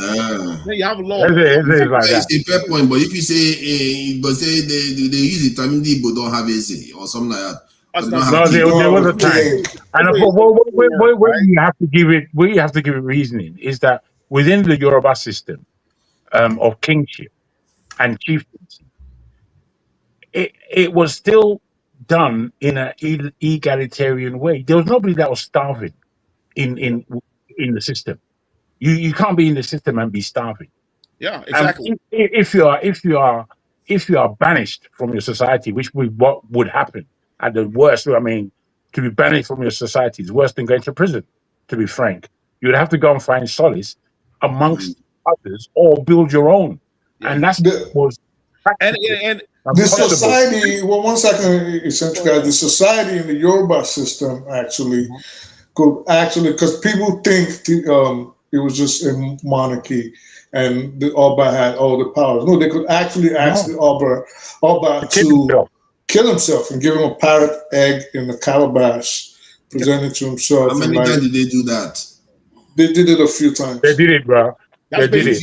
They were busy wiping out everybody that would give them that calabash. No, they didn't even. You out there preaching the calabash. No, we had Africa. We had our own system, bro. That's better than the European system. The feudal system, right? No. Actually, let me say this, Seneca. You see, one of the biggest problems Africa always had was a succession system. They make it so that they are so chaotic. When they want to succeed, they leave two sons to fight it out, or even cousins. Cousins are also involved in succession. It's not strictly patrilineal or no. Okay. No. African one is not very strict. It was. Family members have a say. What part of the world, since you've understood power, as there never been contention to sit on the highest seat? Oh, no, it's inevitable. Even in the democratic system, you could have a vice president that's trying to get you out of there to attain your position. So it's not. In the African sense, it wasn't unusual. I've looked into this before, especially in the empires that Nigeria had. The succession system was very, very chaotic. Especially if did you look at the system in Europe in the dark ages? I compared the same thing. I compared it. Come on, man. Based on that, do you know that you are now? Based on the research, wait. Let me give it to you. Were a lot stricter with that than. Okay, let me show you this. Sometimes you sound to me very much. It's not a bad thing necessarily. I can take the point of view, but you sound to me very, I don't know what to call it, hypocritical or flip-flopping, or don't know what you're actually. I don't know what to call it, but at times you come across. Just wait. You want me to start insulting you too? No, come on, we're having a good conversation. Let's these are observations. You never say one thing without allow me to finish. I never say anything without you allowing me to finish. So you understand where I'm coming from. You seem to me to be speaking from the point of view of what the white people did was always better than what we did. And there are many black people No, that actually. well, yes, actually, because when we're putting this to you, that these are our findings. There's not one person putting these things to you. You just seem to be afraid of hearing it. That there is a difference. There are people who have studied these things. You see, I still have studied it I myself tell you too. part of my plan. You see, outside Lagos, we're Lagos City, not Lagos State. Lagos City, there's a big fat green, and it just continues until you get down to what do you call it? Badagry. Badagry. Yeah. Now, within after what I propose is that there should be a massive park, bigger than Hyde Park, bigger than Central Park. Yeah. In New York, and there should be a big park. So this is after Ogumo to Ikeja, going on a straight line, right on the left-hand side, if you like, if you're looking down at the map. Then there's a city, a small town, the size of Ikorodu, that I would like to take over to build African architecture everywhere, old and new, useful, vibrant, selling them as a museum, living museum example That would be good for of tourism. how Africa is supposed to That'll look. be good for the ecosystem. Look at my man; he's caught up already. I know that I'm going to have to give more lessons for forefathers to come on board. I don't know which one. Because you see, when I looked at what happened in the Songhai Empire, the Mali Empire. Their rule for succession involves family members too. It's not only from the king to the son, like the way Europeans tend to do. So because of that, it can lead to succession wars almost all the time. Whenever a king dies, it leads to a succession war. But in Europe, some European countries, they are spared that because their system is strictly from the king to the son. So lineage. Yeah, because lineage. Because the king. But you argue that family members are lineage. I guess I don't know how we look because at it. the king went. Well, what used to happen? What used to happen? Because before you get a king in Europe, before you get a king in Europe, he's wielding the sword. He's a strong man. Probably killed everybody in line. Yeah, man. Well, he ain't no joker. But by the time he has children and his children are laid up in luxury, the next generation sometimes became very poor, weak kings. European monarchy, like they married within their own family. So even lineage was they tough. married within their families. Brothers marry sisters. You know what I'm saying? And they have inbreed children. That's how they maintain their throne. Because they're inbreeding within. They are, sleeping within. That went on. But back to the AI talk, we veered off. I think Central Catch was saying something. All right, go ahead. I think for me, the original point was that AI could help us speed up. No, we were comparing African spirituality system. Let's move it forward a little bit, if I may. Oh, okay. I want to put it to forefather. I want to put it to forefather. Forefather, with AI, the way you understand it today, and where it's going, and the fact that it's getting wiser and wiser, and people who have created these instruments, machineries, technology, they themselves have warned about the dangers that may or may not be institutionalized or just mushroomed out of this machine. Does that give you any sense of human control over human creation? So here's the thing, right? AI. You literally asked me and you straight off answer. But it's all right.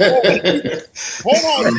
Our people are ruthless. They are ruthless in their lack of control. They're going too nice, here's my theory right here about AIs, right?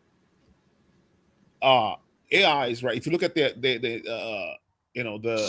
scaling of it, AI intelligence, right? How it's scaling up, right? If you can project in the next 1,000 years, right? AI could become sentient, right? So here's the thing. Here's what I think. Here's what I personally think. I think, I think the planet itself, right, wants to create an intelligent life form. Yes, God. And that's human, exactly. Yeah, you're trying to create God. That's it. Not AI, actually, not humans, actually, right? Humans, I would say humans are like the shortcut, right? The planet has, the nature, let's just say nature. Nature has looked, the planet has looked, it doesn't have billions of years to evolve a level 1 intelligent life form, level 1 civilization, intelligent life form, right? And Cassava scale. I forgot the proper term. Right. So what it did was it used a shortcut by creating human, right? Humans will create the Kashev scale. Yeah. Humans will create an intelligent life form that will reach that level. And here's the positive about it, right? If you look at how our relationship with our environment, we are pretty parasitical to our environment. That's why there's climate change. If you look at the climate is a mess. No one can deny that. If you go to Nigeria right now, the heat is killing. The cloud, bro. You're landing in a plane, like what the hell? Yeah, well, exactly. If you like get in the airport, the heat will hit you like it's like a storm. Like whoa, right? So that's how. If you look at all the life forms, if you look at bees, if you look at all the microbial life forms, there's a symbiotic relationship they have with the planet. The bees are responsible for the 1/3 of the food that we eat, right? So they actually give something back to the planet. We don't. We do not. Carbon dioxide. We don't give anything, right? We take. I think that is a very, very serious accusation against humanity. You can't just say we don't give I anything. want you to prove how does human activity contribute to the betterment of the planet? Our population alone, do you know how much manure we're putting under the ground? we defecate all over the place. We put in manure under the ground. See, point is that I don't think you know how many extinctions that happen because of human activities. However, let me say this though: humanity may represent even the savior of life on earth itself if we get advanced enough and become powerful enough. Without the mind of humanity, let's say a meteorite is coming, it can wipe out half of all life. But if families are around, we could divert. Forefathers. We could, but maybe we won't. Forefathers, look at how much, for example, degradation of the environment all these data centers are causing all over the world. Look at how much water is being used. Look at how much the waste is being disposed. Look at how much electricity is needed to run these facilities. Yeah, but they are doing something. They are cooking up God. That is why. Basically. But destroying the planet in the process. No, they're not destroying. To be fair, why do we say they are destroying the planet? Can we give us the scale of energy that they're using? Let me find out. Astronomical. Because it may be that we're exaggerating this a little bit. No, we're not. We're not exaggerating. Okay, how much? For example, they had a lot of towns now in the United States are refusing the data centers to open up in their societies. They're like, no, we don't want it. Because the water alone that is being consumed to cool down the engines of these machines is enough water for them to use in a year, or 36 months they're using 2 days. Yeah, that's right. And then they have to dispose of that waste too. That's right. And here's the thing: humans, like AI, posing a danger to humanity is actually a thing. It's a thing, right? Because if you think about it, right, if there's an alien, an advanced species, right, that just emerged on this planet, and they see that the planet is hurting, right? That the Earth, what would you call that? Like the death of the Earth, right? It's accelerating, and then they look, who's responsible for this? Oh, is this species? Oh, your activity is going to cause our extinction. Let's get rid of this guy. Mm-hmm. Let me give you this information. The total energy consumption of AI in around the world is come to about 30 gigawatts, which is about 6 times higher than that of Nigeria. But and they say it's going to surge to 40 gigawatts. But that of the US energy generation is 1,200 gigawatts. So this is my point. I sometimes I feel like we have to actually look at the numbers. They said these numbers are lies before we start saying, oh, AI is, taking over the world and destroying everything in the world. The US is generating 1.something. You've done no projection on what you just read. Listen, wait. Okay. So, like the concerns we've raised about the water consumption, the disposal of the water because it turns into waste, the effect on the environment by these data centers. Did you even try to check them out? How much information there is? But you went to just one line and you're like, oh yeah, 40 gigawatts and 1,000 gigawatts. Oh yeah, so I agree that there's water, but water is not necessarily our biggest problem, is it? Because there's water abundant in the ocean that if you need to have it is fresh, every water in the ocean drinkable? Drinkable, yeah. Does AI need drinkable water? What are we talking about? Does AI need drinkable water? Well, the waters in the cities that they are located are drinkable for the most part. And those are what they're using to cool down the engines that run these data centers. I agree. I get that argument, but I think the argument should be either they move them to areas where they can use other sources of water instead of sapping water. You think if they could do that, they wouldn't do that? You think they wouldn't think about that? They want to save costs. They want to save costs. That's what they are doing. They don't want to do the wiring of this thing all the way from. Okay, so the bottom line now is the bottom line as it stands now is AI data centers are a bane on the environment. That is just the bottom line right now. No, well, maybe they should have. Maybe they should. I'm not, to be fair, I'm not that convinced. Aircrafts are probably doing far worse than AI would ever do. And I'm not sure aircraft is doing all that much good. All right. Yeah, you cannot just isolate that. It's all part of the argument, right? Like human activity accelerates like the decline of the planet, right? That it's all part of it. You know what I'm saying? It's all part of it. And in order for the planet to survive, guess what? The planet will get rid of a species that's creating a problem. Look what happened to dinosaurs, right? Dinosaurs, if you think about it, they were a disaster to the environment. The planet got rid of them. That's what I think. I think the planet got rid of them because the planet felt like, hey, these species are gonna fuck shit up. Get out of here. Right? How were the disaster on the planet? For you to be able to understand all these things, Jefferson, have you been doing steroids? You looking like Arnold Schwarzenegger, man. I don't know, that's not up to you. That's just wicked behavior. So you see, for you to understand all these things, you need to know that from you have to start from basic definition. You see, according to science, they say matter is anything that has space and has weight and space. Then we also have about energy can be transformed from one form to another, and everything is energy, right? You see, people say, "Oh, AI, this, blah blah blah," and then the data systems we are talking about and the consumption, they are all energy systems that has very very high computation.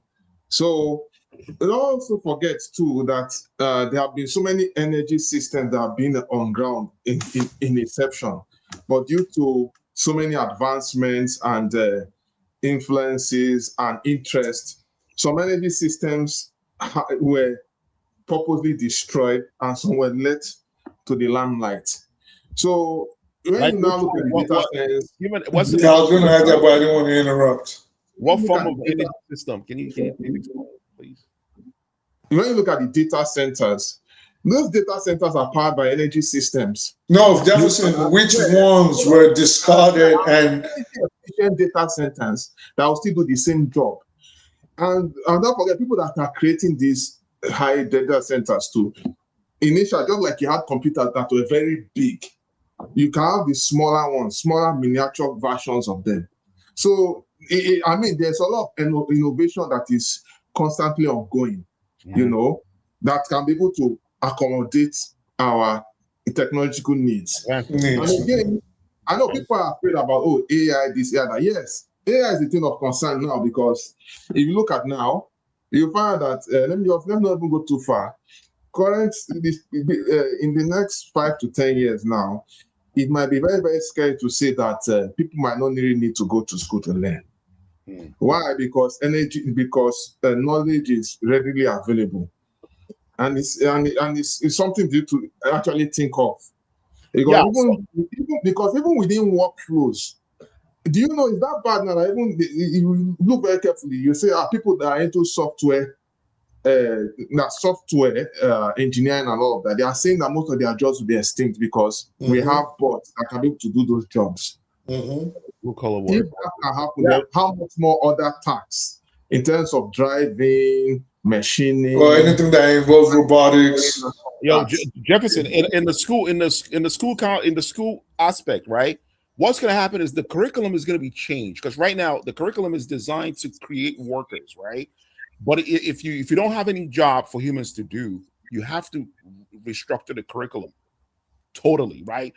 Well, I can't personally. I don't know how, but that's where they're gonna go. They're gonna do. I think you have to restructure the curriculum to look like what. I think. Hold on. Let me add to this. I think that's an interesting point. Hold on, Jefferson. You just gave me what they come and start. No, it's not like that. It's not because he said something. What this guy said. No. What he said. Why can't you let him finish? Let me finish. You have to let him finish. It's not because he said something that interested you. Let me advise you. The point I wanted to make was that you see, he doesn't listen to people when people are talking. He just goes on talking. Jefferson, you don't do that. Don't do that, Jefferson. He's hearing you. You pretend as if he doesn't hear you. He's hearing you. Pretend as if he doesn't hear you. He has the right. You just keep going on.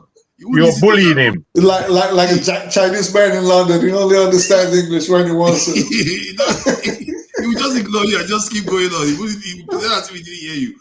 See, the point you made about the training that they need to give people when there is no job to do anything, I think is similar to, if you look at the way aristocrats live today, the kind of stuff they like to learn may be the path that will be going forward.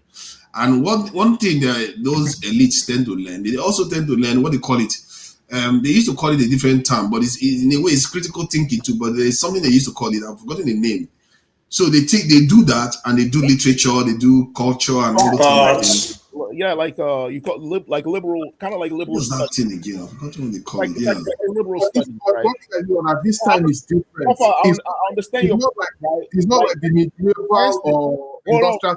Hold on. So, Fafara, if you look at most of the scientific innovations, right, in the past, and a lot of concepts like calculus, right, these were all invented or innovated by the elites in Europe.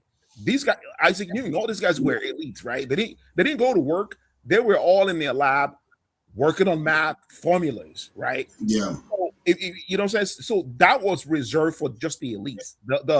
The ordinary people were just in the farming for, making food. You know what I'm saying? Subs, man. Subs. Yeah, I think that's the positive thing about AI. Even though it looks like it's negative, right? If AI will force the paradigm shift where our curriculum has to be changed, where you're not going to be going to school to study how to operate a machine because you're not going to be running the machine. Puerto Rican and African studies.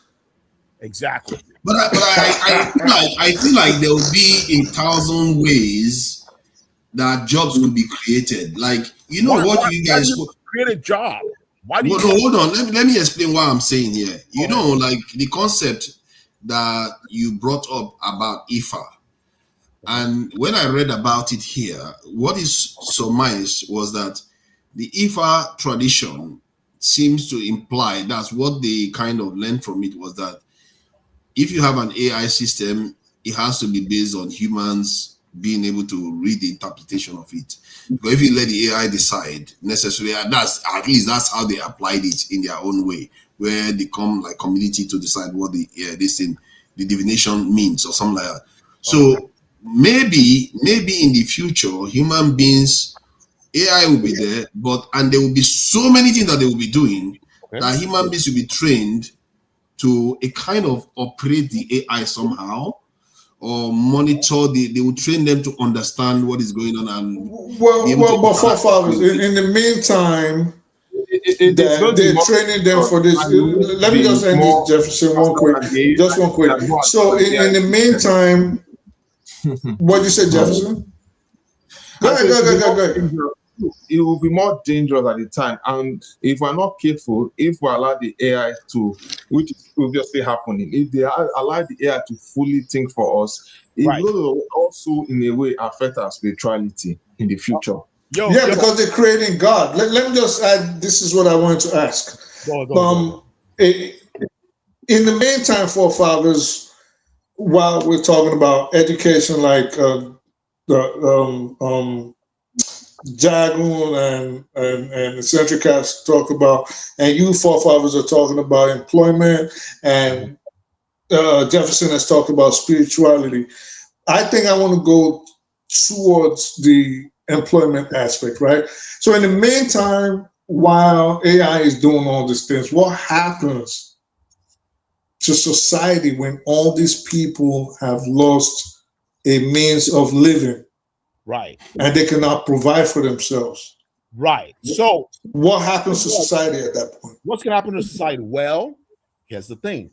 A society that does not depend on, the system where you have to work to earn money, you have to restructure that system. There has to be a paradigm shift. That paradigm shift will affect the system as well. It'll affect the system of economy, right? And I imagine if there's what do you call that? There's a name, there's a term for it. Some guy run for a presidential election. I think it's a universal basic income, right? Everyone gets paid a certain amount of money, right, by the government because you don't work. You have basic needs. You have your home. But where's the money going to come from? Money? Why do you need money? There's abundance. There you go. You see, there's a problem. Where's the money going to come from? When you don't need for money, you see, this is why communism is the future. But let me just, I've got the name of that subject that they teach children. It's called verbal reasoning. They teach them to people that are going to go on to do high aptitude. This is subjects in secondary school and advanced. They teach it to young children, and most of these posh children, like in the context of the UK, they call them posh. They teach them those type of reasoning, and that reasoning is technically critical reasoning that I'm talking about. Right. That will stop. That will outlive AI, because there are CEOs testifying that they are firing PhD people, employees right now because AI can do their jobs. That's right. So the core that you need is reasoning. So the main reason, essentially, I just want 30 seconds. The main reason I asked that question is, doesn't this beg that at some point it'll be necessary for the governments in charge to figure out a way to eliminate a section or a lot of sections of the population? Large swathes. Why? This is where. To prevent unrest. If people are jobless, there you go. If people are jobless and they cannot provide for themselves, and the society, the governments in charge haven't figured out a system on schooling people, keeping them busy, getting their minds off the doom that society is facing, or employing people, because there are no jobs. Automation has taken over everything. Robotics has taken over everything. But maybe that's what the COVID thing No. is. Just how people react when they are doing that. Can I come in now? I've waited for rather a while. Let me make this point. There will be rather a while. Let me say this. You see, jobs, right? wait, no. Let me just quickly say this. It's important because we're speaking about things almost as though they're so esoteric that they're not with us right now. The fact of the matter is, there have been 3 tests laid out globally that we have missed the fact that there are tests. And these tests have proven that the majority of people would fall into these systems that you're speaking about quite easily. And the way that they will fall into it is that they won't and they will be being paid. Now, the fact that during COVID, there was almost a them against us, if you noticed. There are those that weren't ready to take any stupid action, and there are those that giddy up and queued for it. Now, this was a division, and that division marked the test, which said 55% of the world took that injection, and 25% not. Yo, Jago, gotta be careful with this. No. Just listen to me, because I know what I'm talking about. We all were wondering. We were all here wondering where the money comes from. Why would they do this? How can they give you money for free? Wouldn't it be wonderful to get into critical thinking and being able to pit yourself against machines? Maybe that it sounds like fun, but they would have already caught you by then. This is just typical 419, if you ask me. But they listen. But during Wait, I've been listening. I'm trying to put that there is a question before we get into Valhalla. You guys might experience, and that question is: how do we transition from who we are now to who we might, if we stay alive, into this future? I keep telling it to everybody: the world is at war, whether you understand it like that or not. The world is at war with what? With who? Like, well, for me, it's a spiritual war, and the spiritual war, you add your spirit. You are not your flesh. Your flesh is an aspect of you. Your mind is an aspect of you, but your spirit is also an aspect of you. What is spirit? What is spirit? What do you mean by spirit? Like, well, let me continue. You know, if you haven't been grown up in an African way, that's not my fault. Africa, we don't believe spirit. We don't believe spirit, man. They won't tell you that, but it's basically the unknown. Yes, of course, I'm telling him that. What is spirit? Like, I can't explain it. I can explain it. The fact that I need explaining to another African who has just been speaking to me about African Scientology and didn't understand that before the Scientology took place. But he's asking a pertinent question. There was a spiritual happening. If you're speaking about, you can't be using wishy-washy language. What precision? It's not. You see, it may be wishy-washy language to you to use a word. He didn't say spirit. He said spiritual. You see? Okay, what is spiritual? Okay, just wait a minute, please, before you just latch on to one word and mistake every other wisdom. As the nature of his spirit. I'm trying to offer you people. Is that not spiritual? As the nature of his spirit. Let me not say what I was about to say. All it is that we've spoken a lot. There's a position that we have gone to that misses out a whole chunk. And that chunk is where we are now. And if we are understanding the last 5 years of our lives upon this planet Earth, and we have an understanding of Nigeria's possibilities and the fact that these possibilities are like a brick getting over a wall by itself, you know, they are almost impossible. We understand that. Yet we are speaking about future things where there's a host of possibilities that has been offered to us by technology. But there is a price to pay. And whether or not we're willing to pay that price is where we question how we get from here to there. Because where the sustenance comes from, and in making sure that you can just do normal things like go shopping and feed yourself, you know, where those things are going to come from, tied up in a string of, God knows what you call it, galactic, Scientologic, legalisms that you yourself won't be able to understand necessarily. That's what you're going to have to pay. That's fine. Here's the thing, right? When it comes to AI, right, there's an aspect of us, humans, right, that overrides our need to control AI. That is called competition, right? When you are talking about, hey, we got to control AI and all that, countries are competing to create artificial intelligence that could, become independent, right? That could become sentient. That's what every country is pushing towards, creating the most intelligent AI. You know, that competitive nature of ours overrides our need to cooperate and control something, right? That we could perceive as a problem. Our ability to compete would accelerate AI, right? It's like a program. To the point of what? To the point of what? Go ahead. Where would that acceleration benefit a human being? Tell me. Which is what I was about to ask, because you just mentioned that the aim of, and I agree with you, that the aim of most advanced societies right now is to create the best AI, which will in turn end up being sentient beings. Right. And Jagan is asking a very pertinent question. How does that benefit us in the end if these things become independent of our control? Well, so when they become how does it benefit? Here's the thing, right?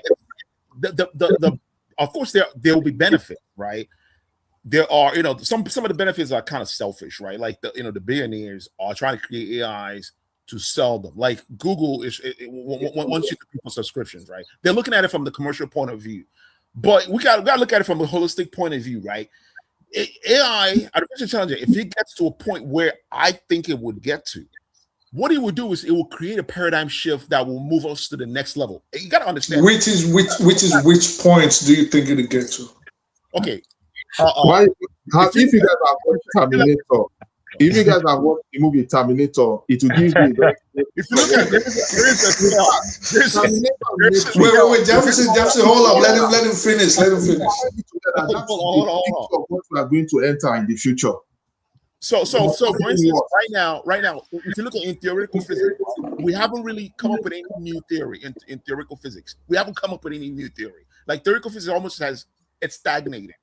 AI is actually doing a lot. No, it's not stagnated. There are many theories that even current physicists do not know about. No. That they are still exploring. So they have not explored. They have not even reached.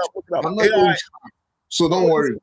No, but that's what he's saying. It's stagnated. They haven't made those discoveries yet. They have not. What we're looking for now, it's the particle of gravity. If the concept, I forgot the name. They're trying to find the gravity. That's perfect. Well, let me even shock you. There's another one too, which is in the line of theory of relativity, which has to do with tachyons. In fact, a lecturer was speaking about tachyons, which is faster than the speed of light. But I know that there's nothing on this planet that will be faster than the speed of light. That's something in the spiritual realm. So when they were talking about that, I was just laughing at them. Right. Well said. You see, if I may again, wait. If I may again, it seems to me that both Jefferson and now Ezra, right there. Don't summarize. It seems to me that both of you are coming from a very scientific point of view, which is good, and I like understanding. But Jefferson is adding a spiritual aspect. He is indeed. Wait, yes, he is indeed, and that's why I agree with his last point, because I would come at this from understanding of science, best of my understanding. And then I can't leave the spiritual world because of what I have seen in my life, where what God has put down. Which God? Science discovers. God Almighty. And that's how it works, because everything is already set. So science has made vast improvements for us as human beings, but it's done nothing in terms of telling us who put the science there, and how that science applies, and how little we still know about science, the scientific world. As how but if science wait, let me just land. Okay. You see me, I'm quite quiet at a time because I'm listening. Conversation. What I'm trying to put to us is that, again, if we understand who we are as human beings, that we have fallacies, foibles, personalities, strengths and weaknesses, and we understand ourselves like this, and then we understand that there are aspects of us, and these aspects are quite interesting with our mind. Sometimes you could be thinking, and you're thinking against yourself, but you're thinking almost against, if you're thinking clearly and objectively, you're thinking almost against something else. And you have to wonder what that something else is, if you're a thinker. So, in going into these realms of of us as humans that we are. We understand that we have a physical body, an active mind, and if we thought further, we have an active spirit. That spirit does so many things in our life that we should understand that it's with us. It gets us up in the morning. It allows us to feel. It allows us to feel before we know. It allows us so many activities. If we are people who put ourselves and our spirit as one. Now, when I know that this is what I contain, this is what I contain as an individual. When they now start speaking to me about AI and where it can take us, my thoughts, I'm afraid, go to the point that this is what I've been having a conversation with all my life. And they are trying to replicate it in the physical. And in this replication, I can see so many fears and suspicions that I have as a spirit being. So when I look what Also, the remember let me even add to what this guy said. Remember the blacksmith. Saying, Wait, hold on. The blacksmith. What the Jude? Hold on. When we invented cars, the blacksmiths didn't like that because it ran them out. It destroyed their business, right? So, fearing new technologies and new innovations. No. You see, that's not the argument I'm having here. I'm not having that. I'm not having that argument here. That's not what I'm saying. I understand all of that history. Wait. All I'm trying to put to you. Jaguar allowed Jefferson to say something. I think he wanted to say something. I did for a while, and then my man was going to take over. Allow me to land, please. He's going to come back. Let him just finish. Jefferson, say what you want to say. Interrupt you, but it's in line to what you are saying. Please forgive me and give me a split seconds. Have we actually wondered while a society, maybe in Switzerland, will actually take so much time and energy and resources to build a collider, high-speed collider, dig up Earth in you're not even talking in small, maybe we're not even talking in miniature scale, kilometer of landmass of collider to replicate the Big Bang. The God particle. We were. Though scientifically, it is a good venture that they are trying to discover particles.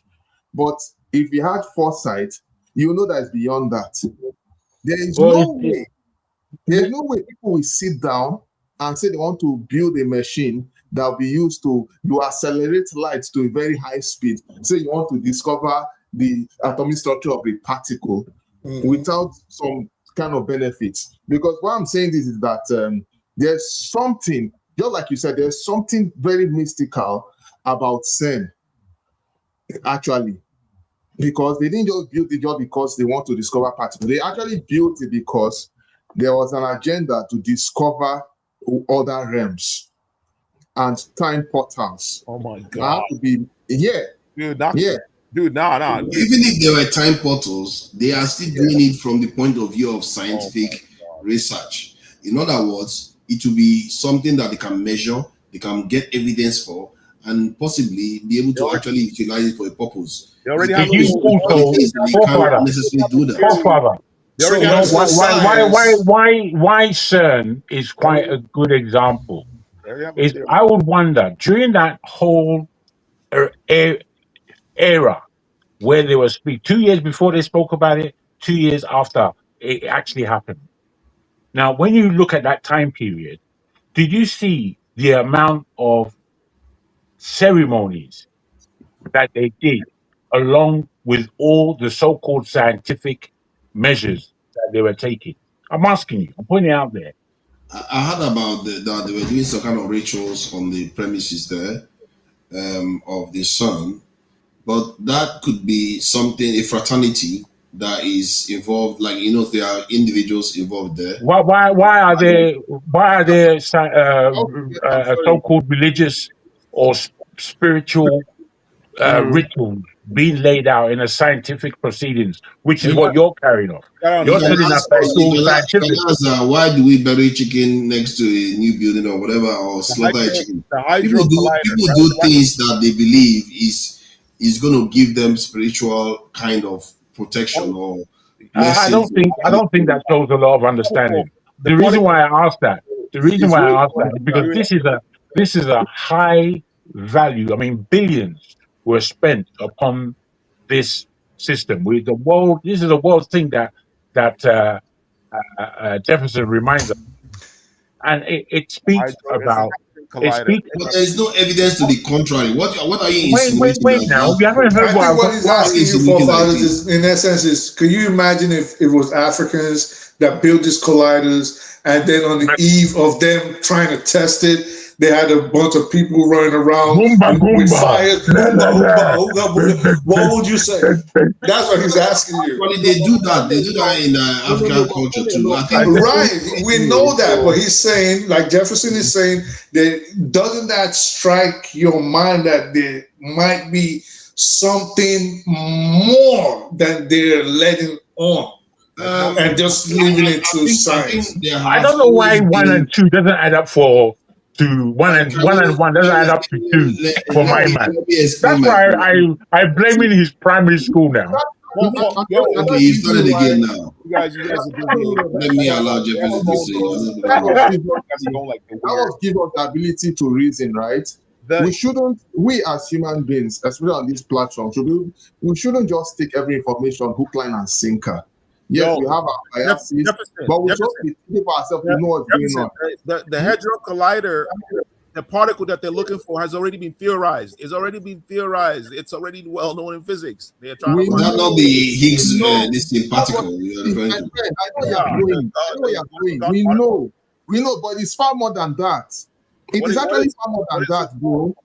What is it? What else? What is it? No, what else? if I talk about that one, me, I've said this before. I'm not sure whether because they are looking for more stuff makes much of a difference. It's just like they are looking for the Higgs particle. If they are looking for dark matter, what does it matter? They are still looking for something more. Excuse me, nobody will take their time to dig up that large space just to discover a tiny particle. Oh my God! Hold on. Did you hear what he just said? Hold on, calm down, please. Did he just say just to discover a tiny particle? That tiny particle is what created the nuclear weapons. That tiny particle, when they discover it, could revolutionize transportation, could revolutionize so many different things. So even our understanding of the universe. It could be another form of energy. It could be another form of particles anyway. You think the thing about tiny particles is that the smaller they are, the more consequential they are actually, because it means that they are everywhere. There are so many, because the amount of particles in your hair follicle, one hair follicle alone, is billions or maybe even trillions. So for them to go even below that, to go and investigate what is beneath that, it tells that thing is very, very important to our very reality itself. So I'm not sure it's different from science. And the practices that they are doing, it just shows that they are still human beings that still have remnants of our old ways. What's already there. You see, the thing is, humanity, they are always studying and always discovering. But obviously, everything is always with us. And then make it simple for you. Even the words that come out of our words are far more powerful than all the bullshit that we're doing today. Sorry, I don't mean to be vulgar. I like metaphysics. I think the thing about these people, they do what they call metaphysics. Have you ever heard of metaphysics? Than every single thing that we're doing today. They're not the digging, they're not the boo and everything. It's the words. Words are powerful. Yo, Jefferson, listen, now, if you speak evil, your pessimism is why Africa cannot make strides. Wait, let Jefferson finish. He's about to say something very profound about the water speaking to water. We always have this suspicion. We always have this suspicion, like when we look at science. Please hold on, please. If you speak life to water, if you speak good words to water in one cup, call that cup A. Put it in one place. Speak very vulgar words. Harsh, mean, wicked words to water. And do your scientific checks, like do an extra. No, they actually did the calculation on the waves and how the waters move and how they react. Exactly. And then the ones that were spoken to with nice, gentle, kind words reacted calmly. And then the ones that were spoken to with very harsh words were like very turbulent, nothing moving them. The color of the water changed. Hold on, Jefferson. The color water changed. Yeah, there you go. The color changed too. Jefferson, Right. can you replicate? Jefferson, no, listen. Calm down. Jefferson, Calm down first. No, you calm down first. You calm down. Can you Do you know what that means? Can you replicate that? And know what that means? Replicate that and bring it next week and show us. Replicate what you just claimed right now. That It's not it's going to affect the water. Replicate it. Go find it on No, it was YouTube. a scientific. It was a scientific study. Actually, Go you can find check it. it online. It was a Japanese man that did it first. It was a Japanese Can I just man. add to this? See, the problem I have with this whole conversation is that somebody will come back and say, "Oh, the other day I saw a dead body, somebody that has died, and he was walking around in the shadow, then he vanished." Okay, fine. You say why you sliding KJ? You sliding KJ. No, let's not go there. Or you say that somebody prayed for water and they reacted differently. Maybe that is true. What you say? No, hold on. Hold on. I'm trying to make a point here.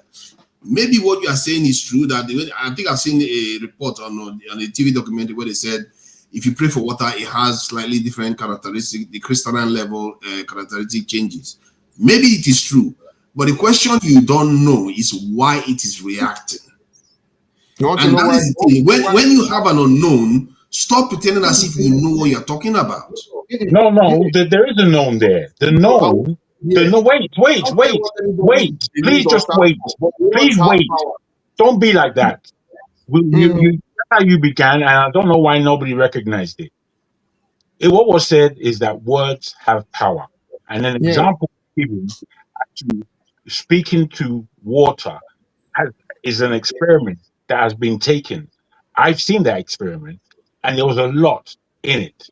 And what it tells us is that there is something to do with the human voice in terms of its vibrations and what it's actually communicating, that it communicates, not just in terms of language and words, but in vibrations. And these vibrations suggest that the vibrations upon the water has an effect.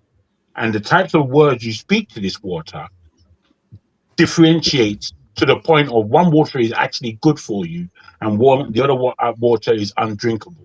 Now, this is quite a deep experiment. It wasn't a fling away somebody back down. These are serious, well-founded.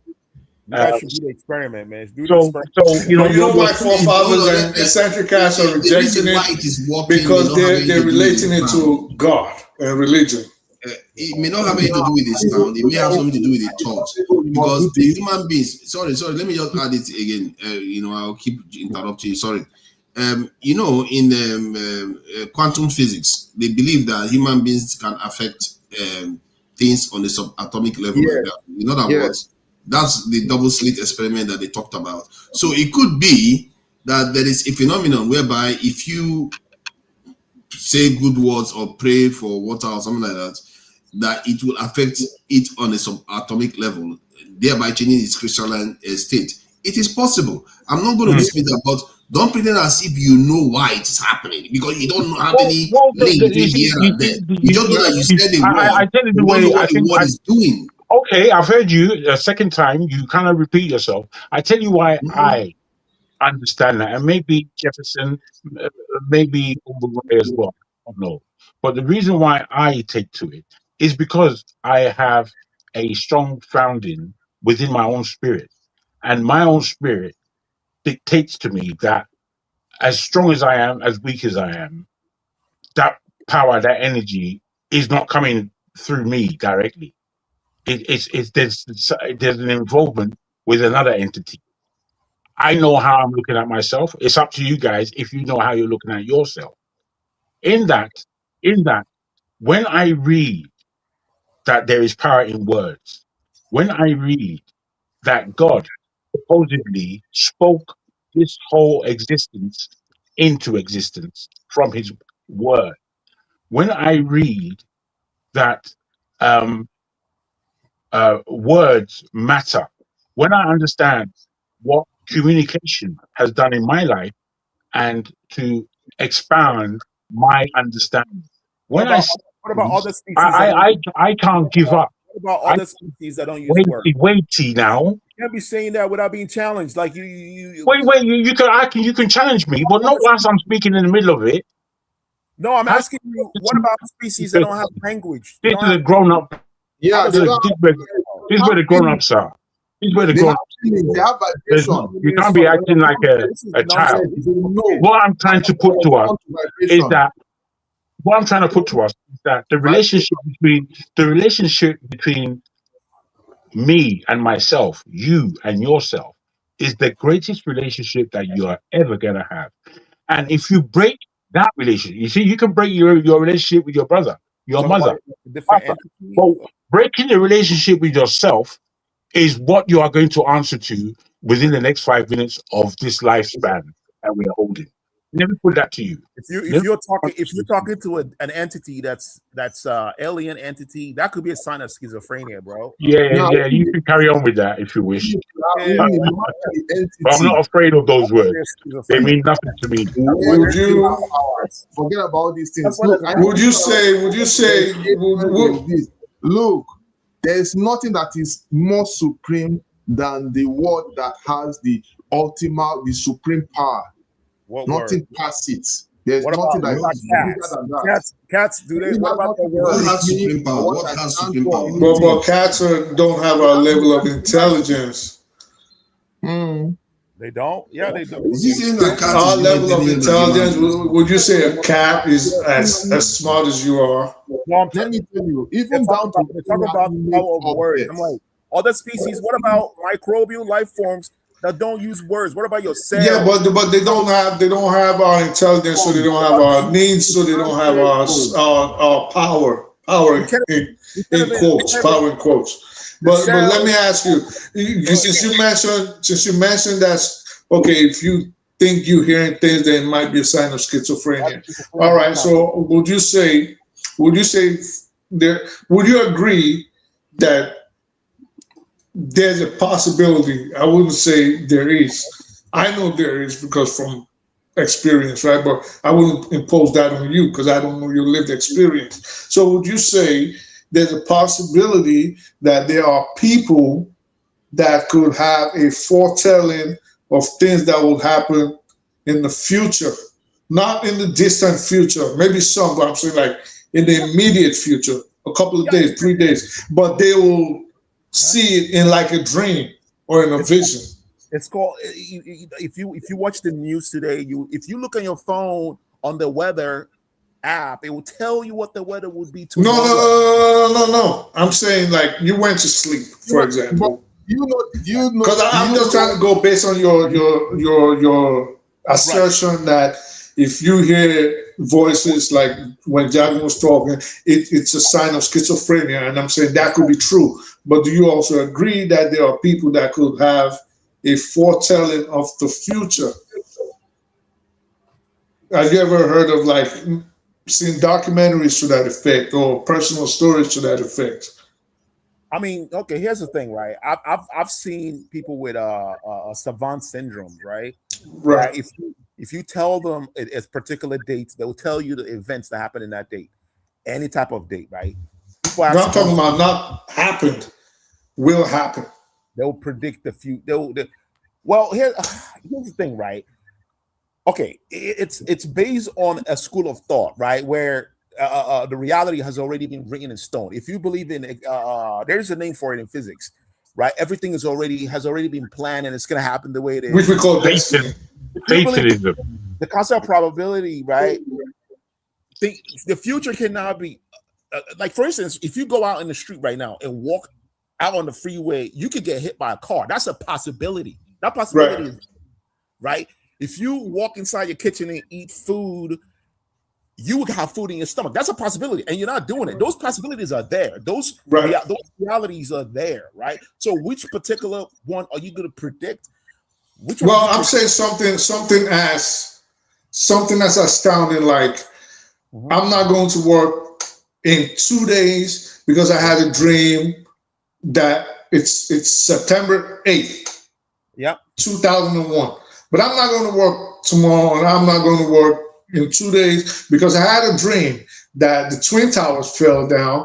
And while I was running out of the building, I looked on the calendar and I saw it was September 11th. And I had this dream on September 8th. I'm just making that up, of course. Yeah. So I'm saying it's that kind of possibility. Do you think it is possible for people to have a premonition that something will happen in the future, and it does happen? Listen, okay. Here, hold on, let me ask you. There's a guy called Jules Vaughn, right? Jules Vaughn wrote, he writes like fictional novels, right? Most of the things that he wrote about, like technologies that he wrote about in the 1800s, those technologies are we have it right now, right? So, what I've always told people is that writers, people that write, actually predicts the future, right? Better than like, you know, the so-called prophets.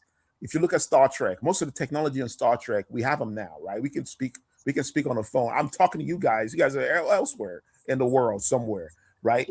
These are the things that people talk about when they talk about in the Quran. A lot of things that they predicted 1400 years ago just happening now. Right. We draw inspiration. You would say that it's more like crossing the line. Oh my God! I won't do that if I were you, because dude, what are you talking? Are you trying to interject? Yes, okay, I have to, because that is not right. You said that people were able to see the future better than what the prophets. Are you kidding me? Not what I said. That's not what I said. You got to listen first. I said the writers, people that write. No, he said writers. He was just comparing. He didn't say they see it better. Exactly. People that write fictional novels. Listen, let me explain what I said. People that write fictional novels, people that write scientific fictions, they actually predict future better than any prophet. Like, you go read your Bible. You said what he's arguing against. Go read your Revelation. All the crap they talk about. That's what I thought he meant. Moses was on earth. They couldn't predict. They couldn't predict the car. Scientific minds during their time. Listen, man, let me talk. No, they had scientific minds during their time, and they could not phantom the miracles and whatever.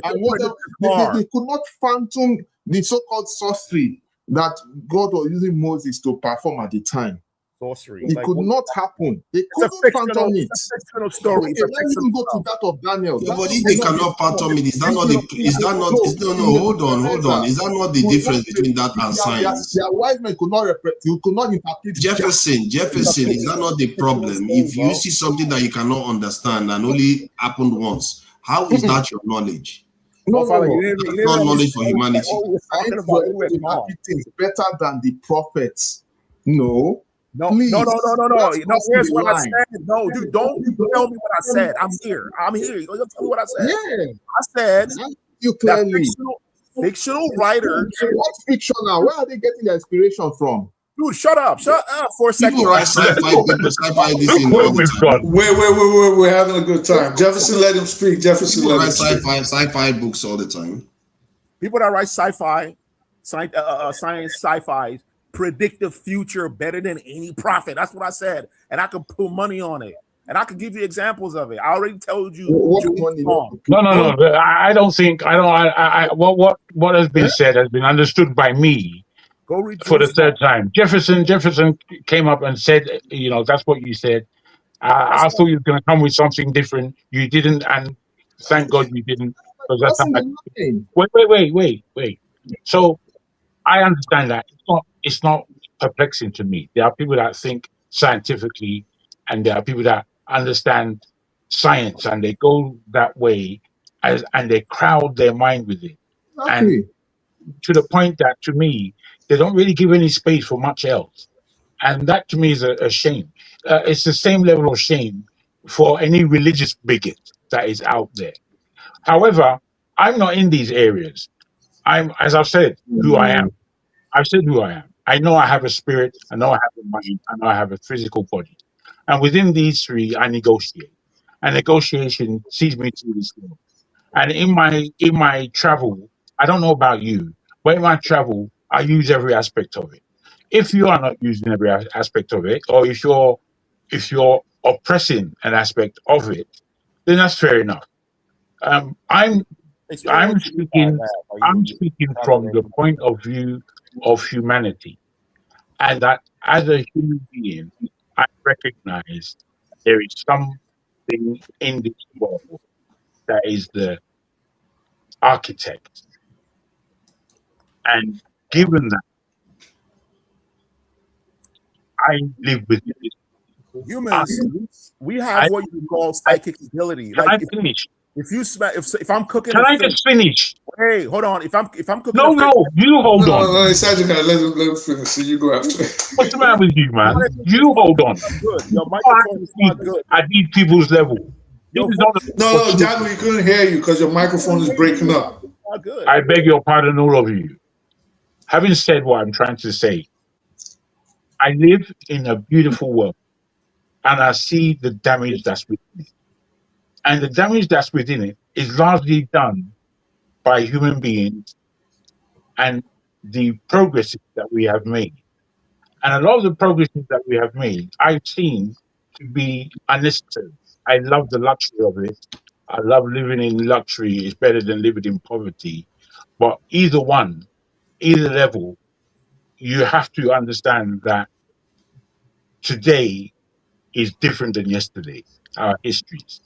And we have got to this point from so many levels of our progression. And we are going somewhere. And that's somewhere where we're going, it needs serious negotiation. And to take away an aspect of who you are, what you are gifted with, we have to remember scientifically as well, we only use about 5 to 10% of our brain. This is a deep thing. It means that even we may have in-depth knowledge that we have no knowledge of. We don't know what it is to be haven't fully utilized our human being, and we are creating something that could outperform us. And I feel that this needs a lot of questioning, a lot of negotiation, and not belittling and bigotry. Bigotry can come from anywhere. Don't think because you don't believe in God. I think you're confusing. Because you don't believe in God that you can't be a bigot. Django, I think you're confusing challenging. I'm confused. I think you're confusing challenging the method of ascertaining the truth of things for challenging the idea that is being postulated or proposed. Because in reality, that's the question. Because you can't just say, okay, I saw a light somewhere. But then you say, okay, that thing is divine or something. You don't know that because you have not really used any particular ways to know that thing. You just insinuated, you just made a leap. And that is the problem with I don't think that's what I've only spoken from a humanistic point of view. I've spoken from a humanistic I've spoken from a humanistic point of view and told you the faculties of the human body. No, you said you have a body, you have a soul, you have this. You don't know any of those. You just think you do, but you don't. It's not according to you, because you haven't looked into. Well, you know what? You can't. Your body. Unfortunately, what you're saying, you can't tell me. As I said, whether or not you have a relationship with your own being. That's what I spoke about. A relationship with your own being. To the point that this is what I see. And if in myself, when we look at each other as beings, you have missed out a whole side of your own being, that's not my fault. I'm telling you what I recognize within myself. I haven't missed out anything. You must have. You must have. What you are perceiving, I have no. I have similar perception. How do you come to that conclusion? No, you are reaching a conclusion that you don't have a right to reach, even because you're just what do you mean? Just groping in that. You are just saying. No, what do you mean? Tell me what you mean. Let me ask you. What does that spiritual being represent? What is that spiritual being that you say? I told you that this is what it represents. It represents me when I wake up in the morning. It's not my flesh that is waking up. It's my spirit that wakes up, and that wakes me up. That's every morning. I don't know if you understand that, forefather. You see, when you die, your flesh is still there. Nothing inside it. I don't know if you've seen a dead body before, but what you know is that person in that dead body is no longer there. He has gone. What do you mean, how do I know that? because I can see. I mean, how do you know the person is gone? I can see his flesh, and I can't see him. Okay, now let me give you a concept now that you have to understand the reality. What you're running away from is that you have a lack of understanding on these things. I hear what you are saying, but hear me out. What I'm trying to tell you here. If you have, let's say, a radio cassette player, you decide to take it apart into its components. What is that? Where is that radio cassette anymore? The radio cassette player was there, but when you take it apart, it becomes something else, isn't it? That is the point. Life is telling you what it is. No, let me keep on with forefather for a minute. Hold on. Because remember, what you are describing is an actually abstract thing. Because that radio cassette, you gave it a name. The parts and everything coming together is now a radio cassette player with a cassette. You see, unfortunately, hold on. Listen. If you are listening, you are going to understand. If you have that radio cassette player, everything coming together, if you take it apart, where is that radio cassette player? Has it gone into heaven? You assuming, you are making a leap and saying that radio cassette player had a spirit and is gone to heaven. Okay, can I come back to you? I think that is. No, leave him, please. No, that is exactly you are confusing material things. No. You're speaking on something invisible that you cannot see. No. You're speaking on, but you've proven nothing. Unfortunately, wait, Jefferson, can you hold on? Unfortunately, you have compared a human being to a man-made radio. Immediately start. No, you didn't do that. A completely odd position. Now I'm comparing material to material things. I still material thing. I still allowed you to finish your argument, which I say is nothing. It's a nothing argument. But I listened where I knew where you were going, and I knew again where you were going was not to the level that I'm speaking. When I'm speaking to you about a human being. I'm speaking to you about the sanctity of the human being, and what I've seen science do. What is the sanctity? What is the sanctity of the human being? Why don't you understand language? It's English I'm speaking. I want to know sanctity. What do you mean by that? What I mean is that the flesh, the mind, and the spirit of a human cannot be compared to a radio. Firstly. Exactly. By what standard? Where did you get that from? Because that's the comparison that you offered. Like everything else. That's the comparison that you offered. That's the comparison. But all the examples you've seen in this world, what you're doing. You get confused. And you decide to give one a special name. Okay.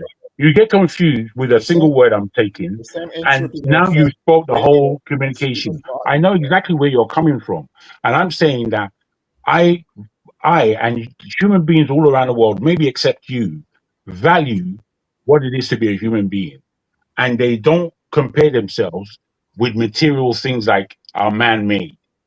In that, I don't know, but I actually value human beings more. You are the one. Let me finish, forefather. You got to let me finish before you just become incensed over every little word. I'm not being incensed. I'm just saying you're incensed. I'm trying to flesh out. We can't create 10 arguments out. It has no bearing in reality. We cannot create. You use sanctity. You use all kinds of stuff to decide things. You are using it to. It's unfortunate. What you are doing, you are spiking the idea by calling it sanctity that is separate. You're still arguing. You're still arguing over a word that I've explained, and I've given you the visceral understanding that this cup and me are not to be compared. How can it be the same? This cup is man-made, just like the radio that you speak about, and in that it's a thing. Well, I'm not every animal, every living thing has I've given you even a more deeper way of understanding. Let's go deeper. Every living thing has spirit. Let's start from there. Like this kind of thing, but unfortunately, you're not listening to the argument. I'm asking a straight question. Every living thing has spirit. No, I didn't hear what you said. But you said a cup is not a living thing. I didn't hear. I want to use your own word, your standard. If you say a cup is not a living thing, then are you saying all living thing has spirit? As far as I'm concerned, as a living thing Every living thing has a spirit, including the plant. No. They have something sensuous.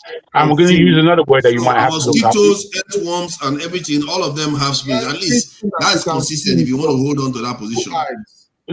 Everything has a meaning that is living. Everything that two eyes. You see, unfortunately, you just scribbled everything that we're trying to put on the table. We've run away from the central argument. The central argument is do you have a spirit and do you know what that means? And you're asking me to explain what it is to be a spirit. What do you mean by spirit? What do you mean by spirit? And I'm telling you, I'm giving you words like sanctity.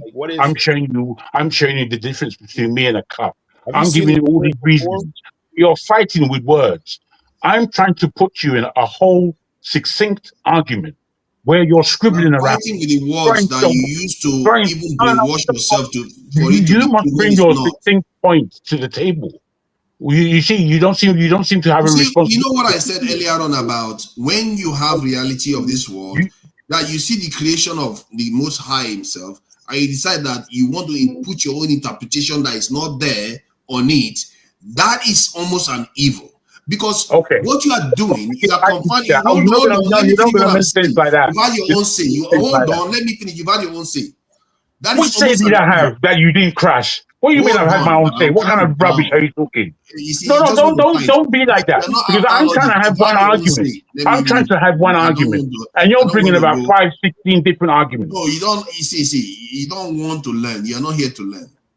You're just here to argue for the argument's sake and insult. That's why you turn off my camera. That's why you turn off my team. No, because you don't even see the now. Let me finish my point. You will speak. Okay, let me finish my point. You are definitely allowed to speak. You don't see the fairness in me and you just talking. I'm not stopping you from talking. I'm saying, let me finish you're using power on top. You see, now he doesn't want to go into the actual discussion. No, on top of the... Let's go into the discussion itself. Let's go into the discussion. Put him in backstage. Why are you trying to unmute yourself? Put him in backstage. I can be quiet, but you're a lousy host. Okay, be quiet then. Be quiet. Let me just make my point. Then you can go ahead and speak. See, my own point is that in life itself, it's almost an evil when you see the Creator's work and you decide to add your own meaning. I think I remember in the Bible they say don't add meaning to anything. Stop adding something that wasn't there. I don't prove it there. Because now you say a spirit disappears somewhere, you don't have any proof of it all. There's no measurement of it all. Is that not a little bit of madness? Tell me what that is. You are saying something somewhere. I tell you what is a madness. Hold on. Just because something is animated one moment and no, you see, you're not just speaking. You're not just speaking. You're stoning it with pricks. And then you come from the point you actually use with your own mouth and you say the most high. You said, not me. Yes. What do you think I mean by the most high? Okay. In you saying it now, that means that there are connotations. You don't just use the word if you don't understand the word. So in me understanding... No, I understand the word. You have not answered my question. What do you think I meant by the most high? Have you bothered to ask me that? Well, why should I ask you when you're using a commonality? These are commonalities. No, we have are you going to make new meaning? Are you going to new meaning out? Why are you even highlighting it? Because it's you're going to make new meaning out of old understandings, which is stretching words. Hold on. If you know the meaning, you tell me what you mean. You tell me what you mean. By the Most High is whatever is responsible for why we exist is the Most High.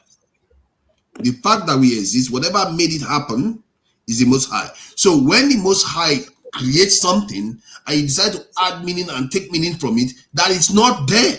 If he wanted you to see your spirit, he will give it to you to see. You just assume, you just made something up and say there's a spirit in this animate object that okay, let me ask you. No, it's a simple, straightforward question. The Most High that you are using as a word or a name or a verb, I don't know how you use it, but that Most High that you are speaking, have you seen him? I've seen his work or its work because we exist. Look at that. That is the most evidential thing you can ever say because we actually all that means. I tell you what that means. and you are holding the flag on one hand, take it away. You know that is against the rules. I know you exist because there's evidence that you exist. Okay. That is the work of let the me say this to you. If there's agreement between me and you, if there's agreement between me and you that there is something called the Most High, and that Most High is the progenitor of everything that exists between us and the mind that we've been given and why we've been given it, and the fact that we're going to ask questions and move on and improve and develop and all the rest of it. It means that you are arguing round and round and round. Because what I said, therefore, was straightforward.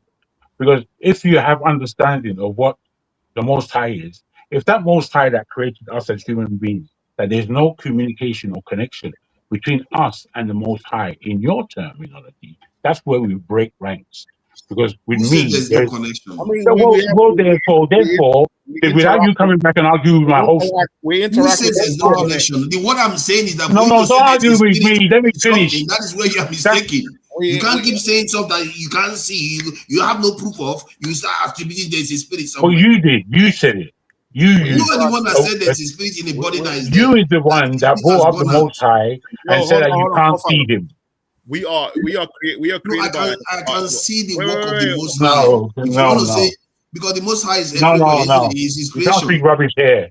What are you talking about? You can't speak rubbish here. We interact with nature. What is the rubbish? You are the one that said the rubbish is that you can't separate. You cannot separate the term that you use without provocation. You use the term Most High, and then at some point in your development of Most High, you break it to say that between me and the Most High there is nothing.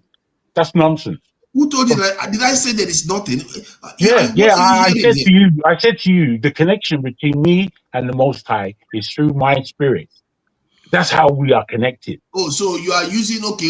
Now let me get what you are saying now. No, man. I tell you why you don't get what I'm saying. I tell you why you don't get what. You see, he doesn't want to be nailed down. You see, this is how jelly people behave. They don't want to be nailed down with their own logic. No. That's what just happened to you. That's what just happened to you. No, I'm saying. Let me finish. Let me finish him. Allow me to finish him. I will agree with you. Why would I run? Allow me to finish. I'm not ashamed to accept your argument. If it's I'm not. Allow me to finish. Yeah, go ahead. What I said about 15 minutes ago is just where you are now. I said that me and you, if we have an agreement on what the Most High is, that means there's no point of us arguing. But you are arguing, the fact that I use the word spirit, like it's out of this world. You don't know what it is. But you could use the word Most High. No, that's not common sense. It's not even the thinking of an invalid. It's the thinking of an invalid. Insult all you want. Insult all you want. It's the truth. Hold on. Because all the argument was for nothing. You see, they say what they say about the refugee or scoundrels or something. You just start insulting people. See, the point I'm making is that you argued. The original argument was that if a body that is animate in one moment becomes inanimate, the spirit has left. Then, by that standard, you're going to say anything that was animate in one moment, that is life, because you like to call it life. Then, if that thing becomes inanimate, then it's also the spirit has left the body. Then I said, because you don't have any proof of that thing that left the body, just like anything that you put together, if you disassemble it, it becomes something else. People transform all the time. Even the way you were born and the way you look today is not the same. You transform all the time, but yet you are still the same person. I didn't tell you that. I didn't tell you that transformation didn't take place. I described what death is away from life. Instead, spirit left. The spirit left. Yeah, which is called death. That's called death, as far as we're concerned. No, the spirit left. No. The transformation that may take place, I don't know about. I haven't been through that. But we have an understanding and a belief that transformation does take place. So again, you're arguing with me as though I'm a kid. We're not arguing. We're not kids. No. I'm not talking about you as a kid. I'm saying that the language you're using is what makes us believe in woo stuff. That doesn't. Okay, I don't think. You see, because 2026, people People in the time of BC, they knew what death was. They knew viscerally. People in Gaza today, they know viscerally what is death. For us to be arguing as though we don't understand what death is. You are the one that brought spirit into it. No. Then let me finish. Don't just bully. Don't just bully. Yeah. That's not how to have a communication. I'm communicating with you based on me trying to lend understanding to any conversation we have by giving us at least the fact that we are human beings and that humanity should keep us humble and not start guessing about what people say or understand. You're the one guessing. Based on our limited knowledge. Don't say that. I'm using these words. Let me, all right. Let me finish. I'm using all these words, my friend. So in me using these words, I'm putting to you that you don't argue for the sake of knowledge. Because if you did, you'd listen better. You just wait to hear whatever distracting you, and then you go upon it, which doesn't lend you the ears to listen to what's kind of put across. You're thinking that people are taking time. Have you considered that you are not as clever as you think? Because I cannot understand you. Oh, okay, fair enough. If you can understand, if you don't understand, because you are, if there's a grain of wisdom in what you are saying, I should have gotten it by now. Because you literally said, no, you don't get it because you don't listen well. Is what I'm saying. Jago, did he not say if an inanimate object becomes this thing, that's an animate object become inanimate? It means the spirit has left the body. Oh, my brother, those are the words that I used. I know you understand what death is, but you want to argue over terminology. Use another time to explain it to me. Let me just expand it. Let me expand. Tell me what you mean. What you're asking me before that? What is the spirit? Prove to me that there is a spirit, and I find that confounding. We all know when we speak about anything spiritual, we're speaking esoterically, which means that it is an invisible thing, an inanimate thing. And in that, we say, what is death? I have had a lot of friends, family, people that I know, and I've seen their dead body. And when I look upon their dead, I don't know if you've done this. When I look upon the dead body, you are using emotive language wait, let me override people's logical minds. Okay, let me keep going so you understand me. When I look at the dead body, I can see my friend, my partner, my family is no longer there. I remember who they were. I know who they are. And in them not being able to react to me, know that they have lived.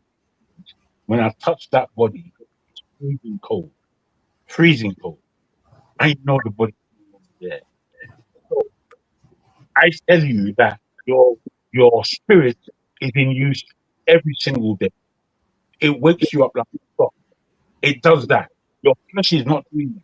Yes, your muscles support you and you're able to do that, but it is your spirit that activates you before your mind, before your flesh.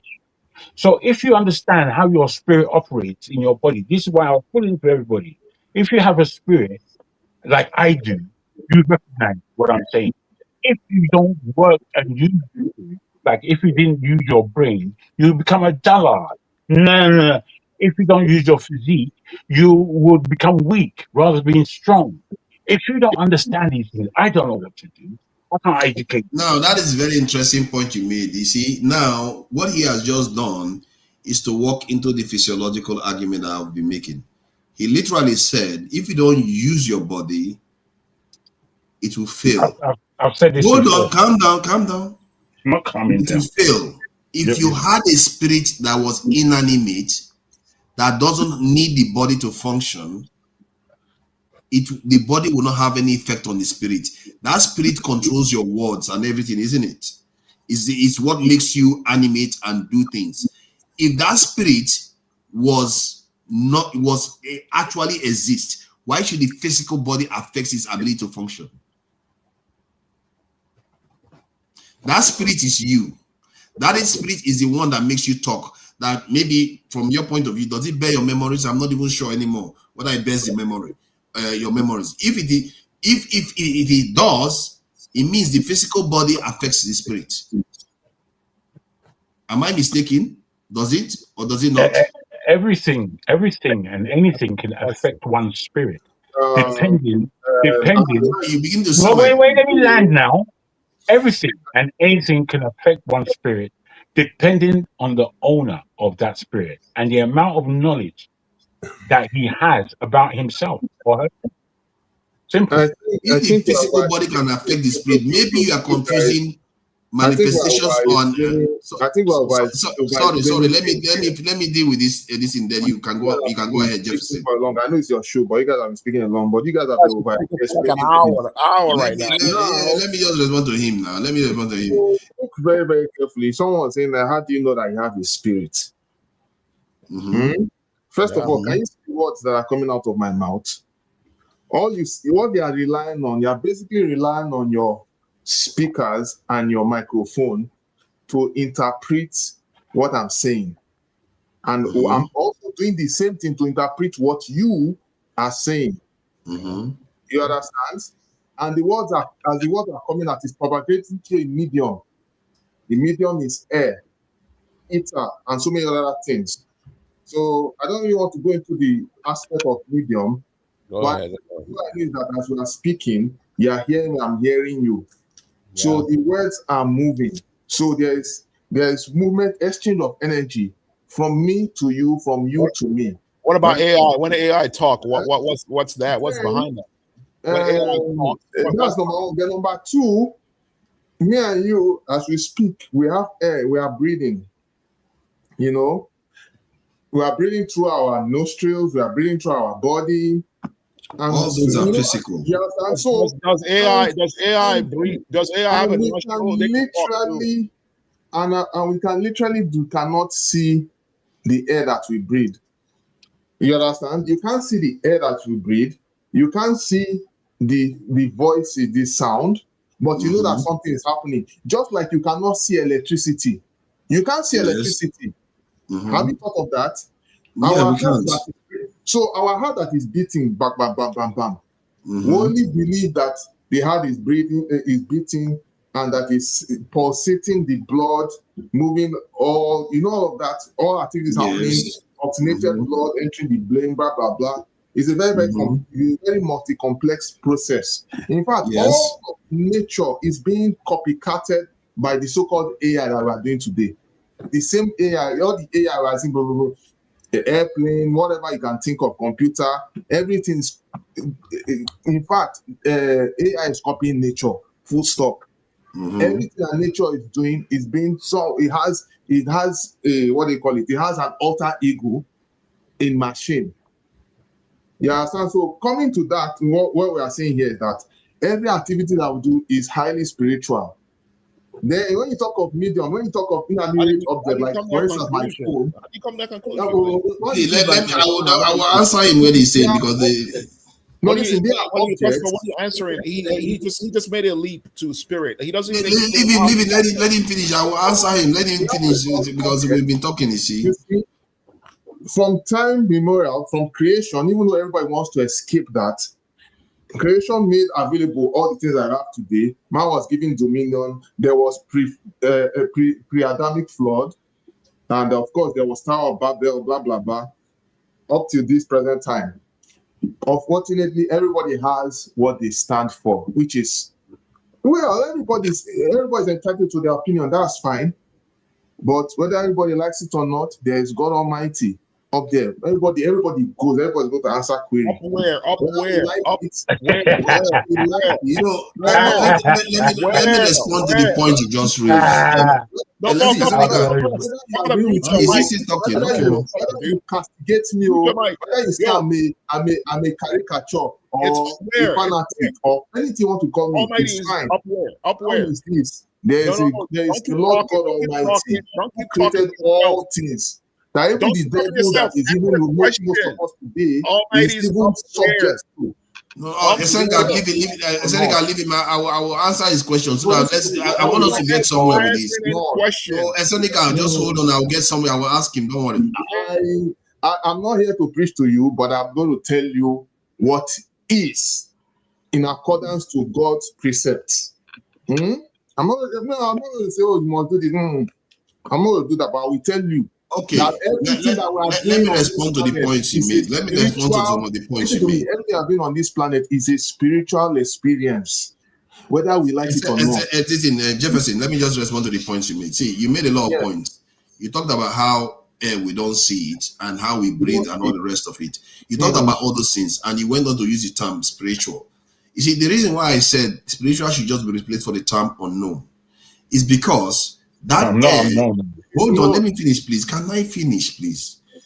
Because that air that we thought we understood before, there was a time we even described that there are 4 or 5 elements in nature where we say water, ice, stuff like that. But later on, they went and found out that there were elements in there. Then they discovered that the elements has atoms in there and electrons and protons and all the rest, neutrons. They discovered that one. Then they discovered that those particles also had other particles in them. So what the problem is that when we don't know details of things, we should make it clear that we don't. Instead of us to just pretend as if we say spirit, then we start asking, you know, the dangerous part. Hold on, let me finish. Don't interrupt me, please. I'll let him speak. You know the dangerous part? Oh my God, can you let me finish my point? Stop interrupting when you don't like what you're hearing. No, it's not that. Please finish. No, but it's only fair. Let Fofader speak. Please finish. I was talking about it, I don't like it. Whenever I'm trying to land my point, they start. We're having a nice conversation. But it's only fair. Let Fofader's land. Let me finish. I'll let him finish his point now. Jesus, look at how they just related the point I was making. Do you know where they actually make a catastrophic error? They start ascribing traits into what they call spirit, that they don't have a clue what it is.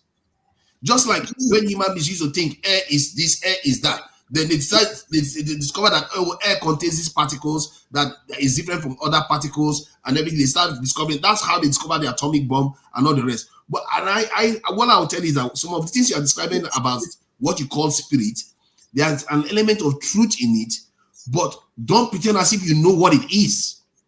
And this is what I don't like. They will start telling you it's God, is this, is that. No, that is not what it is. You don't know what you are talking about. And this is the problem. God created that thing. God created that thing for you to understand it, not for you to just start ascribing traits that are not there. That is not even being manifested. Forefather, can I answer you? Wait, Jefferson, do you mind? Do you mind if I come back? Dude, you've been talking for an hour. Chill out. It's true. Wait, but let Jago speak. Let's. You guys all have it interesting. Y'all gonna be talking. You're on the same side. You're on the same side with Forefather, so it's only fair let Jago speak, and then you go after, then we go around. But that's right. If you can accept those terms, I can accept those terms.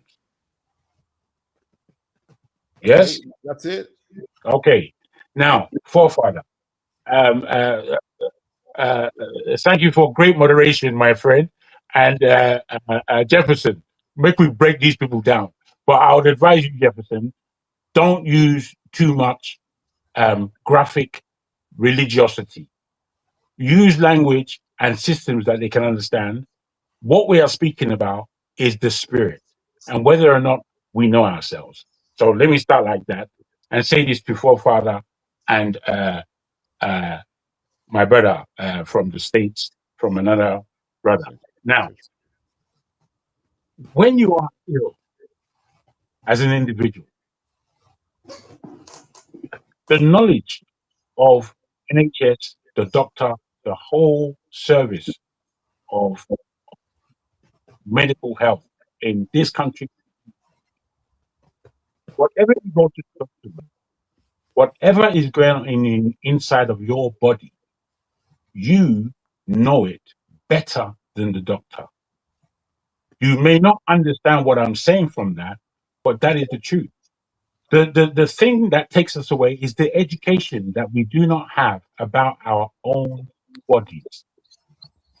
The better from youth, the autonomy of a human being, what I give my children, as I understand it. That's how they begin.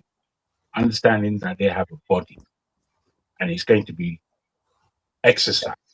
It's going to be put through things and you're going to fall and you would heal. Now, I tell you, when the questions that the doctors ask you, what they ask you is a roundabout questions that allows them to ascertain what medicine that the pharmaceutical companies say that this particular pain they can give you, but they do not feel what you're feeling. They do not really have an in-depth understanding of what you're going through as somebody who is ill. He who has that knowledge and experience and understanding is the person himself who is ill. Now, there are many who have gone to task and been able to heal themselves through all kinds of means. And I will put to you herbs and spices and other things that can be found in the forest. Now, when you have this understanding that human beings are like this on this earth, because sometimes it's as though we are so one-tracked in what we want to say, we are not given the expanse of what it is to be a human being and the magnificent gift that we have in our physiology, in our spirituality, and in our mentality. These things tell us in our lives that we can improve, but we also understand that history shows us that there are many times that we have gone backward. Now, when we look at it and we understand that some people scientifically put to us that we are actually living in a, what do they call it? In a programmable Simulation. A simulation, thank you. So this is what they put to us, that we as mere human beings should be able to understand that we don't understand anything. We could actually be in control. Now, this is a strange thing to put to the table, but we accept it and understand it in terms of where it might belong. Now, I put to you that whatever is going on in this planet, it seems to me that those who are calling themselves Egyptians had a sight more knowledge than we did. A sight more knowledge than we did. Wherever those human beings at the time, no matter how archaically 6,000 million years ago we believe it to be, when we look at their culture, it has been so written on the wall where we are today. For science that we want to speak about in the modern sense of the word, that we can see science was going on before. Science is not new thing. Science is not nothing to be afraid of. Because the human being would always eat the science at some level. Some cosmopolitical that is beyond our understanding for any time. And I believe that science puts us into a false sense of security that we as mere humans know what we're doing. And I put it to you that a lot of the science that we speak about comes from different realms. The actual understanding, it comes from different realms.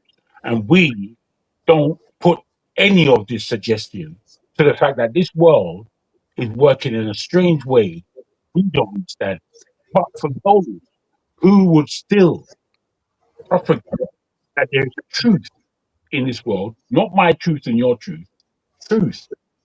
That is what I think the human pursuit should actually be. Because in that, all is encompassed. You people who say or belittle the fact that you don't know your own spirit, for me, it's fabulous. It's fabulous. But if you want to be in that way, being glimpsed, the Western lights, blind by the fact that you're in the West and your feet are not in the soil as remain. That is where fundamental. The mic is breaking up, right? All right, so eccentric as you wanted to push back. So my pushback is, I agree with Forefather, right? To Niger.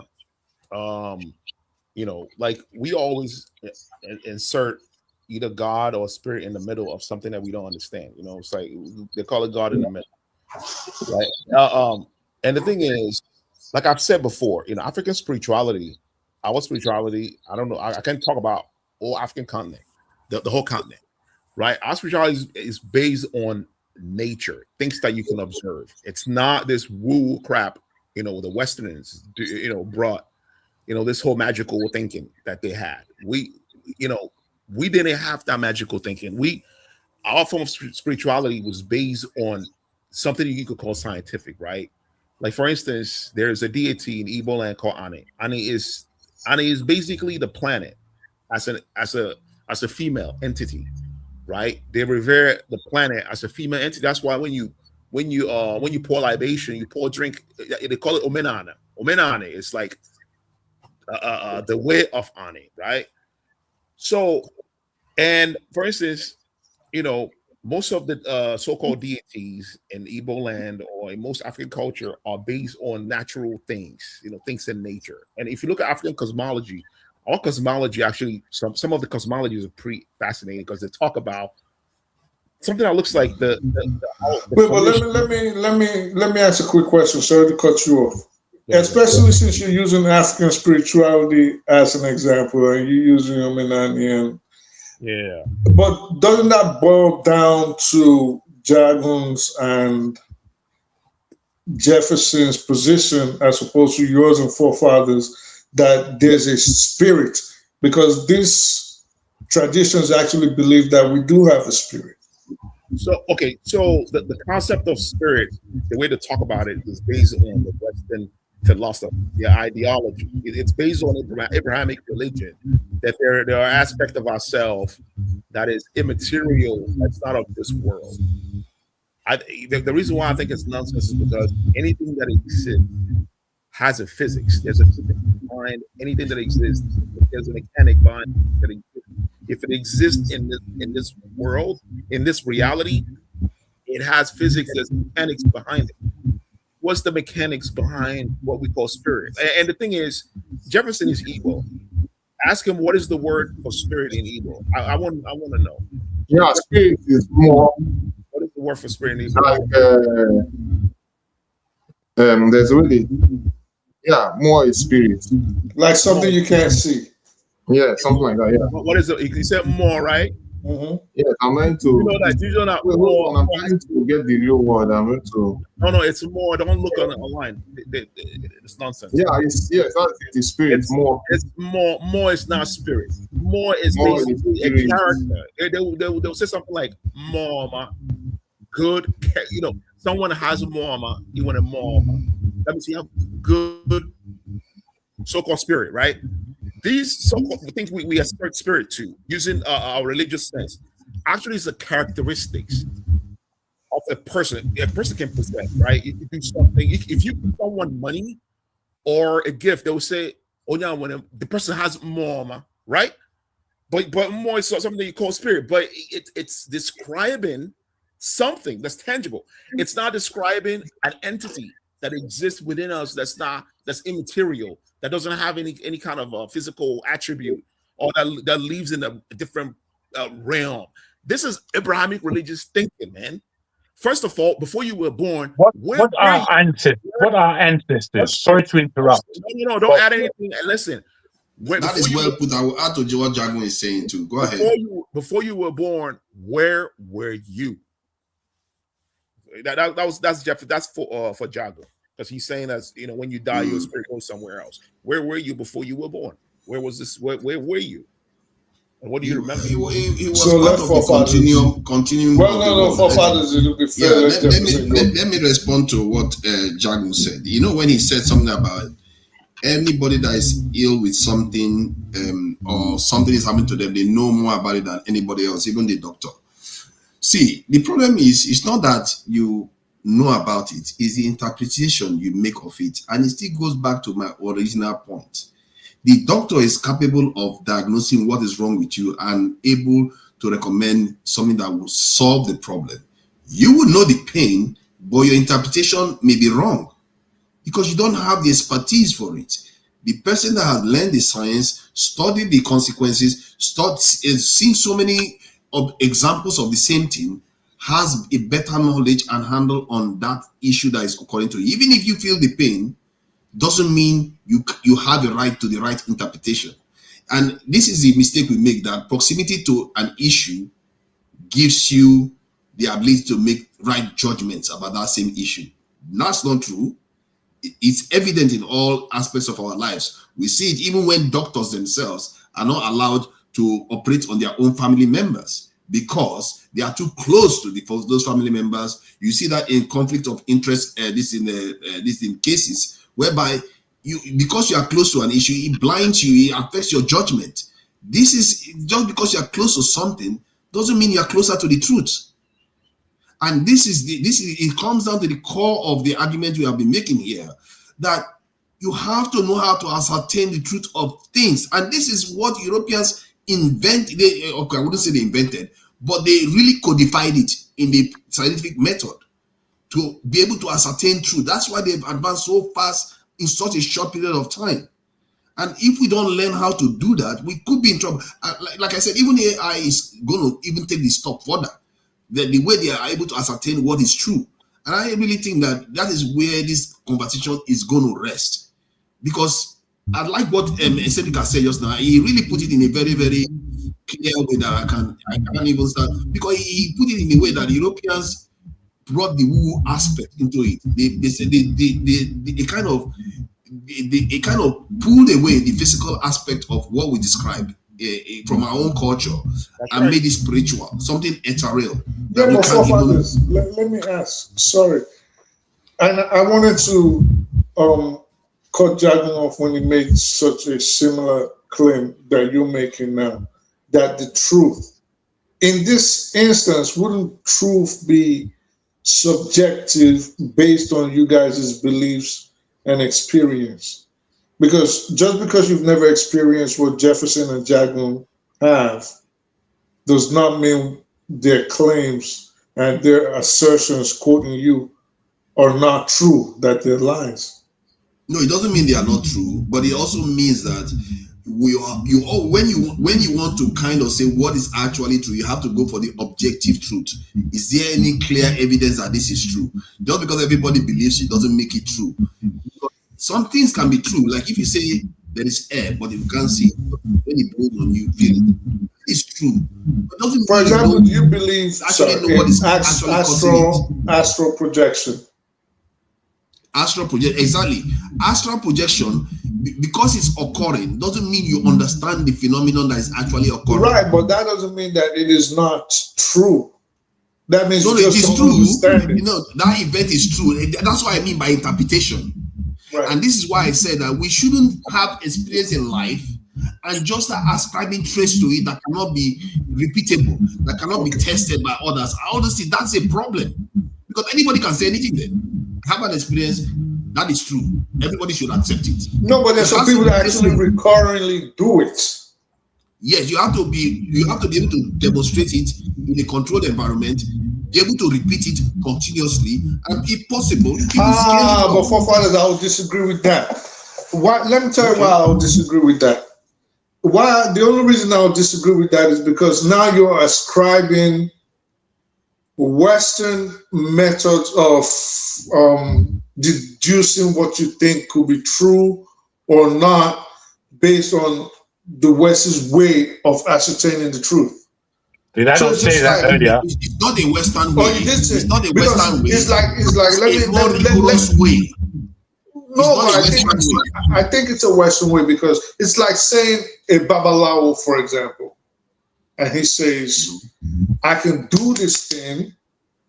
Let me give an example. I can make this person that you term as your enemy living 10,000 miles away. I can make him sick, or I can make him run mad, or I can make him do this, right?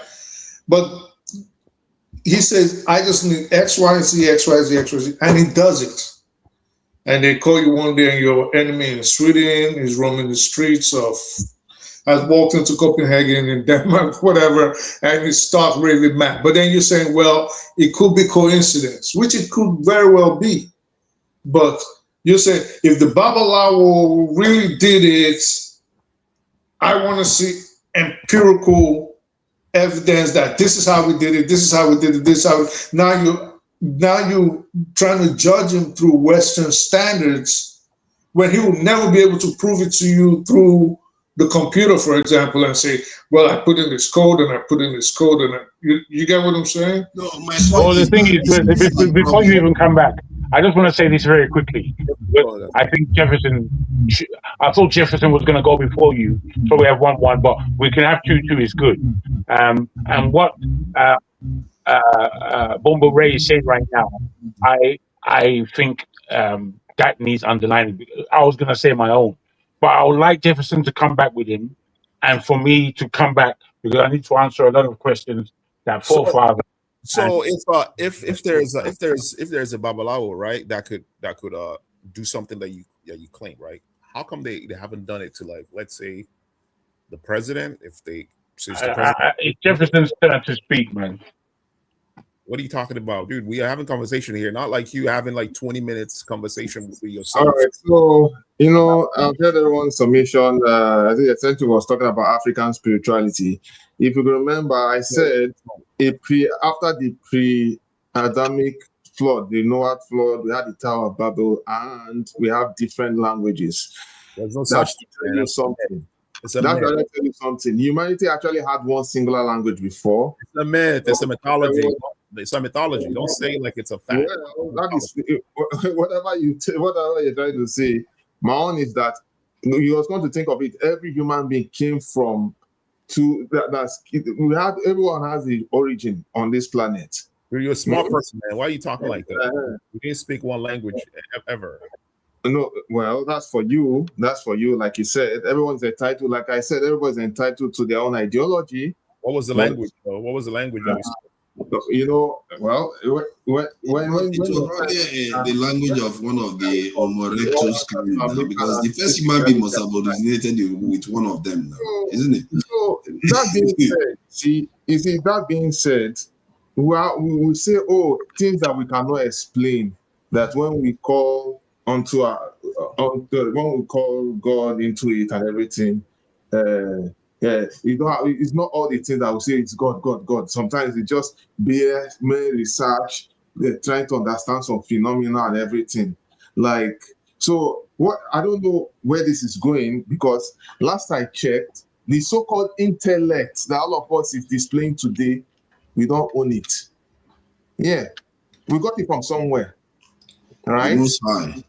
Yeah, God Almighty, whether we like it or not, whether I agree with it or not, whatever we are doing on this planet wasn't what we didn't just inherit. It was given to us.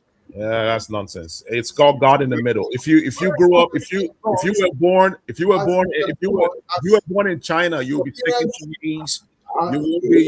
You will be. Sorry, I finish. I know I'm speaking nonsense. It's fine. It's your environment. You're programmed by your environment. Your environment conditions. Okay, I know I'm programmed, but your parents came together and gave birth to you. Except maybe there's another means they had sex and had me. Yes. And you think it was by chance that you're a Superman that you came into the planet, right? No, it's something happened. How many billion sperms are? How many billion sperms are in ejaculation? Let me finish. What makes you think you are so special? Or what makes you think I'm so special? Or any of us here is special? It could have been anybody else than 5 of us in this platform. Because last I checked, even when our parents made it and everything, there were billions of life force that interacted between our parents. You exist. And at the end of the day, fertilization happened, and we're all here today. You exist, therefore you are. For once. It's not. No. I'm trying to speak based on the so-called scientific, layman, humanistic point of view. But you're not speaking anything scientific right now. You're not. Right? Because people who are finding it difficult to have babies, to conceive. Okay. Do you know how much they spend to get the right life force from men, life force for women, for it to be fertilized and to have a fetus and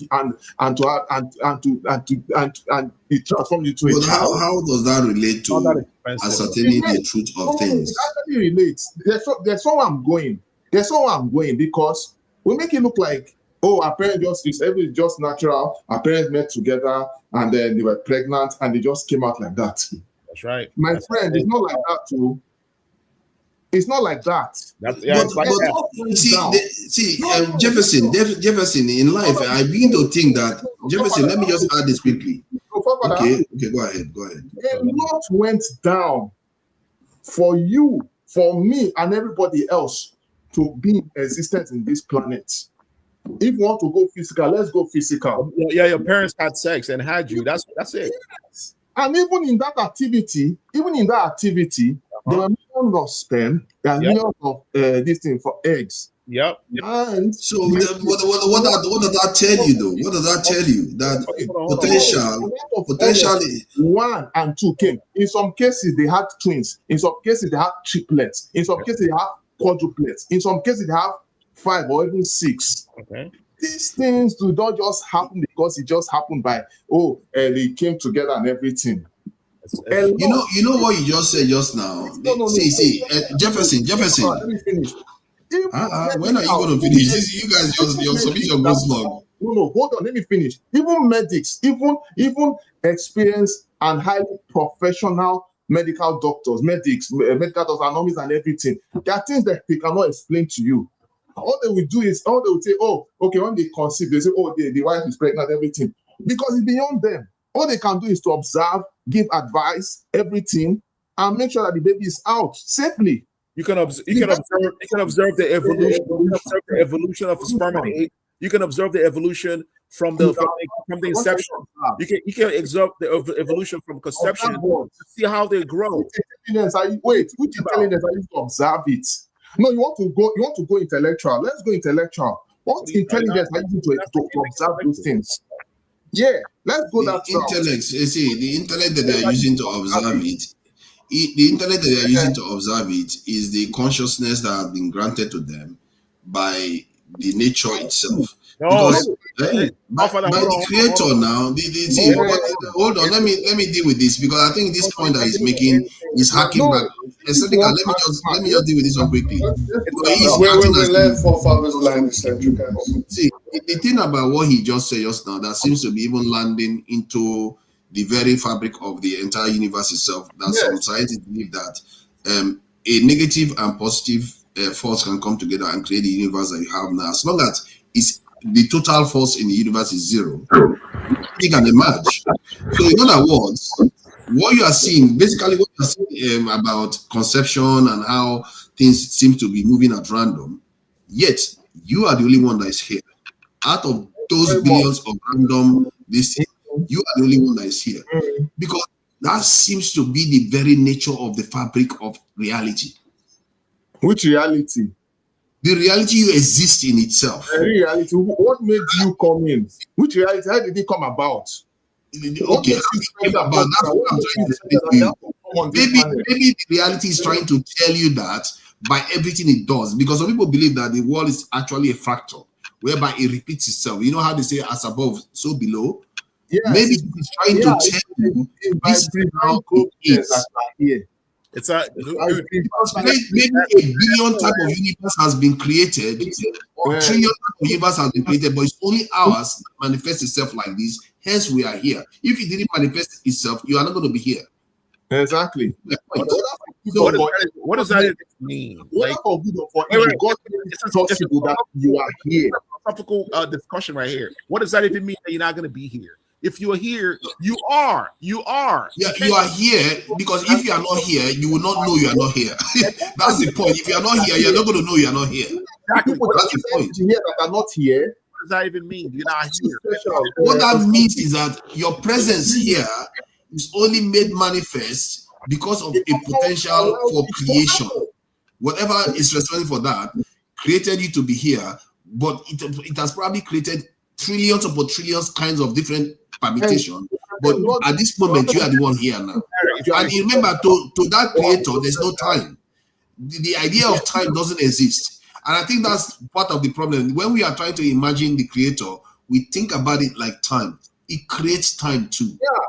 And you can it doesn't have time. Yeah, like people who attribute human essence. You never understand the creator because the creator is 1 billion steps ahead of us because we have been doing up and down, and yet humanity is still degrading. How about that? Think about it. Yeah, but because if you think think but, about but still, though, you guys are doing woo science. You are saying this exists when you should be saying you don't have a clue. What you are talking about? No, wait. You are doing woo science. When you watch, when you watch movies like Star Wars, like Star Trek, and all these things, you think it's with clear eye. They're trying to tell you something that they're trying to make something happen where humanity can disappear and appear. There are some things that, and these are things that we have been doing. No, listen, these are things we are so far doing a long time ago, and do far much more than that. Even our so-called line of sight, our line of sight is messed up right now. You can only see some certain. According to humanity, according to human nature, they say if you can see a certain distance, you have long sight, short sight, astigmatism, and all of that. When you try to see further, you sound like a native doctor. Okay, I should not insult a native doctor. You sound like a. I'm going somewhere. I should not insult a native doctor.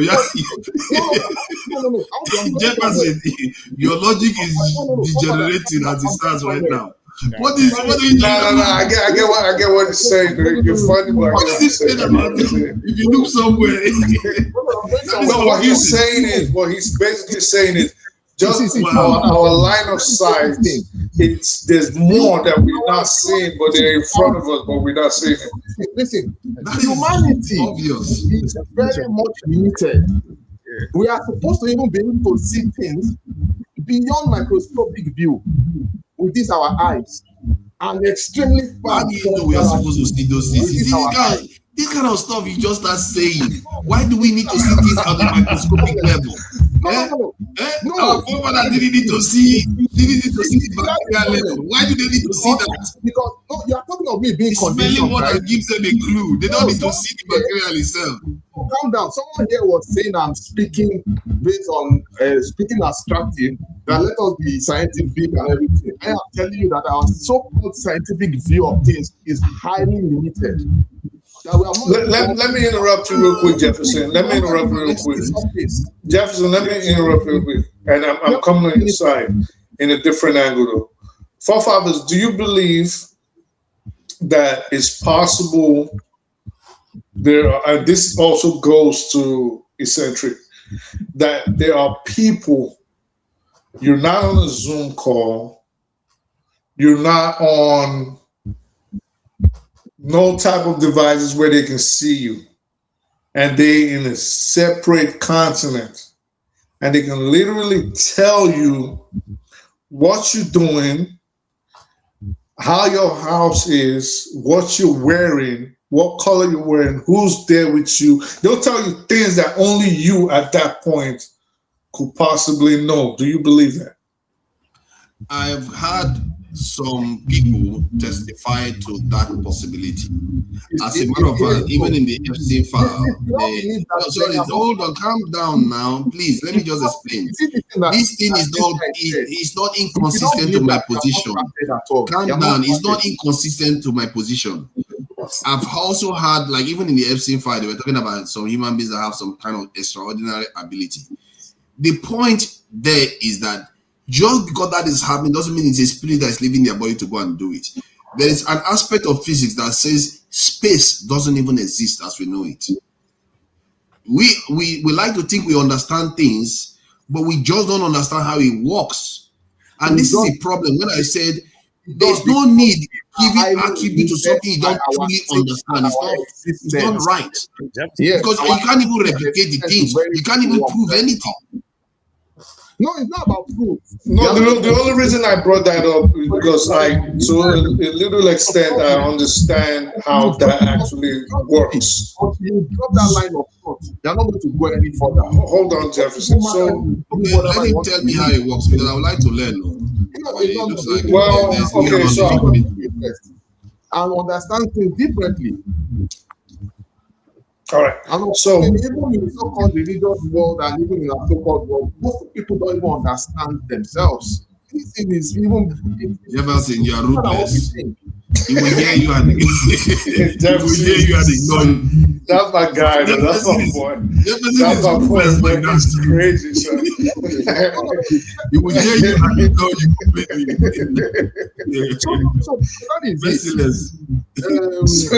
So the way it works, and I really usually don't like talking about this like this, but the way it works is they basically will send an entity that travels faster than the speed of light. And they've mentioned them, these entities, in the Quran, in the Bible. If African spirituality understands it, ancient spirituality understands them. Hindus, they have different ones. You know, but they're a different race like us, but we can't see them. We call them al-ghaib in Arabic. Also, did you know that if an entity can move as fast as the speed of light? No, I know. That's what I'm talking about, because this is real woo areas, right? But I'm telling you, I'm dead ass. I'm dead ass. No, I'm serious. I'm dead ass. So what they do is, I've seen it happen. So what they do is they inform that entity, and wherever they tell it to go, wherever, there's ways to repel them and they can't come around. They send it and it goes, and it'll be telling them where you are, what you're doing, what you're wearing.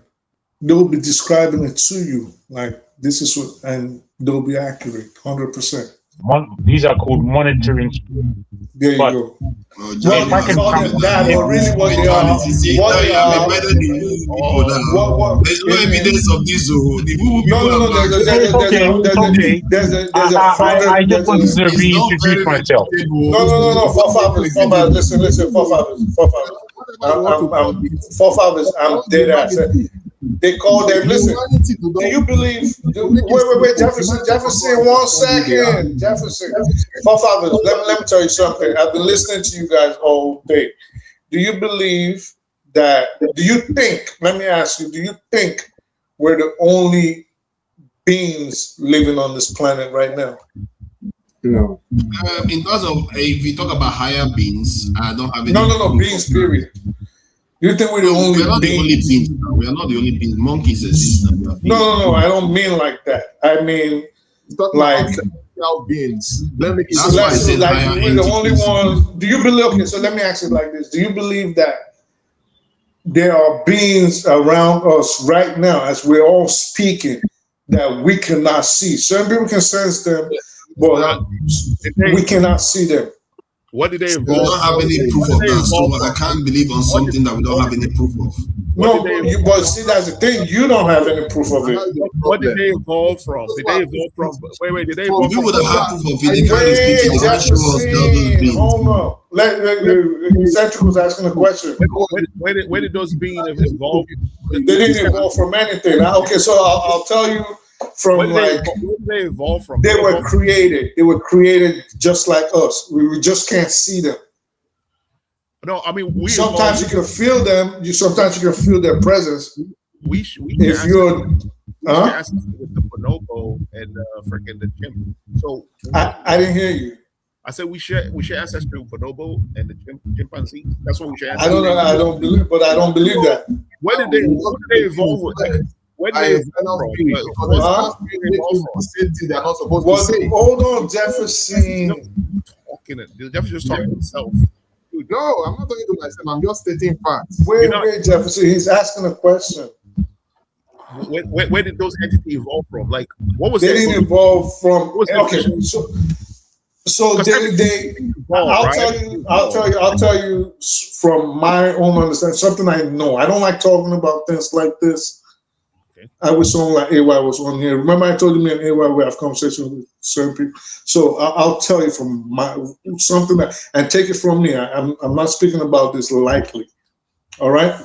So there actually are Africans are not stupid, and people that believe that there are things called spirits are not stupid. I'll take it from an Arabic point of view. And please, I'm happy most of us on here are not going to be on some. Oh, it's because you're Muslim. So please bear with me. There are indeed beings, sentient beings that we can, celestial, if you will, that we cannot see. There are ways to see them,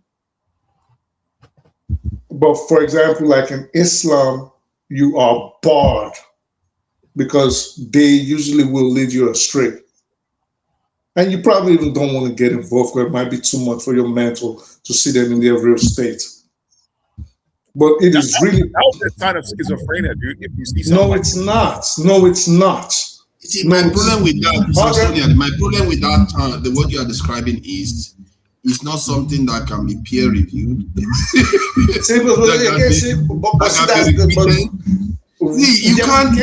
How can somebody just believe something? Okay, he hasn't gone anywhere. Hear me out. He hasn't gone to the place where you can have any understanding of what he said. I've been quiet, man. I've been quiet. You look like Moses. Anything I say regarding this, yeah, go ahead. Please believe me that I'm not talking from someone else's experience. When he's not saying please believe me, then if wait. No, hear me out. No, not true. Because if you notice, anytime we have this kind of conversations, if you notice, I'll tell you something now, and notice the next time we have it, AY will disappear. He will not try to, he'll talk a little bit and he'll run away. Who's AY? AY, man. Who the fuck is AY? What's the matter with you, man? But hear me out. I say that to say he doesn't want to have the conversation because he doesn't want to have this kind of criticisms. So he just is like he doesn't want to have the conversation just because he doesn't want to. That even makes it more problematic. See how we've gone elsewhere. He can argue about anything. If you said a cow jumped over a moon and you meant it in that aspect, my man will start arguing. A cow cannot jump over a moon. Let's argue about it. So our ancestors were not stupid. Our ancestors were not stupid. All right, and I'll tell you something. There's a reason. Hold on. One second. There's a reason some people, listen to me very, very well, this thing I'm about to tell you, especially in like African society, especially how effed up it is. There's a reason why some people will always reach financial success, and there's a reason why some people, no matter what effort they put in, they will never meet it. And now you can attribute that to the economic structure of the society, or education, or training, or lack of infrastructure. On the surface level, yeah, that might be true. On the surface level, but looking deeper, and I just use the economy as just one aspect, right? But my point is, if we shouldn't always set our standards to that of the Europeans. That's not what we have. Yeah, but that's what we're doing. That's not what we're doing. That's what we're doing, because I just mentioned something. I mentioned something earlier, right? He actually rejected a European narrative. No, hold on 1 second. So remember, I said something before while I was asking you guys questions, just to pique everybody's mindset. And I said the problem you're having with Jefferson and Jagun is that you're trying to put European limitations on African standards, or African standards on European limitations. That's wrong. But that was what you guys were trying to do. Now, the moment I started mentioning, is it possible for XYZ to happen while you're miles away? Forefathers is asking, well, can you peer review it? And then you say, well, you know that's schizophrenia, right? Like, you see what I'm saying? So we have in Nigeria. Yeah, because the reason why he's saying that because he's skeptical of the position that people can actually see that in a concrete way. Guys, I beg you a little squeeze of the time. I beg you a little squeeze of the time. I haven't spoken in an awfully long time. I thought I was going to follow Jefferson as you two had already spoken, and I want to follow on from what's actually been said by our brother Boom Boom Ray. That's why I want to talk about the influence. Wait, guys, please allow my time. What it is. I put to Forefather at the head of this communication that he is speaking from a Anglo-Saxon, Anglo-centric point of view, speaking like a white man, he's speaking like a black man, saying that a white man's thing is always better. Now, I meant that slightly tongue-in-cheek, obviously, but it seems to me that it's been underlined just now by... We don't have empirical reason. We haven't landed. That's the white man stuff. We don't have empirical... Yeah, I haven't landed. I'm saying, this is my point of view. What you're saying is not my point of view.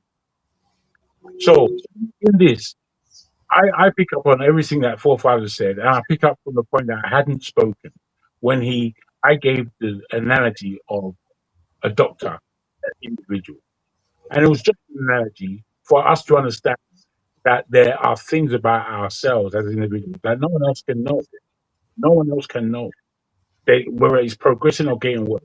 At times, if we are not looking after ourselves or connected to ourselves, we won't know. I'm not saying that there's no ignorance in it. There are things that happen in my car. Wait, I haven't finished yet.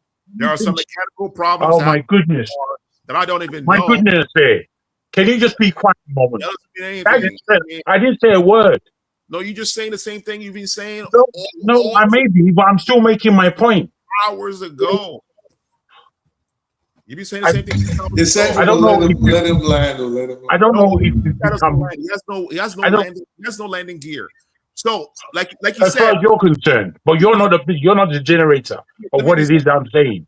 All you have to do is listen and learn, or you can just be ignorant and let us do this, which is rubbish. Wait a second, guy. Just give him 3 minutes, and then. Well, I thank you for just giving the pushback, but I don't know that this is difficult. You've spoken. You should be able to be responsible for yourself. What are you talking about? You've spoken, and then wait, second guy. Let him speak, and then you can push back. That's only fair. Just give him 3 minutes, time it. Jack will try to line in 3 minutes, and essentially. I can do that, but people have had time and space to land their point. All I'm saying is that you spoke, Forefather spoke, and then Jefferson spoke. I haven't spoken. Just let me speak. I'm trying to land on this point, that we're still having the same argument. You have to understand between is there a spirit or is there not? Are we making use of our spirit? Are we using the term correctly? Do we understand what the term means? And I'm taking my time to argue about a point that is esoteric, but it's simple, I would think, for us. Now, whilst we're making it difficult, interrupting and not trying to listen and understand, or making cheap points that make really no sense to me, I'm speaking about something quite deep. And I thought that we're all capable of this kind of conversation. Maybe we are, maybe we're not. But if you don't understand what is being said by the presence of something called AI, which is one of the deepest technologies that would come to the table, and the fact that it needs human touch to make sure that this thing is under our spell, if I can use a better word, I would, then I believe that we're entering danger. And I believe that's the significance of the spirit. And I believe that the spirit can be used if somebody, I'm not saying that any of us are there, that it would be more than AI can ever become capable of. But it depends on us as human beings. If you understand that I'm actually the one who is progressing this conversation, I brought this conversation even, So I would suggest that where Forefather and yourself are coming from is still rather cheap, because what you're not able to do is engage yourself in the conversation. I'm saying to you that you are mind, body, and spirit. And it seems to me that forefathers owns or admit that there's something called spirit because there's something more high. Seems to me like eccentric is indeed eccentric as far as an African is concerned, because he doesn't believe that there is a father. He doesn't believe that there is a God. He believes exactly as some people believe that there is no God, no such thing, no such thing as a spirit, which is a fair enough for you to find yourself. But it doesn't mean that any of us is going down that road to join you. We're still speaking on the aspect of what we find upon this earth and whether or not we believe that life is just to live and die, and that will be it. Thank you. I think, gentlemen, we're going to be rounding up soon. Just make your point. It's about 7 hours now. Okay.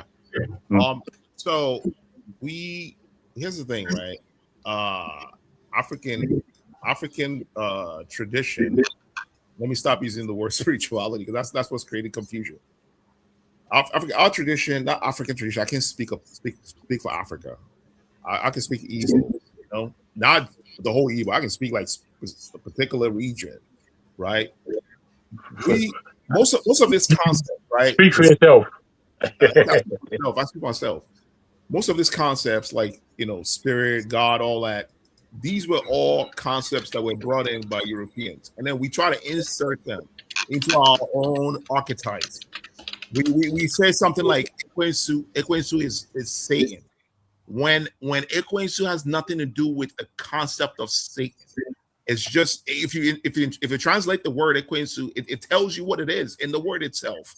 It's a drum. It's a drumming system. It's a form of drum you play to start a conflict.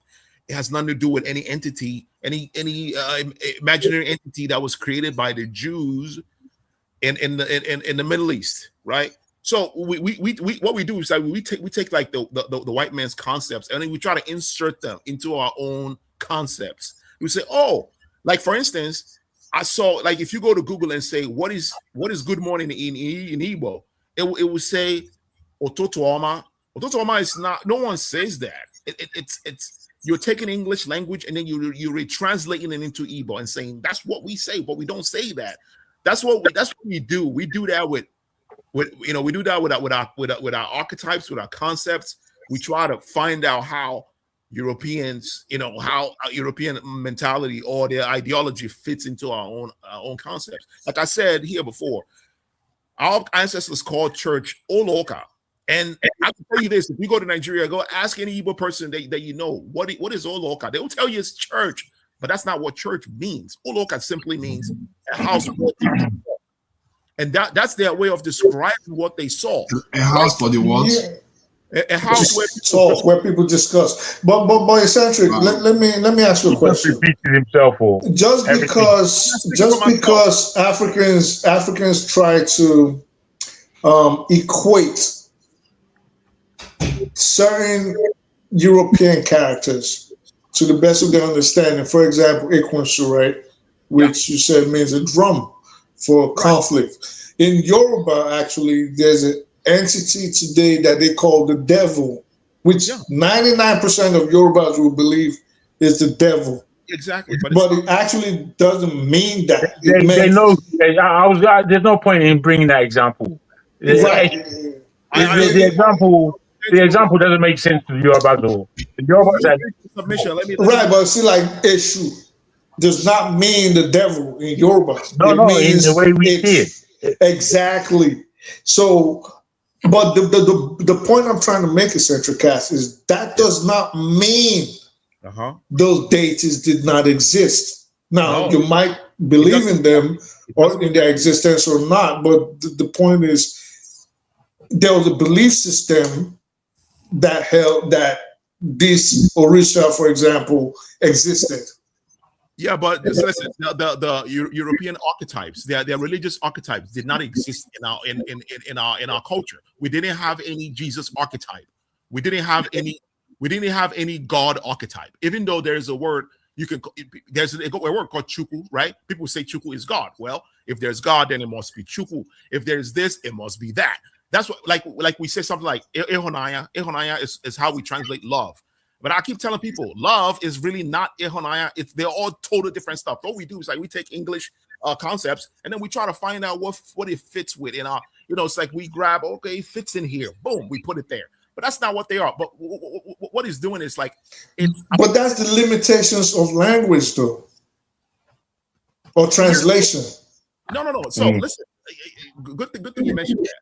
But most English words, right, are very, very abstract. That's why you can translate it however the hell you want. Like for instance, like love. Like I said, love can be translated anyhow you want. Somebody can slap you and say that's love. But in Igbo land, in Igbo language, what we actually translate as love, which is Ehonaya, you do not use it that way. You cannot even use that term for someone that you just met. You can tell someone, hey man, I love you, man. Love is love, shit like that. But you cannot say Ehonaya to anybody. You only say it to your wife or to someone close to you, your fiance. That's it. That's who you use. But at the same time, hold on. Even in the English language, you can't just love. Depends. If I say, yo, I love you, Minister Katz, you're not imagining it the way if I told my wife, I love you.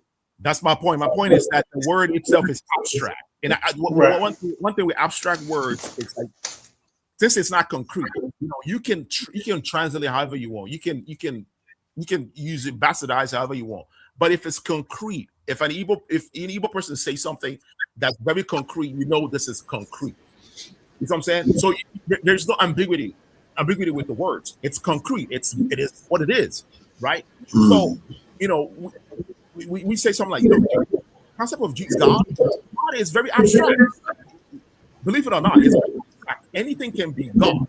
But Igbo people have something, and like if there's morning, right? Morning we say Tiabola, right? Tiabola. It's very deep stuff, right? The same chi that we use as God is something that we say when there's morning, when the firmament, right? When there's bright light, we say chi abola. Abola means to open up, right? Why is chi there, right? It's what I'm saying. That's how we are using the European concepts to understand ourselves. Also, my pushback on the empirical method. Africans have empirical methods. That's why we understood farming when America in the 1800s. In the South, they didn't understand how farming worked. They did not crop rotate, which caused famine, right? There was famine in the South, which wiped out almost millions of people because they believed that God grows grow crops. When they were told, hey, you have to crop rotate, they said, no, God is going to grow this crop, and we don't got to do that science stuff. And there was famine, and millions of people died. You can research that as part of history. Our people know that it has to do with no God. You have to crop rotate. You have to fix, you have to plant different crops and rotate them, right? That's scientific method. And you can find that in all our traditions. If you go to the villages, if you see all the so-called superstitions, and if you look at it deeply, you find out there's a reason behind that. Like I said here before, in Uturu, they don't kill the alligators. They preserve the alligators by inserting the leaves in those alligators. And that was their way of preserving those life forms. Because if you didn't have that, those things will be gone. The villagers will kill them all.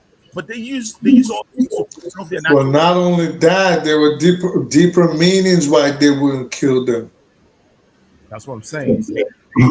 Not just the simple, ecological factors or environmental factors. It is. It's symbiotic relationship that they have. I don't think so.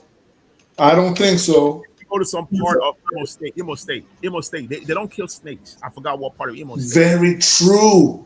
They don't kill their snakes. Eccentric cats, there are reasons. Let's stop looking at everything from a European lens. The reasons are not supernatural. I'm not sure it's a European lens. It's like saying it's what the Greeks learned from us is just African. Then he went back to this. It's more like when scientific method is improving, like just mathematics, 1 + 1 is 2.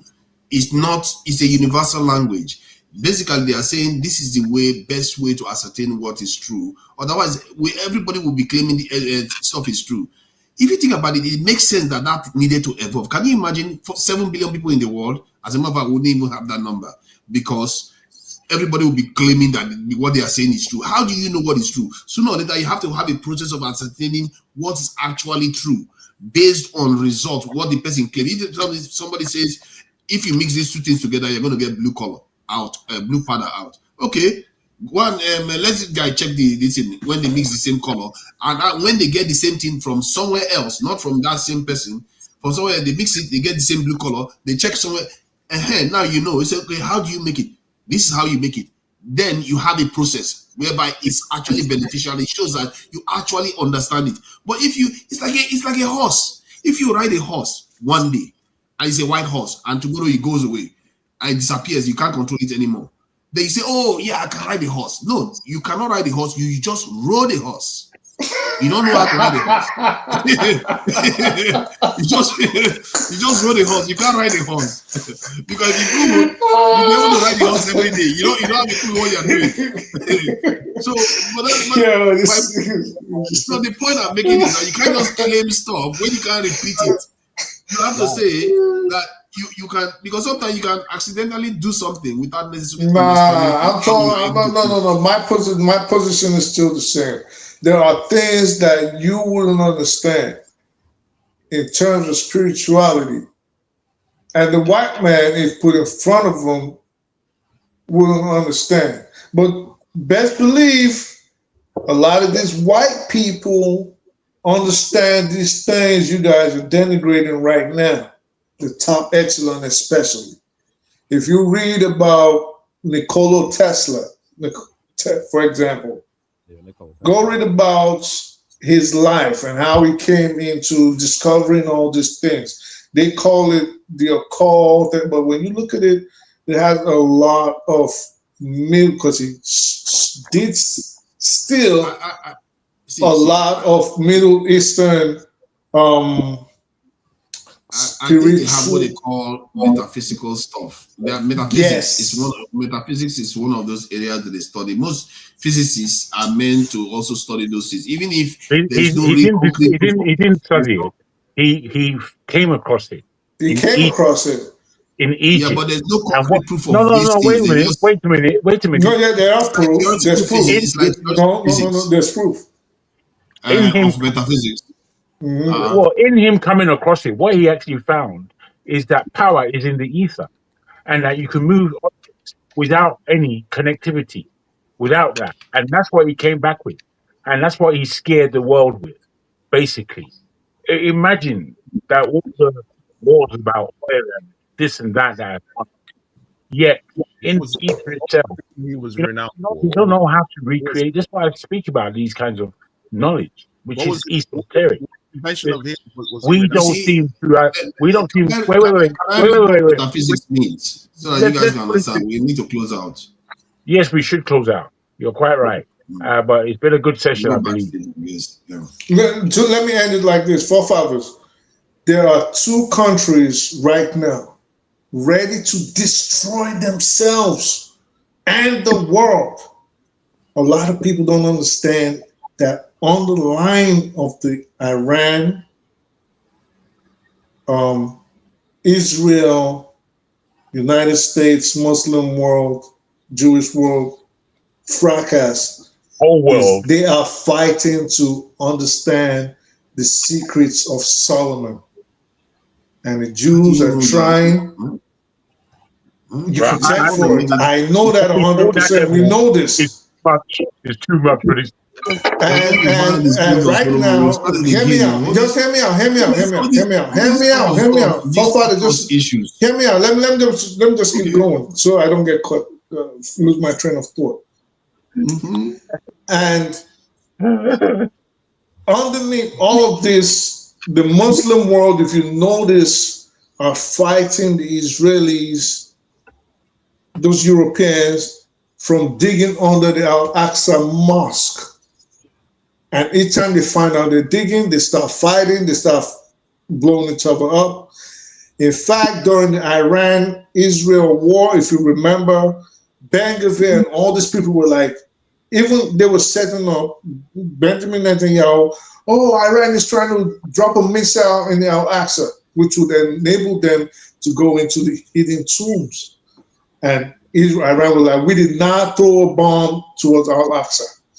So there are things from ancient civilizations on this earth that you will be, and I'm not insulting you, I just don't have a better term for it. You will be childish, and I'm not saying you, I'm saying in general, a person will be childish to not understand that there are hidden secrets in this world that the powers that be do understand, and it'll be to their benefit if most of the world believes like yourself and the central cast that it's all woo science. The world is deeper than you understand. I'll tell you that 100%. If you say the elites have access to certain knowledge that they've not made public, that they reserve for themselves, I would say it's true. It makes sense. A society will sometimes, for example, forefathers, sorry to interrupt you, the Vatican. Yes, it makes sense that they could ban certain knowledge from getting out for whatever reason that they choose to. That is true. But that doesn't mean they don't understand the knowledge. You see, at the core of this is the discussion about how to ascertain the truth of things. No, they do understand it. Ordinary layman people just don't understand it. So if you're saying, for example, for them, give me... In other words, for them, that is science. For them, that is science. It's not woo-woo thinking. Right. So you do, okay, so you do agree that there are spiritual aspects to this life, like Jagun and... No, it's not spiritual because they understand it now. It's not woo. It's not spiritual. It's actually real stuff. Oh, okay. I get where you're coming from. I get where you're coming from. There's no school for spiritual. It's just something that they actually, if you ask them, they will actually tell you what they are talking. They're not going to say this is spiritual. They will tell you what is happening there. Because like in Arabic, they usually even don't call it spiritual. They call it ilm. Ilm means knowledge. You see what I mean? So they call it, you know what I mean? They call it ilm. So there's different parts of it. Yeah, so they call it knowledge. But when you say to the regular person, they don't get it. It's like, oh, no, that's like, no, you're talking about some booga. But it's just like the African civilization. So every civilization, the Chinese, the Arabs, the African, the Indians, they all know these things. But I feel bad for the world because we're losing those knowledge, and then we're depending solely on the European aspect of what we call science. The AI will take care of it. You know, they said that the AI is a god. It's a god. We are trying to birth a god. That human beings are a gestation to creating a god.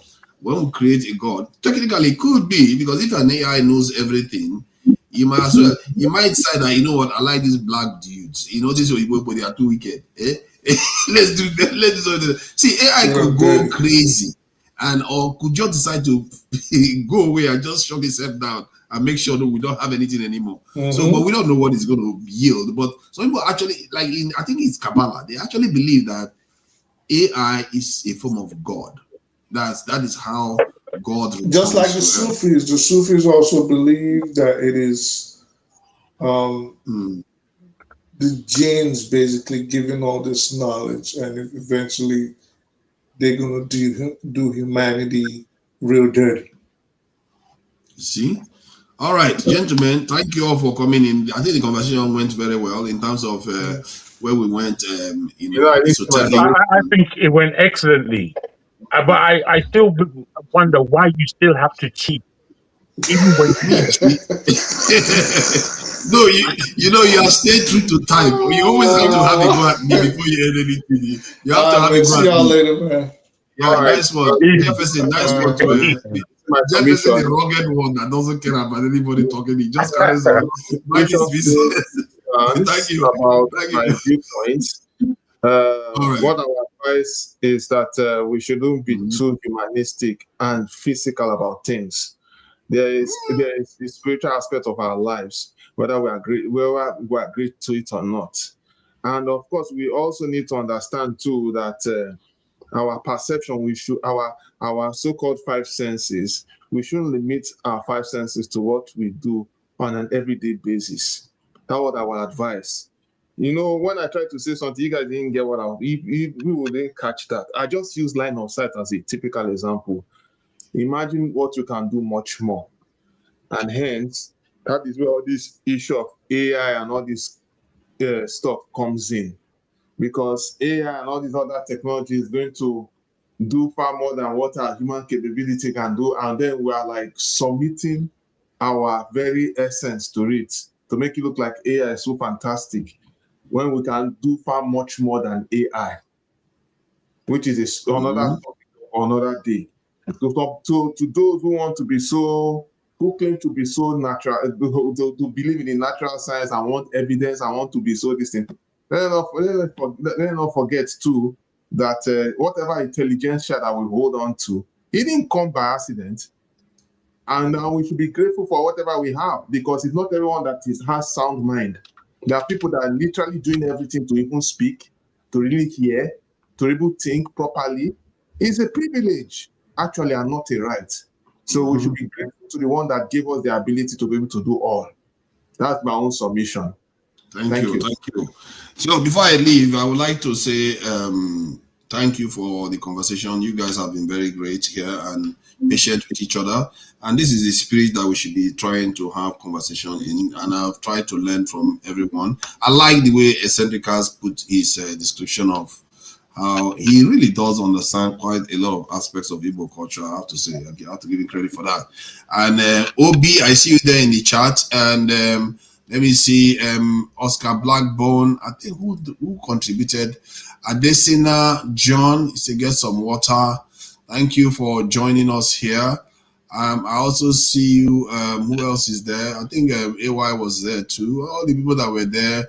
Dang is also there. Tatawo is also there. I saw Tatawo there. So all of you that has been around, thank you for joining me today. I really appreciate it because the conversation is we're going to try to be raising the level of discourse because these areas are important so that we can be able to understand how to approach this world as it is.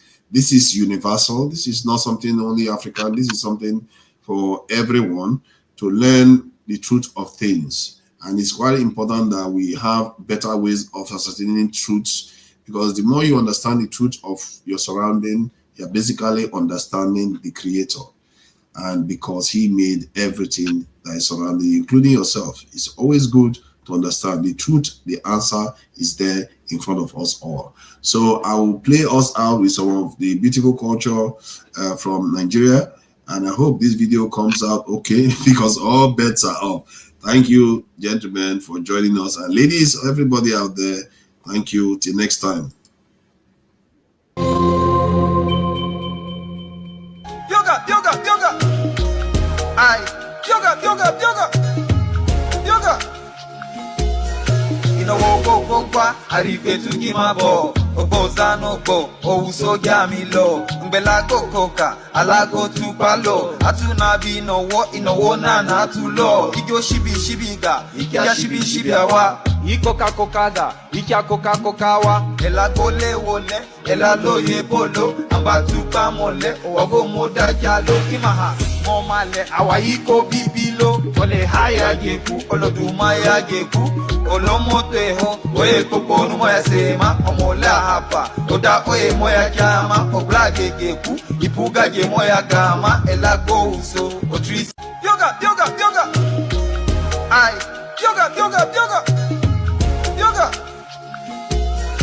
Go, arrive to Gimabo, Obozano go, Ouso Gamilo, Mbela go coca, Alago to Palo, Atunabi no what in a wona to law, Igo Shibiga, Ika Shibiawa, Ikoka Kokaga, Ika Coca Cocawa, Ela Gole Wole, Ela Loye Polo, Ambatuka Mole, Ogo Moda Jalo, Kimaha, Momale, Awaiko Bibilo, Ole Haya Geku, Olodumaya Geku. Olomoteho, oye kokonu moya sema, omola hapa, oda oye moya chama, oblage geku. Yoga, yoga, yoga. Aye, yoga, yoga, yoga. Yoga. Inawo Gogwa, Arife to Gimabo, Obozano Bo, Ousoga Milo, Mbelago Coca, Alago to Palo, Atunabi no what in a wona natulo, Igo Shibiga, Ikia Shibiawa, Ikoka Kokaga, Ikia Coca Cocawa, Elagole Wole, Elaloye Polo, Ambatuka Mole, Ogo Moda Jalo Kimaha, Momale, Awaiko Bibilo, Ole Haya Geku, Olodumaya Geku, Olomoteho, Oe Coco Moya Sema, Omola.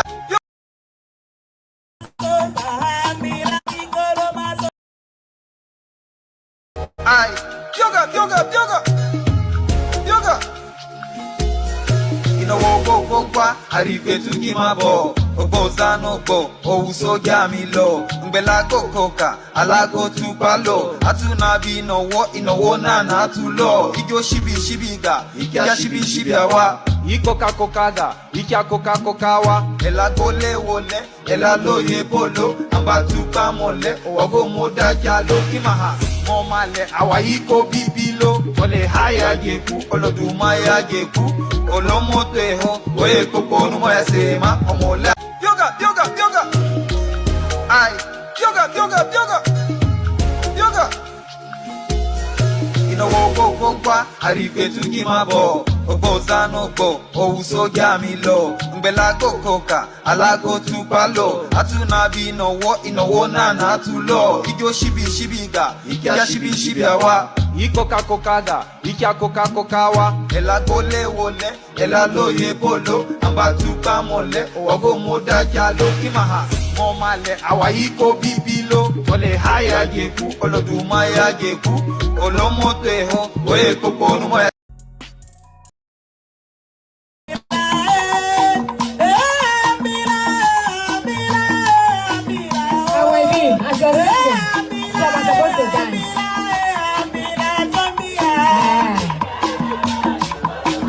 You will dance especially for me today. Yeah. Yes.